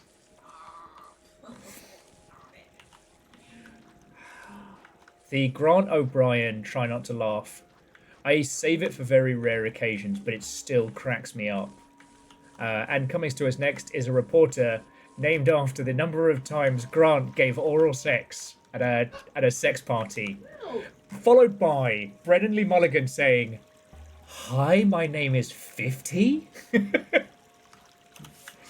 I could live 1,000 years and I will never be able to do anything that funny.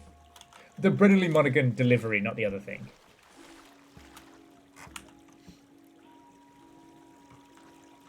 Yeah, and here's the thing, it's like, when you think about people like Brendan Lee Mulligan doing, you know, adverts and commercials just so they can make fucking rent, versus, alright, I'm going to be mean about him, but fucking Johnny fucking twatting Depp. Look, I don't know the bloke. Maybe he's fucking lovely to hang out with. I'll never know him. However, he did this one fucking commercial. And it was like a fucking fragrance commercial. Johnny Depp is so tired with life in LA. He has to shed all of his rings and his jewelry and everything else because LA gets him down as he walks out into the fucking LA deserts outside of the city. Oh, it's just so hard. And at the end of it, it's a fucking perfume commercial. And this, alongside that, you know, see something, say something commercial played on loop at LAX. I think it was pretty much 2016 constantly. So I'm there, stuck in the worst, like, LAX clusterfuck that there had been in years. While Johnny Depp is just, oh, it's so hard being a fucking squillionaire. Nobody understands my struggles. I'm a famous movie guy. I'm Johnny Depp.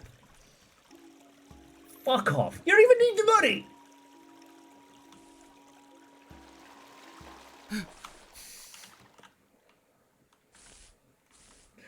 Yeah, I know. Ask me what I really think. Okay, so we have a key. We've encountered the rusty door, lol, twice. I'm going to go to the ice castle, and then we're going to try the setup. So yeah, tell us what you really think. It's just that point of like, I'm never giving people shit for doing commercials and stuff like that, you know?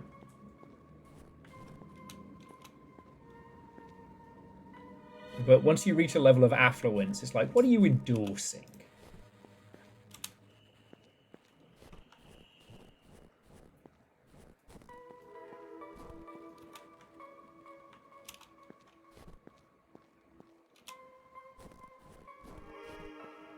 Because I remember rightly, it was Grant O'Brien was leaving.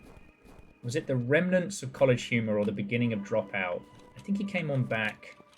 And so they did a special episode of Don't Laugh where it's just incredibly personal facts. It'll read out my social security number.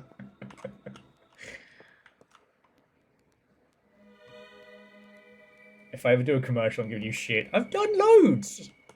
Remember when everyone called me a fake gamer for fucking Operation Tango?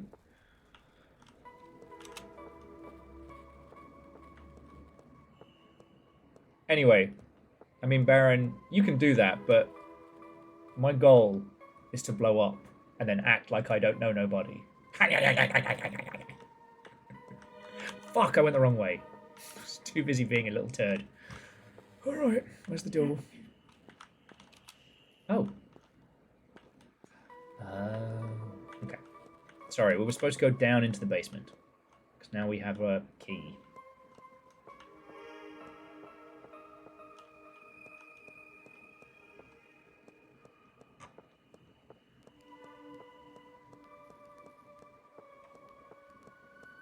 Oh, Simple Chaos. Wouldn't it be the funniest fucking long play if it turns out I've actually been paid by the devs of Silverfish this whole time? This whole time I'm just getting secret cutbacks. God, that would be funny. To the primary dev of Project Silverfish, if you would like to make that bit a reality, I am extremely affordable.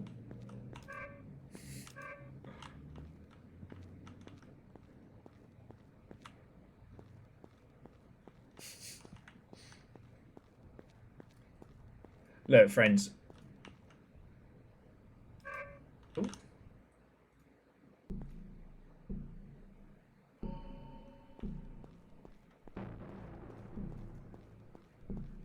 Oh, damn. Okay, sorry. So we went down to the basement. We dropped into here. In one of the other text logs, they were saying about how there was a... They put a mod on the server, and the creature was fucking griefing everybody and breaking shit. And putting these like barnacle blocks everywhere, which seemed to corrupt their servers. I don't know how, but it managed to escape. We removed all its privileges. It seemed to be... It seems to like building. It didn't just escape, it made these tunnels. I'm going after it. Maybe I can still stop it. Oh yeah, numbers. I am the affordable choice. Sorry, the thing I was going to say as I realized we were walking into a nightmarish underground lab of some description, or perhaps a jail. One thing that I am being sponsored to do involves us playing Hawkin, the mech game. All right, so I am quite literally going to be a paid mech pilot this year. I'm a sponsored mech pilot.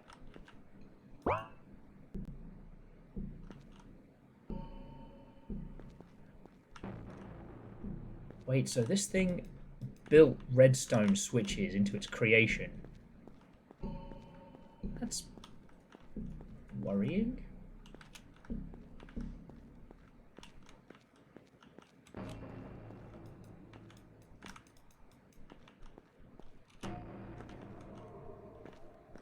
See, this is one of those things where I find myself...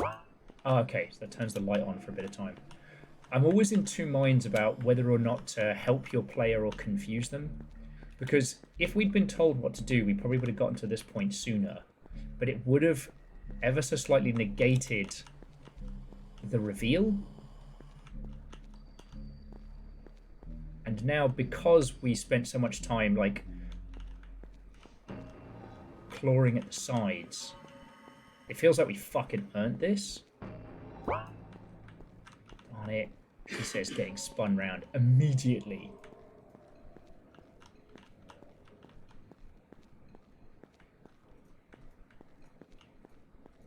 You know, that whole concept of, like,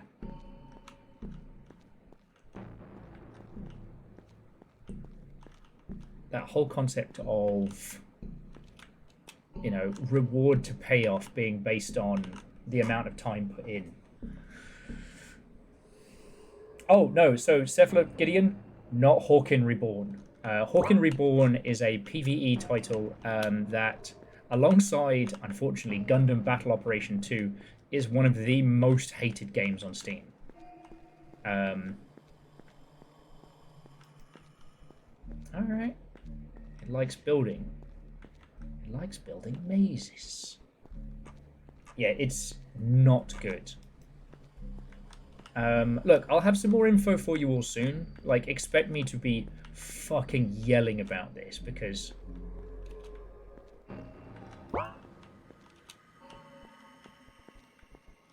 Because holy shit, we're gonna do sponsored mech stuff. Which, I don't know about y'all, I think that's pretty fucking cool. Oh wait, no, so we came this way.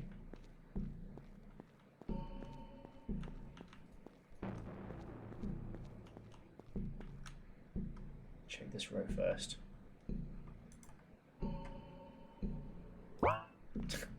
I mean, sadly, Gideon, there's always some drama. Although in this case, it's just, you know, one team got the license and whatever was left of poor Hawken and tried to make a free-to-play title, and, you know, whether or not they intentionally made something that was poo-poo trash garbage, or whether it was just time constraints and, well, bad times, I couldn't tell you.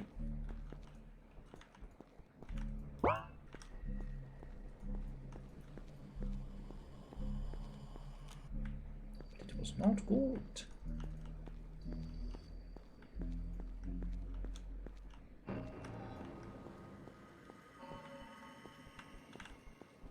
Came in through there.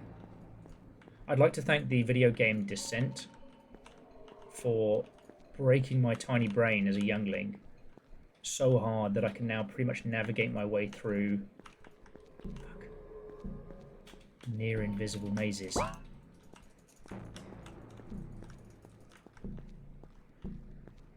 Yeah. Descent. Fuck that game. Oh, okay. Get it now. We need the redstone so we can follow the little the trail of redstone dust. But yeah. Honestly, when it comes to streamage and stuff like that, there are only a few situations in which I get grumpy at folks. Usually it's like, hey, are you selling people a product that you know is bad? Don't do that. And the other is that kind of fake, like, we're so excited to be partnering with Raid Shadow Legends. Like, just be honest.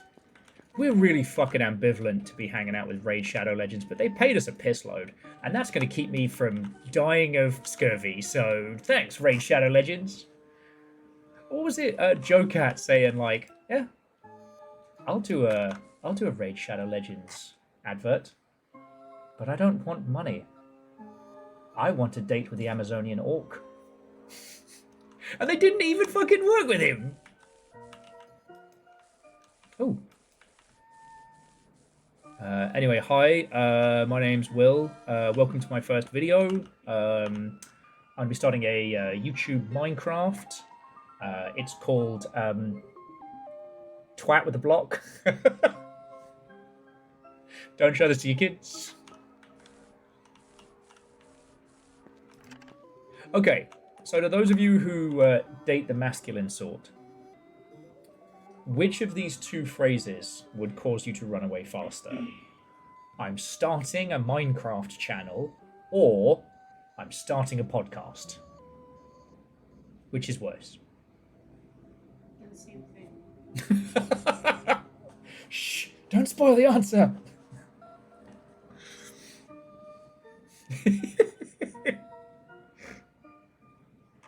Both of which require you to check someone's search history.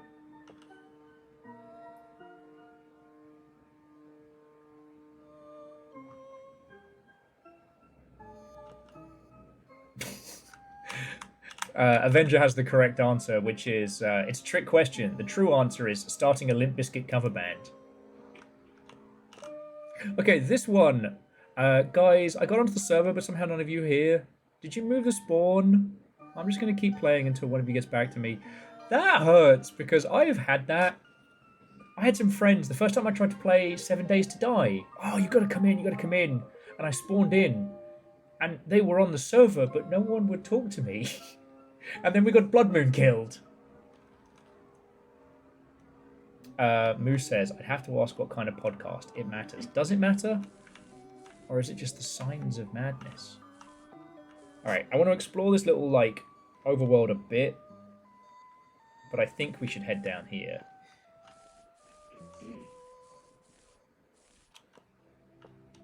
It's a fucking ziggurat. Jesus. They said it likes to build, but fuck.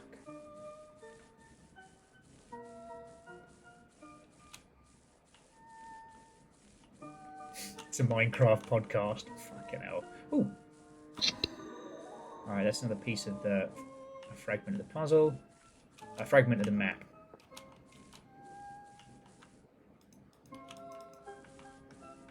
I actually met a bunch of folks that used to do a Minecraft podcast, and they were all lovely.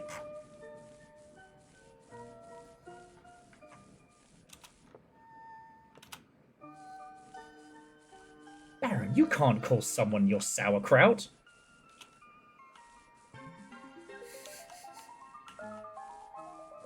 Baron says, shit, I forgot to deal with my sauerkraut.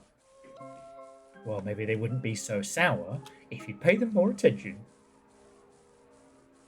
Okay, I got like 2 more sauerkraut jokes and then I'm done.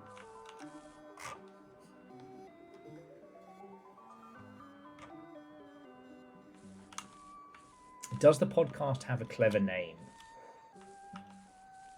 Okay. If I were a scientist, if I were a mathematical man, I'd love to create a scale of strength of a... So, like, obnoxiousness of podcasts to strength of pun. Like, at what point you'll actually start listening.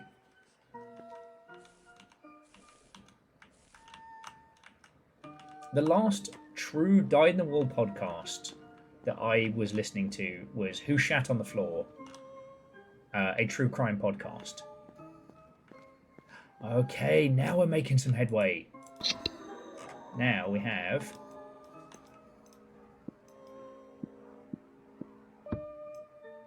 Now we can dig our way out. If you've never heard of it, basically, these 2 folks got married, and during the wedding, somebody took a shit on the floor. And so their true crime podcast is literally that. They're trying to work out who shit on the floor.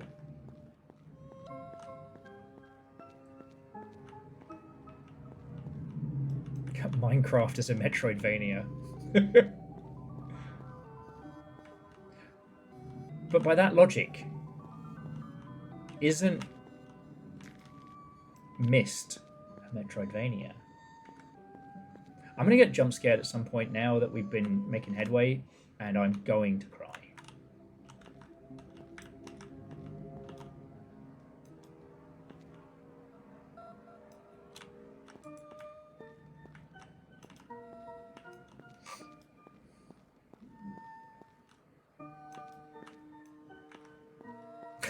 Myst? No.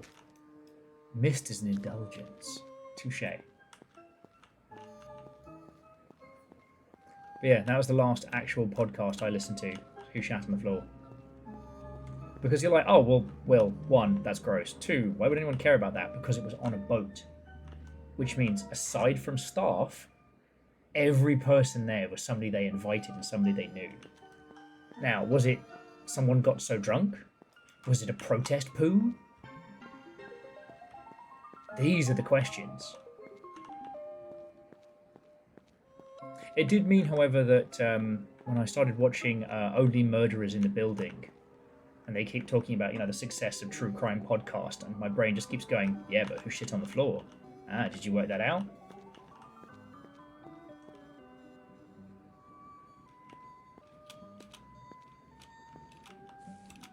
Gideon, I'll do you one better. It's the next Knives Out.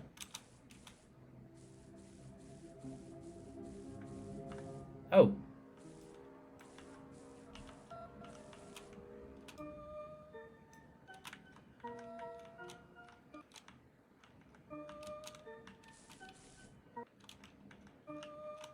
That's so weird.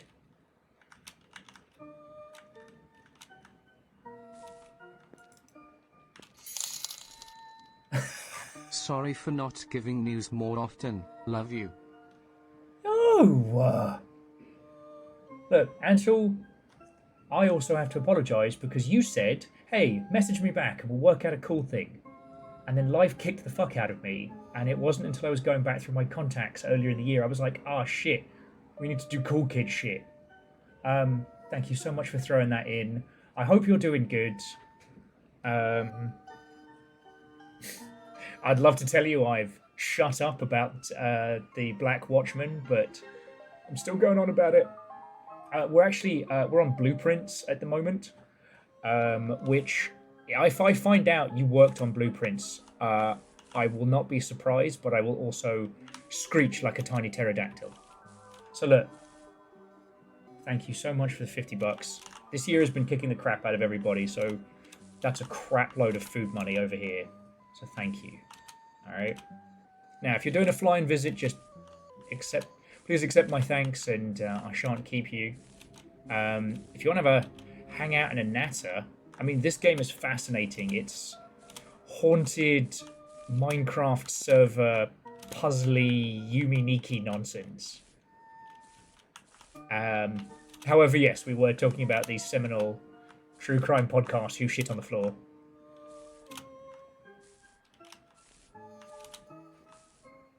I just like the idea, Gideon, that it's not the caliber of the crime, but the caliber of the mystery. You know? It's who pooed on the Orient Express? No one can get on the train while it's going. No one swam to the boat.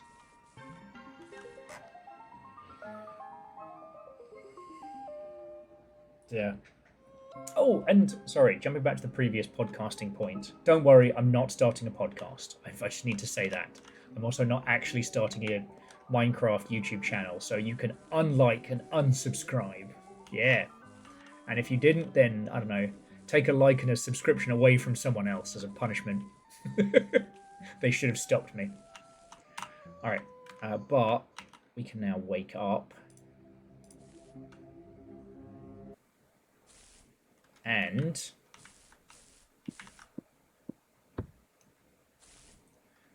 did someone finish my build? I swear I left half of it done. Looks like something I would make but didn't finish. Very funny, I guess.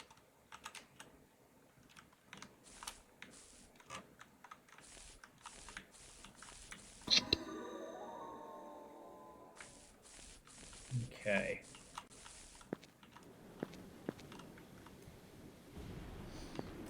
But all I was going to add is that whilst the method is the same, I don't consider things like, you know, D&D play sessions and stuff like that to be quote-unquote podcasts. They're a performance, a radio play. They are it's improvised, certainly, but it's for the glorious spectacle. Oh, okay, so I'm going to try the other spot. Open night. Now we do this. Go to the secret realm with our key. Alright. The desert. My natural enemy and only weakness. I am glad we stuck with this, friends.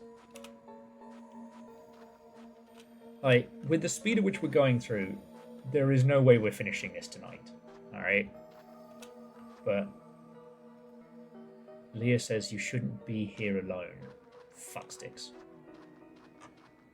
Well, it's not like I bloody signed up for it.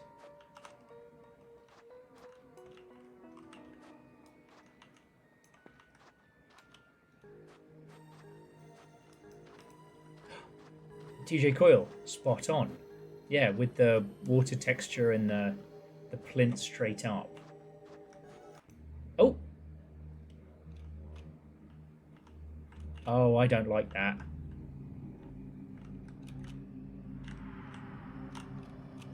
I'm in the meat dimension, and I wish I wasn't. Am I dinner?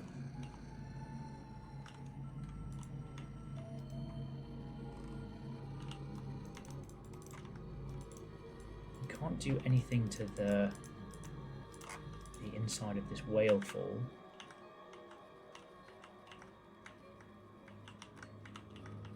Oh, fucking hell. Alright. We're not going to be able to get through this without some kind of...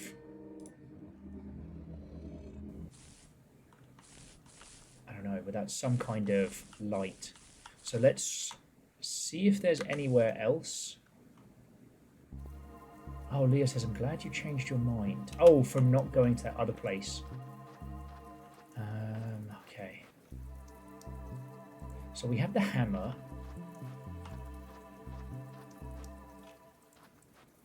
Alright, there are a couple of broken bricks over here. Breakable.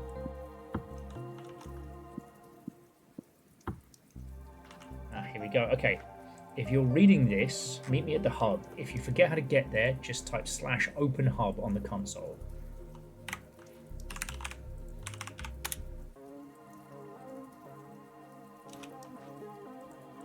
Oh! Na na na na na, Anjanen. Okay, we found the hub. Oh, this is cool. And look, I'm not going to say that this is a game for everybody, but you know what's wild about this? This really does feel like we're exploring somebody else's world. You know how you start making a little Minecraft server for a laugh and a chortle, and then, you know, either your significant other or your friendos start joining. Okay, oh yeah, so if you're new to the server, welcome. It's the main hub. From here you can access all the major areas and community projects. If you're new, feel free to pick a direction. Most players hang around here before heading out to build or play minigames. If you need anything, ask in chat, have fun. Please stay polite and respectful. Fuck yeah.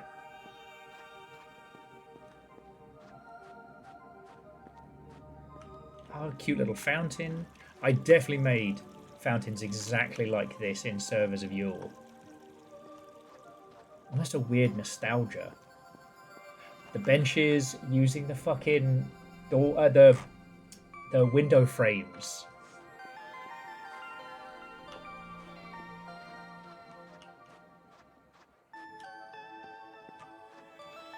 Yeah, Laoshi, if this is the hub, how deep does this fucking rabbit hole go? Let's find out. And Baphomet, like, 1000% agree. Now, with It Takes a War and with Game.exe2, they weren't trying to emulate the feeling, right? Game.exe2 was trying to give us essentially a lateral thinking puzzle where we're essentially trying to hack into a Counter-Strike server, and It Takes a War used that, like, you log onto an old server and you're listening to people you don't know. Ah, Diamond House. You're listening to people who know each other talking on a server, right? And that's kind of cool. I'll start exploring this in a second. I just want to finish this point before I lose my marbles. You know, with No One Left Online, the original version of that was brilliant, as in playing a game of Capture the Flag where there's no one else on the server and you're just running back and forth with the flag is really cool. And then adding spooky elements to it, fuck yeah. However, when they moved it from the itch.io simple game to the huge, like, Steam one, and they added all this, like, digital alchemy and, like, swapsy daisy puzzle systems and things, it lost that lost server vibe and became kind of a, I don't know, an over-explained horror sequel that we never needed. Alright, let's just pick a place and have a look. A cute little cafe.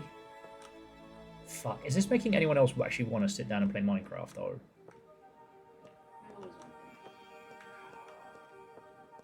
I would suggest we play it, but we have farms to farm. Yeah. You know, whatever. How you actually want to.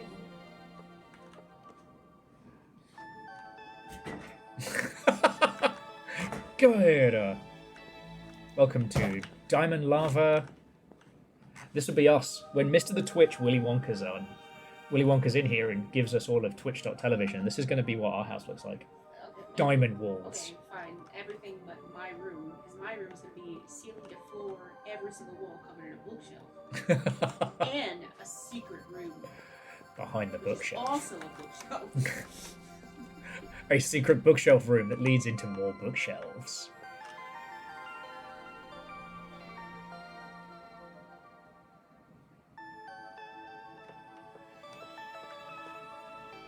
But yeah, this game really is distilling that vibe of...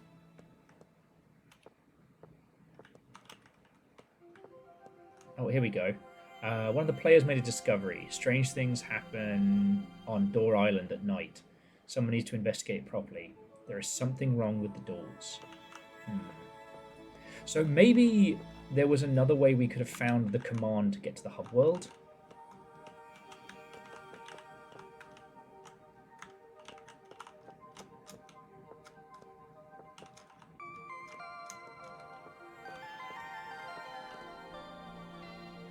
Ooh. Hey Mark. Hey Max. Please don't let your younger brother build in the hub area. I can't look at his damn diamond house anymore. We have to remove it. You meanie. Look. That's not bad. That's just... You are the friend who builds a dirt house next to somebody's castle. No, I build dwarven fortresses, thank you very much. So, dirt dwarven fortresses. Oh, I'm sorry. I didn't realise it was hurtful about Will's build hour. It's always hurtful.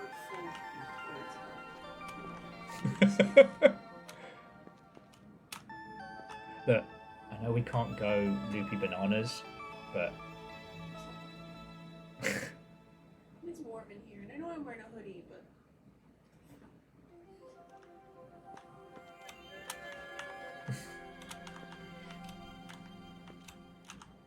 Well, if you're giving a little PC a rest, you can kind of make yourself a little AC zone. Okay, must not get sucked into the parkour mini games. You know what I'm like. I'll be at it for days. Will's build, willed. Ah, okay. So there is evidence of the barnacles here. But anyway, sorry, the thing I'm getting myself completely off topic about. Hey, Max. Oh, yeah. And they really don't like his door. What's up? George Lucas is talking. Oh, he ran his mouth being like, AI is a great idea. He hasn't had an original thought in his fucking pasty white head since... Was that even his idea? Wasn't Star Wars his wife's or something? Look, there's things with Star Wars that he was involved with which are good, but no, it's like his wife was the one that turned it from what would have been a shit show into something exceptional. Shocking no one! It's the plot of The Hidden Fortress by Akira Kurosawa. You know, even the aesthetic of, like, you know, ray guns in space is just because they had a shitload of World War II props left over. Look, I love Star Wars. It is wonderful to see something grow beyond its original creator and become something awesome, you know?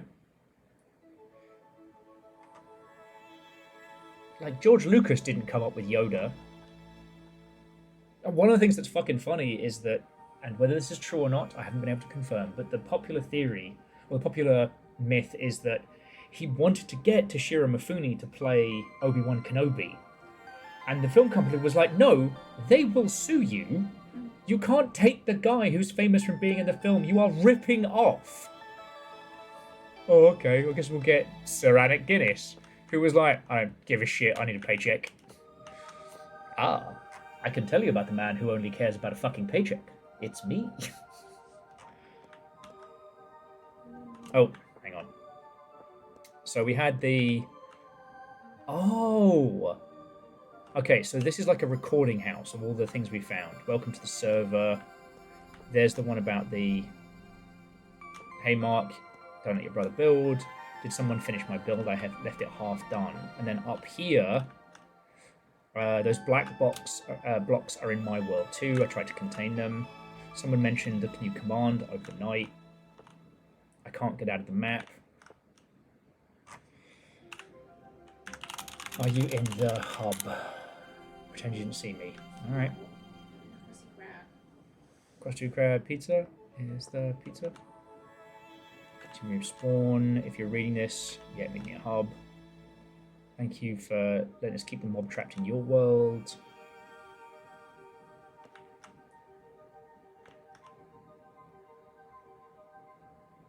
Door Island. Okay, so that means that these are all the things that we found so far, which means one of these other buildings will probably be the map fragments.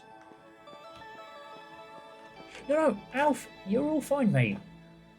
Sorry, I didn't mean to assume, but you are all fine, friend. My job's to keep you all entertained while you're either working or chilling. So, okay, we have made some progress. We had a bit of a puzzle cascade moment. So, after finding out about the day-night cycle and going to the secret room that let us have the open night command, we rechecked a few of the different areas, and we were able to find this, the rusted key, by going through the snow region and then following the clues in the swamp jungle water area.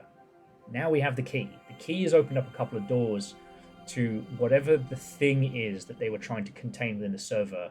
It didn't just break out, it built out. And then, having used the key, we also got this hammer, which allows us to break certain breakable blocks. Let's have a look here. Barnacle Sweeper.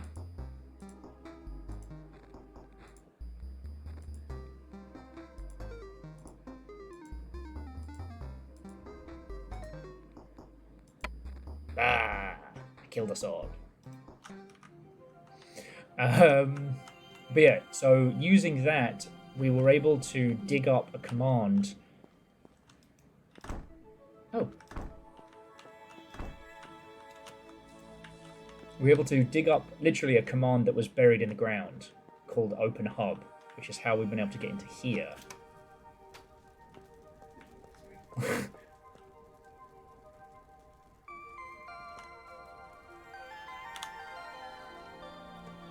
Oh, this is just the credits. This is a game by Lun, music by Nate Sassoon, who has done an incredible job of evoking, what is it, C413 or whatever his name is, without, treading on immediate toes. And apparently this is made in the Lunati?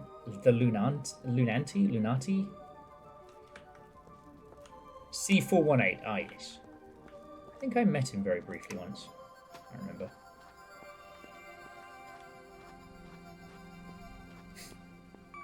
But as extensively as I met Deadmau5 one time. Okay.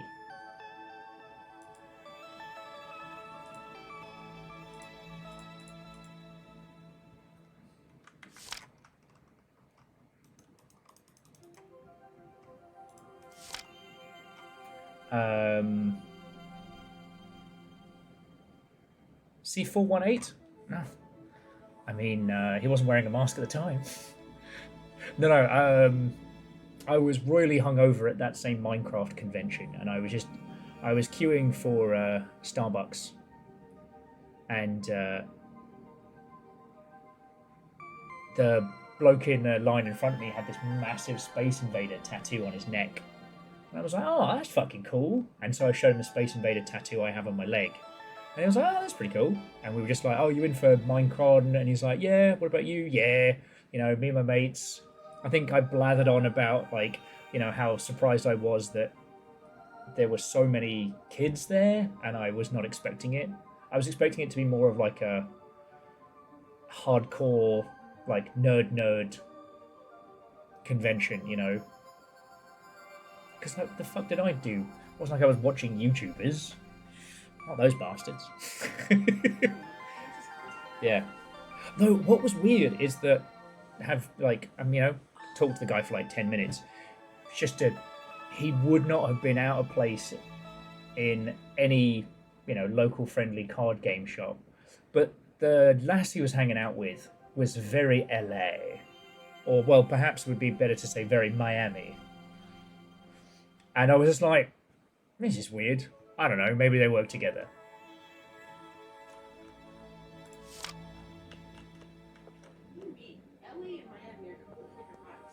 They are, and thinking about it now, I do not believe that lass was very LA, but had that real kind of...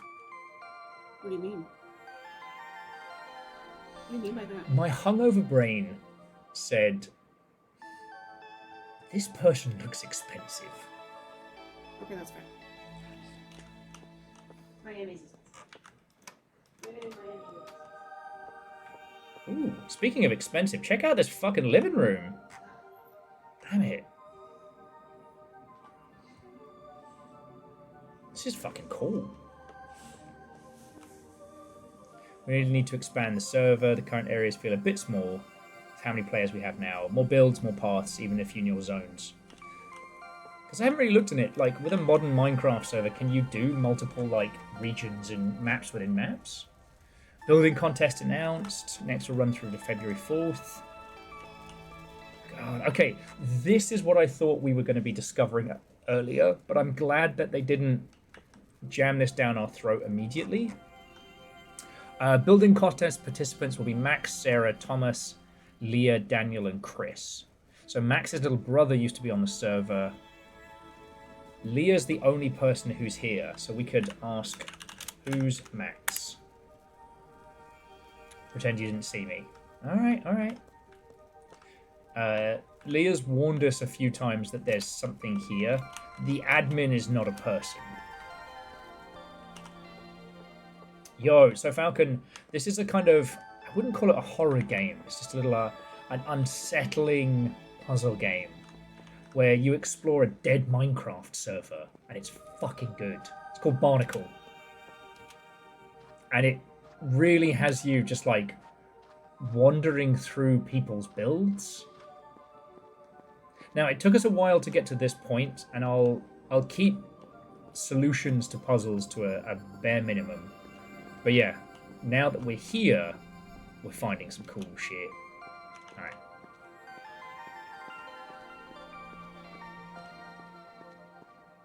Yeah, no, so, Falcon, it's on Steam. Let me get you the store page for it. And it's $7 on Steam. So yeah, so Alf, what we're seeing now are all the things that were made by the people who used to frequent this server.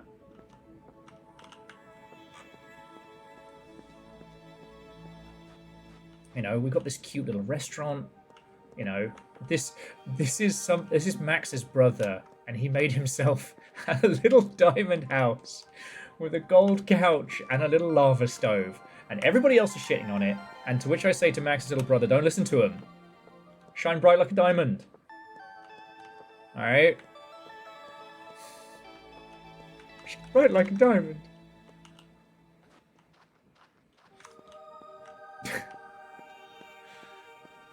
But yeah. Oh, sorry, and to all... I've been really bad about shouting everybody out today. I'm such a turdlet. I do apologise. So, Restless Roots, who brought in a raid earlier, some of you may not have been following, but they've been chipping away at Star Wars Jedi Survivor, and I highly recommend you give them a watch. Falcon is actually good at video games. Used to do competitive Pokken, if you can believe it. amongst other competitive Pokemons, but also specializes in, well, being good at games. And Little Fire, I mean, I can't imagine any of you know Little Fire, because you're not as cool as I am.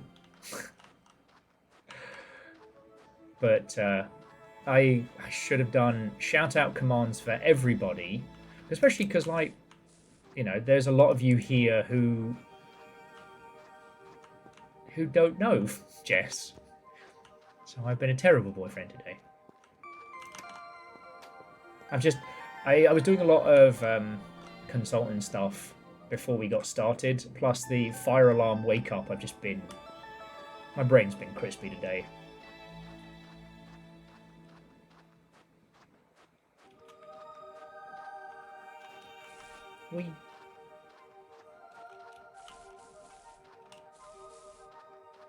Yeah, but interestingly, the hub world is not the same as the House of Doors. But yeah. You know what? This also reminds me a little bit of Broken Reality, the exploring GeoCities websites with your clicker. That game was fucking good. And there's a Broken Reality 2000 coming, which is going to be less less early internet, more like Aero, MS Messenger, like 2000s core, which I'm very looking forward to. Even has a combat system. Anyway, so okay.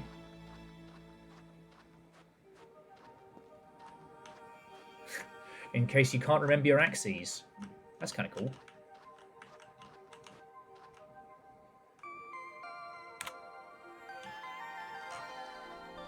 I really did think that we'd be only spending a little bit of time on this today and that we'd end up doing other stuff. Oh, so these were going to be the plots for the build contest. Oh. So the build contest never really started. Or maybe these were other server plots that people were going to be able to build their own stuff.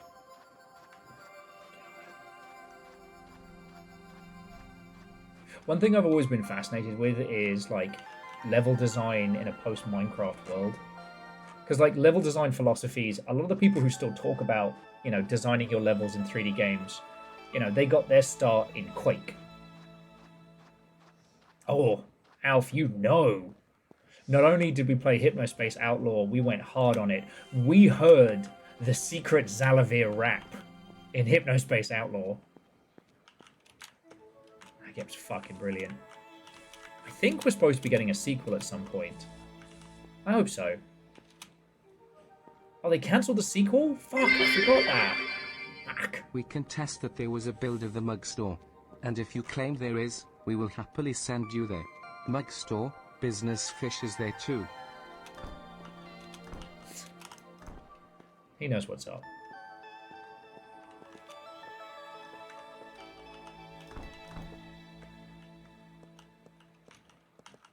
Can I jump onto those? Sorry, yeah, this game's had us doing some kind of like fancy parkour maneuvers throughout the world, which has been very cool. And Akari, like, thank you for the bits. You all have been fucking lovely today.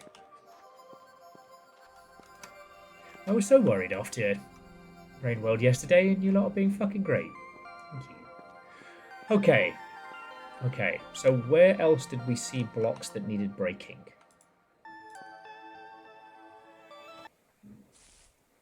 So we broke this one. We found the piece in the wall. Okay, so there's the hub world. I want to go back. I don't think... Let's recheck the cathedral, see if there's anything breakable or otherwise.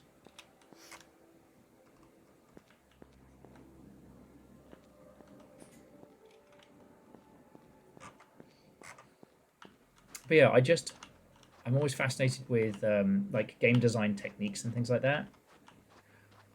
What's so fascinating is about the aesthetic of the Minecraft build comes from users first and dev second, because the environment is procedurally generated and it's users taking that procedural generation system and turning it into something of their own. Oh, I know we need to go. We need to go back to Suburbia.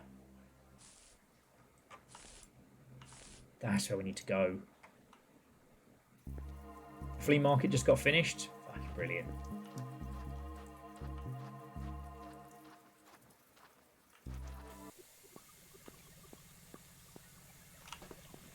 Alf, I guess I either forgot or didn't remember that they killed the sequel. And I guess I'm still hoping that it will make a return someday.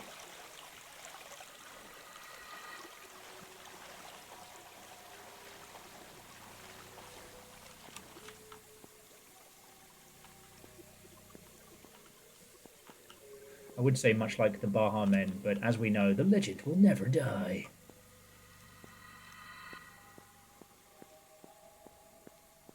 Okay, and here's where the barnacles slipped on in.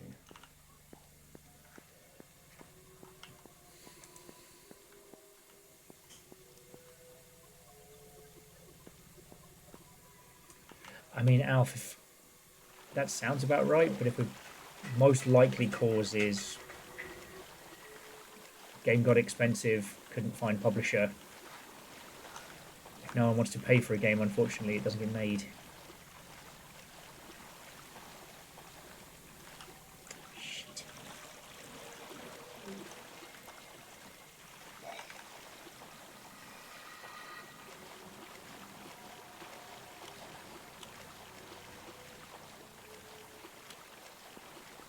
Aha!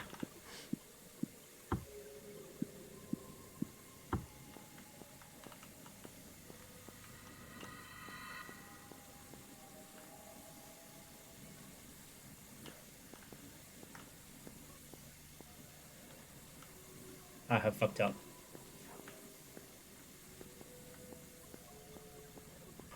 Okay, we'll come back to... Oh! Nani?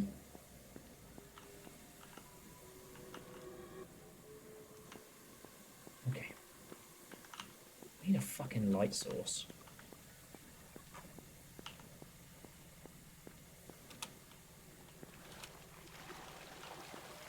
I can't imagine how dark this must be for everybody watching. So I'm trying to fumble my way backwards through a strange sewer.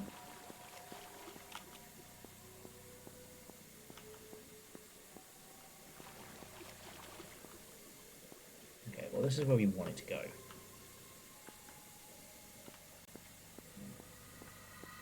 Where was it?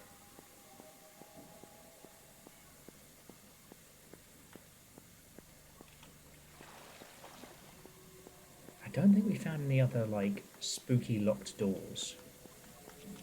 Ah!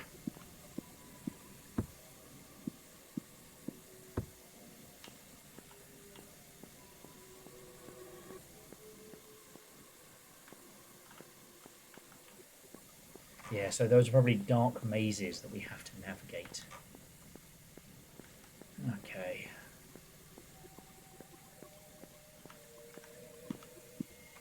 Sorry, I keep losing my train of thought, friends. I think I might be getting a little brain baked.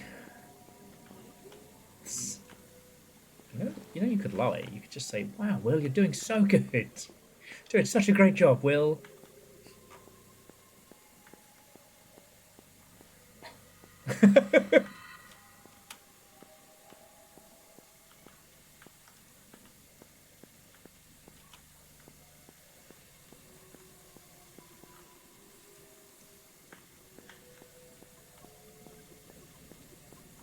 Ah, yes, good old ridiculous fishing.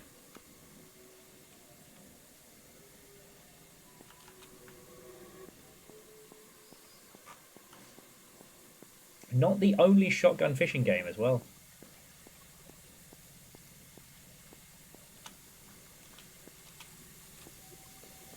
Okay. So we have a hammer. Guess now we're going to see if there's anything in Suburbia that we can, well, break.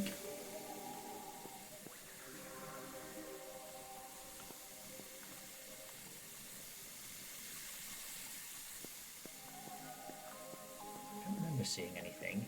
Except for this guy here. What's up, Meatman? I think we have to stop eating Meatman's meat. On this Twitch television, Jesus. Christ. Only 7 p.m. Calm down. Yeah, well, this is as late as I'm gonna get. And oh, okay, this place is different.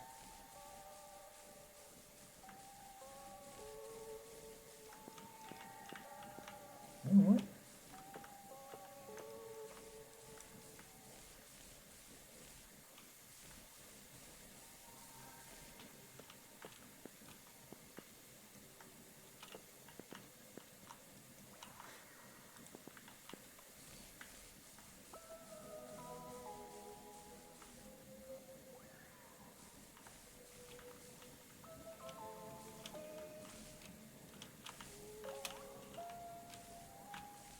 I don't rightly know. It certainly is evocative of it. Somehow we've got to get into this.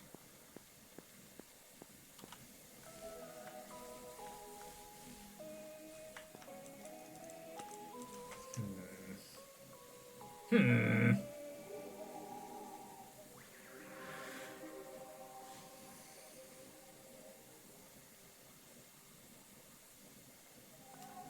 I don't think so, Akari, but it could be that it wants us to go in through the underground of one of the other buildings. Like, it could be the sewers. You know, we only found that one route up, and maybe the others lead us up to different spots, but we don't yet have the ability to light our way underground. And then we're doing this whole Wet Bandits deal on most of the street.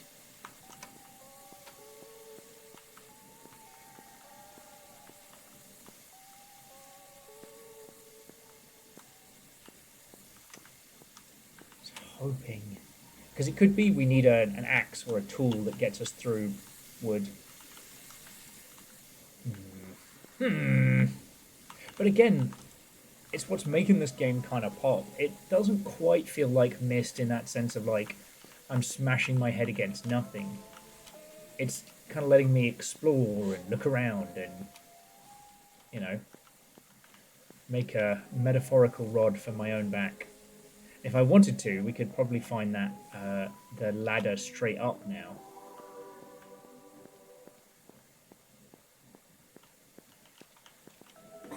Bless you.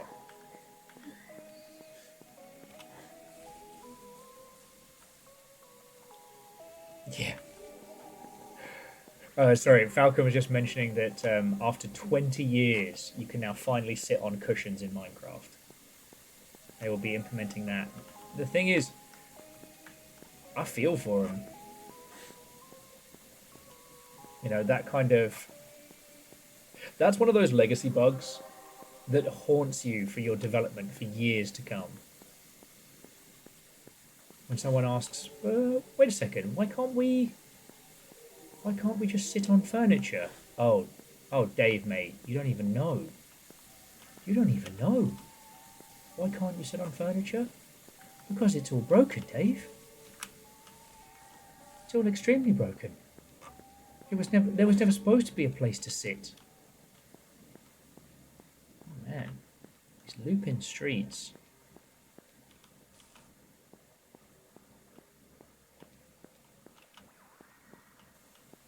Ooh, okay. Oh, we found the loop point there.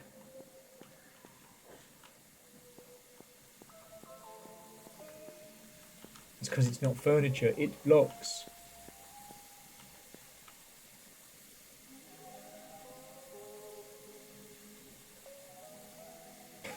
Avenger says, because the furniture is defined as a signed 32-bit integer. Don't ask me how, it just is. Yeah. Friends, enemies, and Longshipians, today we're learning about legacy debt. The bad kind.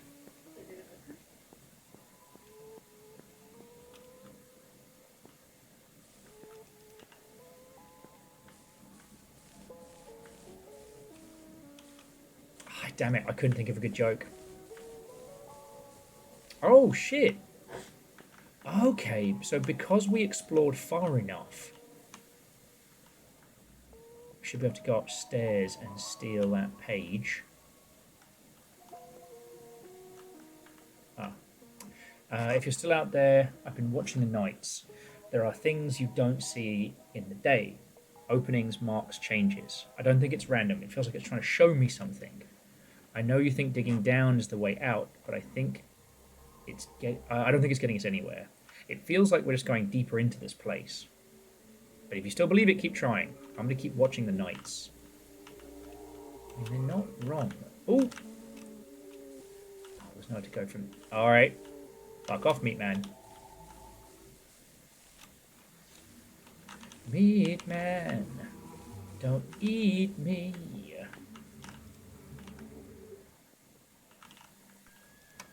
Okay, so... piss in the bin. Might be something down here, but... Meat man's gonna be right up there at the fucking door. I fucking knew it. Fuck you, meat man. Meat men? Oh. I don't think I like the meatman. Oh. Meatman got me. Yeah, you just be eating his meat and not pay the bird presents. The unpaid meatman tax. No. Bonking them does nothing. Alright, I want to try one more thing. I will say, friends, I'm not going to go for too much longer. Alright, I want to recheck the night... I want to recheck Spooky Night region, like out this way, where we found the whale fall. And I want to see if I can get past it without getting pulled into the whale fall carcass. What? You know what, Lyoshi? That wasn't really a jump scare if you stop and think about it. I mean, it wasn't exactly, you know, pleasant.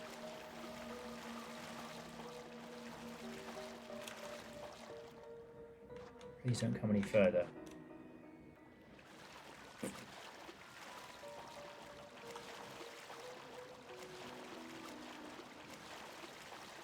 Sign can't stop me if I can't read. Because, like, it wasn't spooky in the sense of now I'm in trouble. It was spooky in the sense of, like,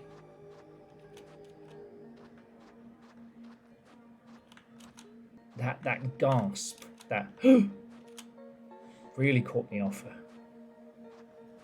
Okay, doesn't seem like there's anywhere else to go apart from the whale carcass. And Reflective, what and welcome. How you doing, mate? We're not ending right this very second, but we are starting to bring to a close because my brain's just turning into goo. But this is called Barnacle. It is a very slow, not scary, but weird game. It's... You've logged onto an old Minecraft server, and at some point something has happened. And as terrible as that premise would usually sound, like some kind of my first SCP entry, this has been really good. How are you? Oh, yeah! Alpha saying it reminds him of the Outer Wilds DLC. Oh, yeah. I mean, I think you had the gasp when waking up at the... Was it the gasp based... The gasp is based on what happened to you before, you know...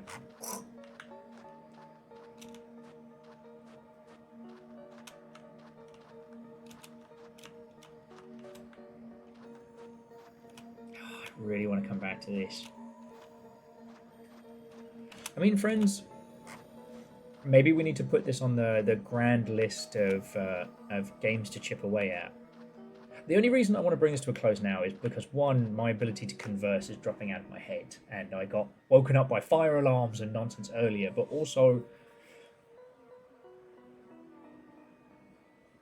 now we have access to the hub world, we can see how far we've come. So if I'll check the inside of the whale again. I couldn't get out from it because we can see the markings. And that we're inside the whale though. And we could kind of, you know, feel our way through it, but you know, we are quite literally fumbling in the dark. No, but it's eased up a little bit, but my knee's fucking caning. So, that's fun.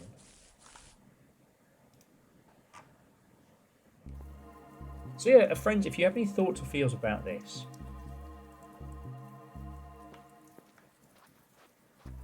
like, dive on in. Virals are saying unrelated, but I hate the Steam Deck is 16 by 10, and now I have to deal with people requesting something other than black bars there. What do you mean? You mean changing your entire UI that you've been working with for how many fucking years? You can't just do that? What are you, casual? I am so sorry. I felt that as I said it. I am so sorry.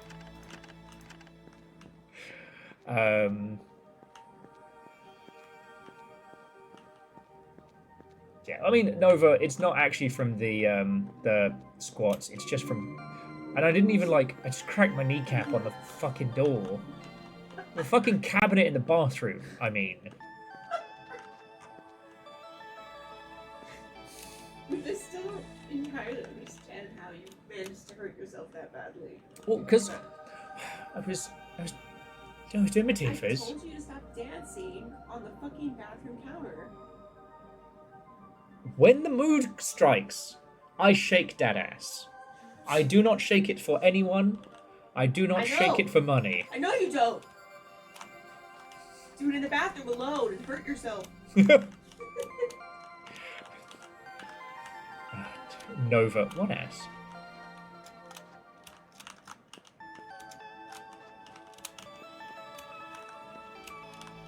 Trying to work out how much coyote time we get with these. I think this might be impossible for now.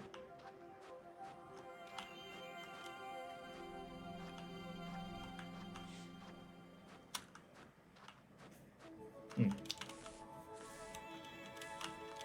you cheeky so-and-sos.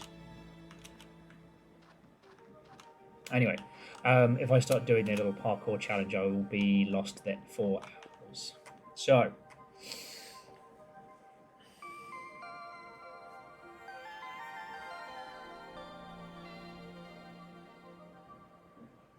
yeah, so virals, you basically have to create either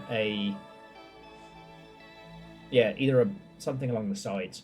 I mean, you could cheat and do something like how the Toho games have always done it, because they were all made for 16 by 9, by 4 by 3, sorry. And so they just created these funky looking images for the sides for the home console versions. And then later they would put like additional info and cool stuff there. But yeah. So I guess, is there anything that anybody wants to bring up about this, or the games we've been playing today, or otherwise, before I get to my thank yous? Like, this has been a really good game, and I do appreciate that it's just got that slow burn start. Like, you've got to just bimble about with it to really find your feet, and when you do, it really does feel like we found somebody's abandoned server. You know, there are no buckets of lava on the side of mountains. There are no, like, there's nothing that's been destroyed on purpose. But something happened here. No. So, Fred, I thwacked my kneecap on the cabinet door earlier, and then they made me do 60 squats. And by the end of it, I was not a happy bunny. And yeah, I was just doing kind of like my last feels and points on this game, which is Barnacle. You know, I understand this is not a game for everybody, but want to come back to it.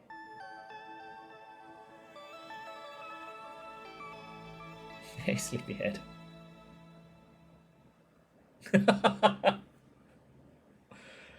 Oh, I don't know what to make you for dinner that's not going to warm the house up loads. Yeah. What are you gonna do about that? Oh, I was going to suggest burgers.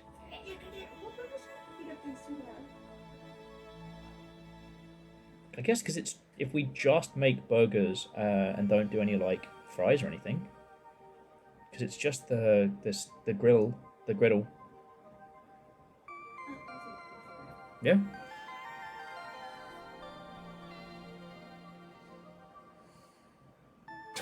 Fuck off, Fred. And yeah, joking aside, if I had been unable to do it, then we would have had Nova refund, and you could have inflicted that upon me another day. Anyway, if no one's got any points on the game or things they want to talk on, so this has been Barnacle. I hope we can come back to this, but this is the kind of game that makes doing like a weird indie Wednesday fucking worth it. All right. So yeah. To those of you who just got in, there's been no game news or stuff to talk about, but so tomorrow is Blueprints. However, I'm getting my teeth checked in the morning. No procedures or anything. I need to have them looked at. So if I am stressy spaghetti and if streams are late tomorrow, that does not mean Blueprints is cancelled. And just if I look like I've got like 1,000-yard stare haunted vision, just be nice.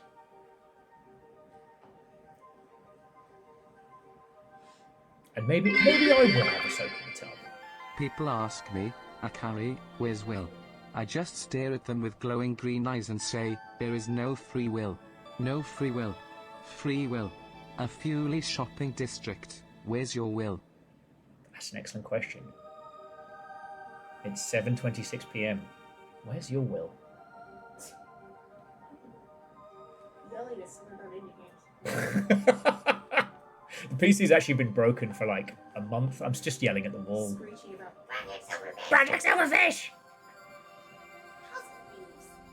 House of Leaves, Project Silverfish. Dungeon Chronicle! Ice Climbers, Minecraft! It's alright, I'm gonna get like a little unmarked envelope that just says Silverfish on it. Full of dollar bills, yo. It's gonna slip under the door, I'm telling you. Okay, so yeah, friends, that's all that's going on. I'm gonna roll credits in just a second. I'm sure there are some lovely folks I can pass you to. Oh man, DJ has gotten into Hitman. I felt like every day I look over and he's gotten further down the rabbit hole.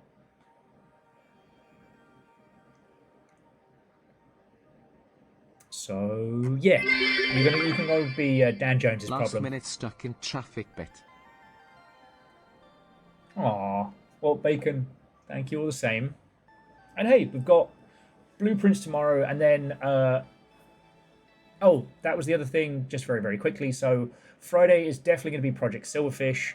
I was hoping to be able to get the Mound together, but the game is not ready. And you and I can't play it together, so... You don't know that. I really do. You don't know that. I looked at the spec of people who were saying, fuck me, this does not run. Is that what it sound like? Yes. It's so weird, friends. Yes. It's in stereo. That is what you sound like. Go bloody governor!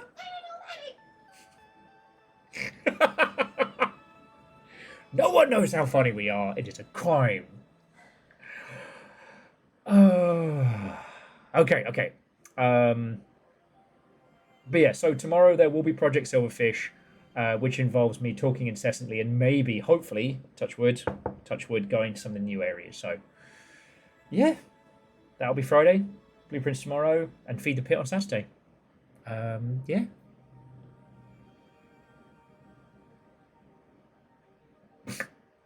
He has wings and is fast in the air. Ah, yes, my light, brittle bones allow me high-speed aerial maneuvers.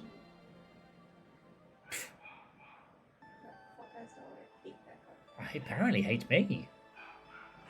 Right. Friends, miscreants, legends. I would like to say thank you to the following folks. I did not think today was going to be off the chain, but we had raids, we had trains, we had a fuck ton of donations, and all of those would be such a massive fucking help. You don't even know. This year is scary, and you lot make it significantly less so. And for that, I'll always say thank you. To Sauron, Geographic, Patch Rabbit, Alf.gov, Zeke, and Favor6, whether like Favor6 you were being a complete turd, or celebrating a long spree, or being gifted a sub.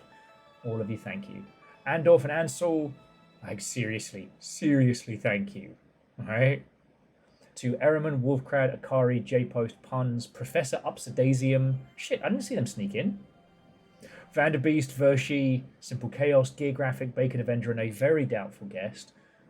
Like, a huge thank you. Like, bits and donations is why I'm not dead. I am very appreciative for not being dead. To Little Fire and Restless Roots, please go and follow both. I know Little Fire is sitting behind me, so I'm going to say nice things about Little Fire. Did you know they are one of the few people who knows probably more about video games, at least indie horror for sure, than I do? That's them flipping us all the bird.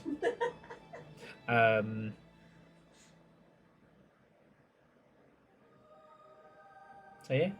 But also, like, you know, thank you for bringing a raid over. I'm still grateful. Yeah, there's the middle finger. And to Restless Roots as well. Like, you keep bringing homies on over here post Star Wars. And, yeah. It's a real compliment, so thank you. Okay?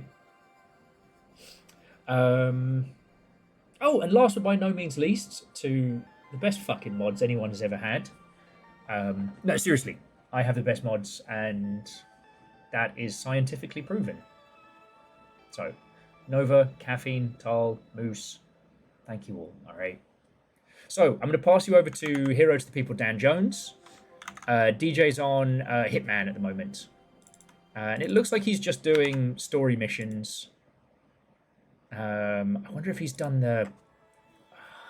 There's an assassination you can do on this particular level with a very high-powered rifle. It's the same level that we did DJ Drippy the Clown, which gave me the lowest score of anyone in the world on Hitman.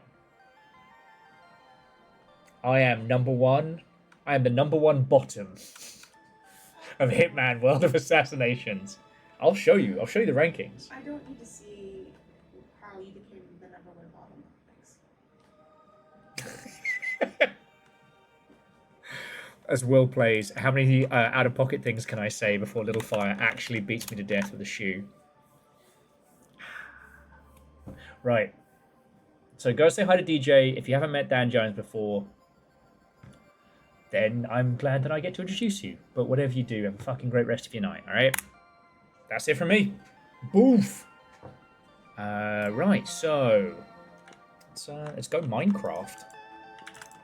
So, what would my Minecraft YouTube name be? I could not begin to say that. Bringing Will to heal any percent. Perfect.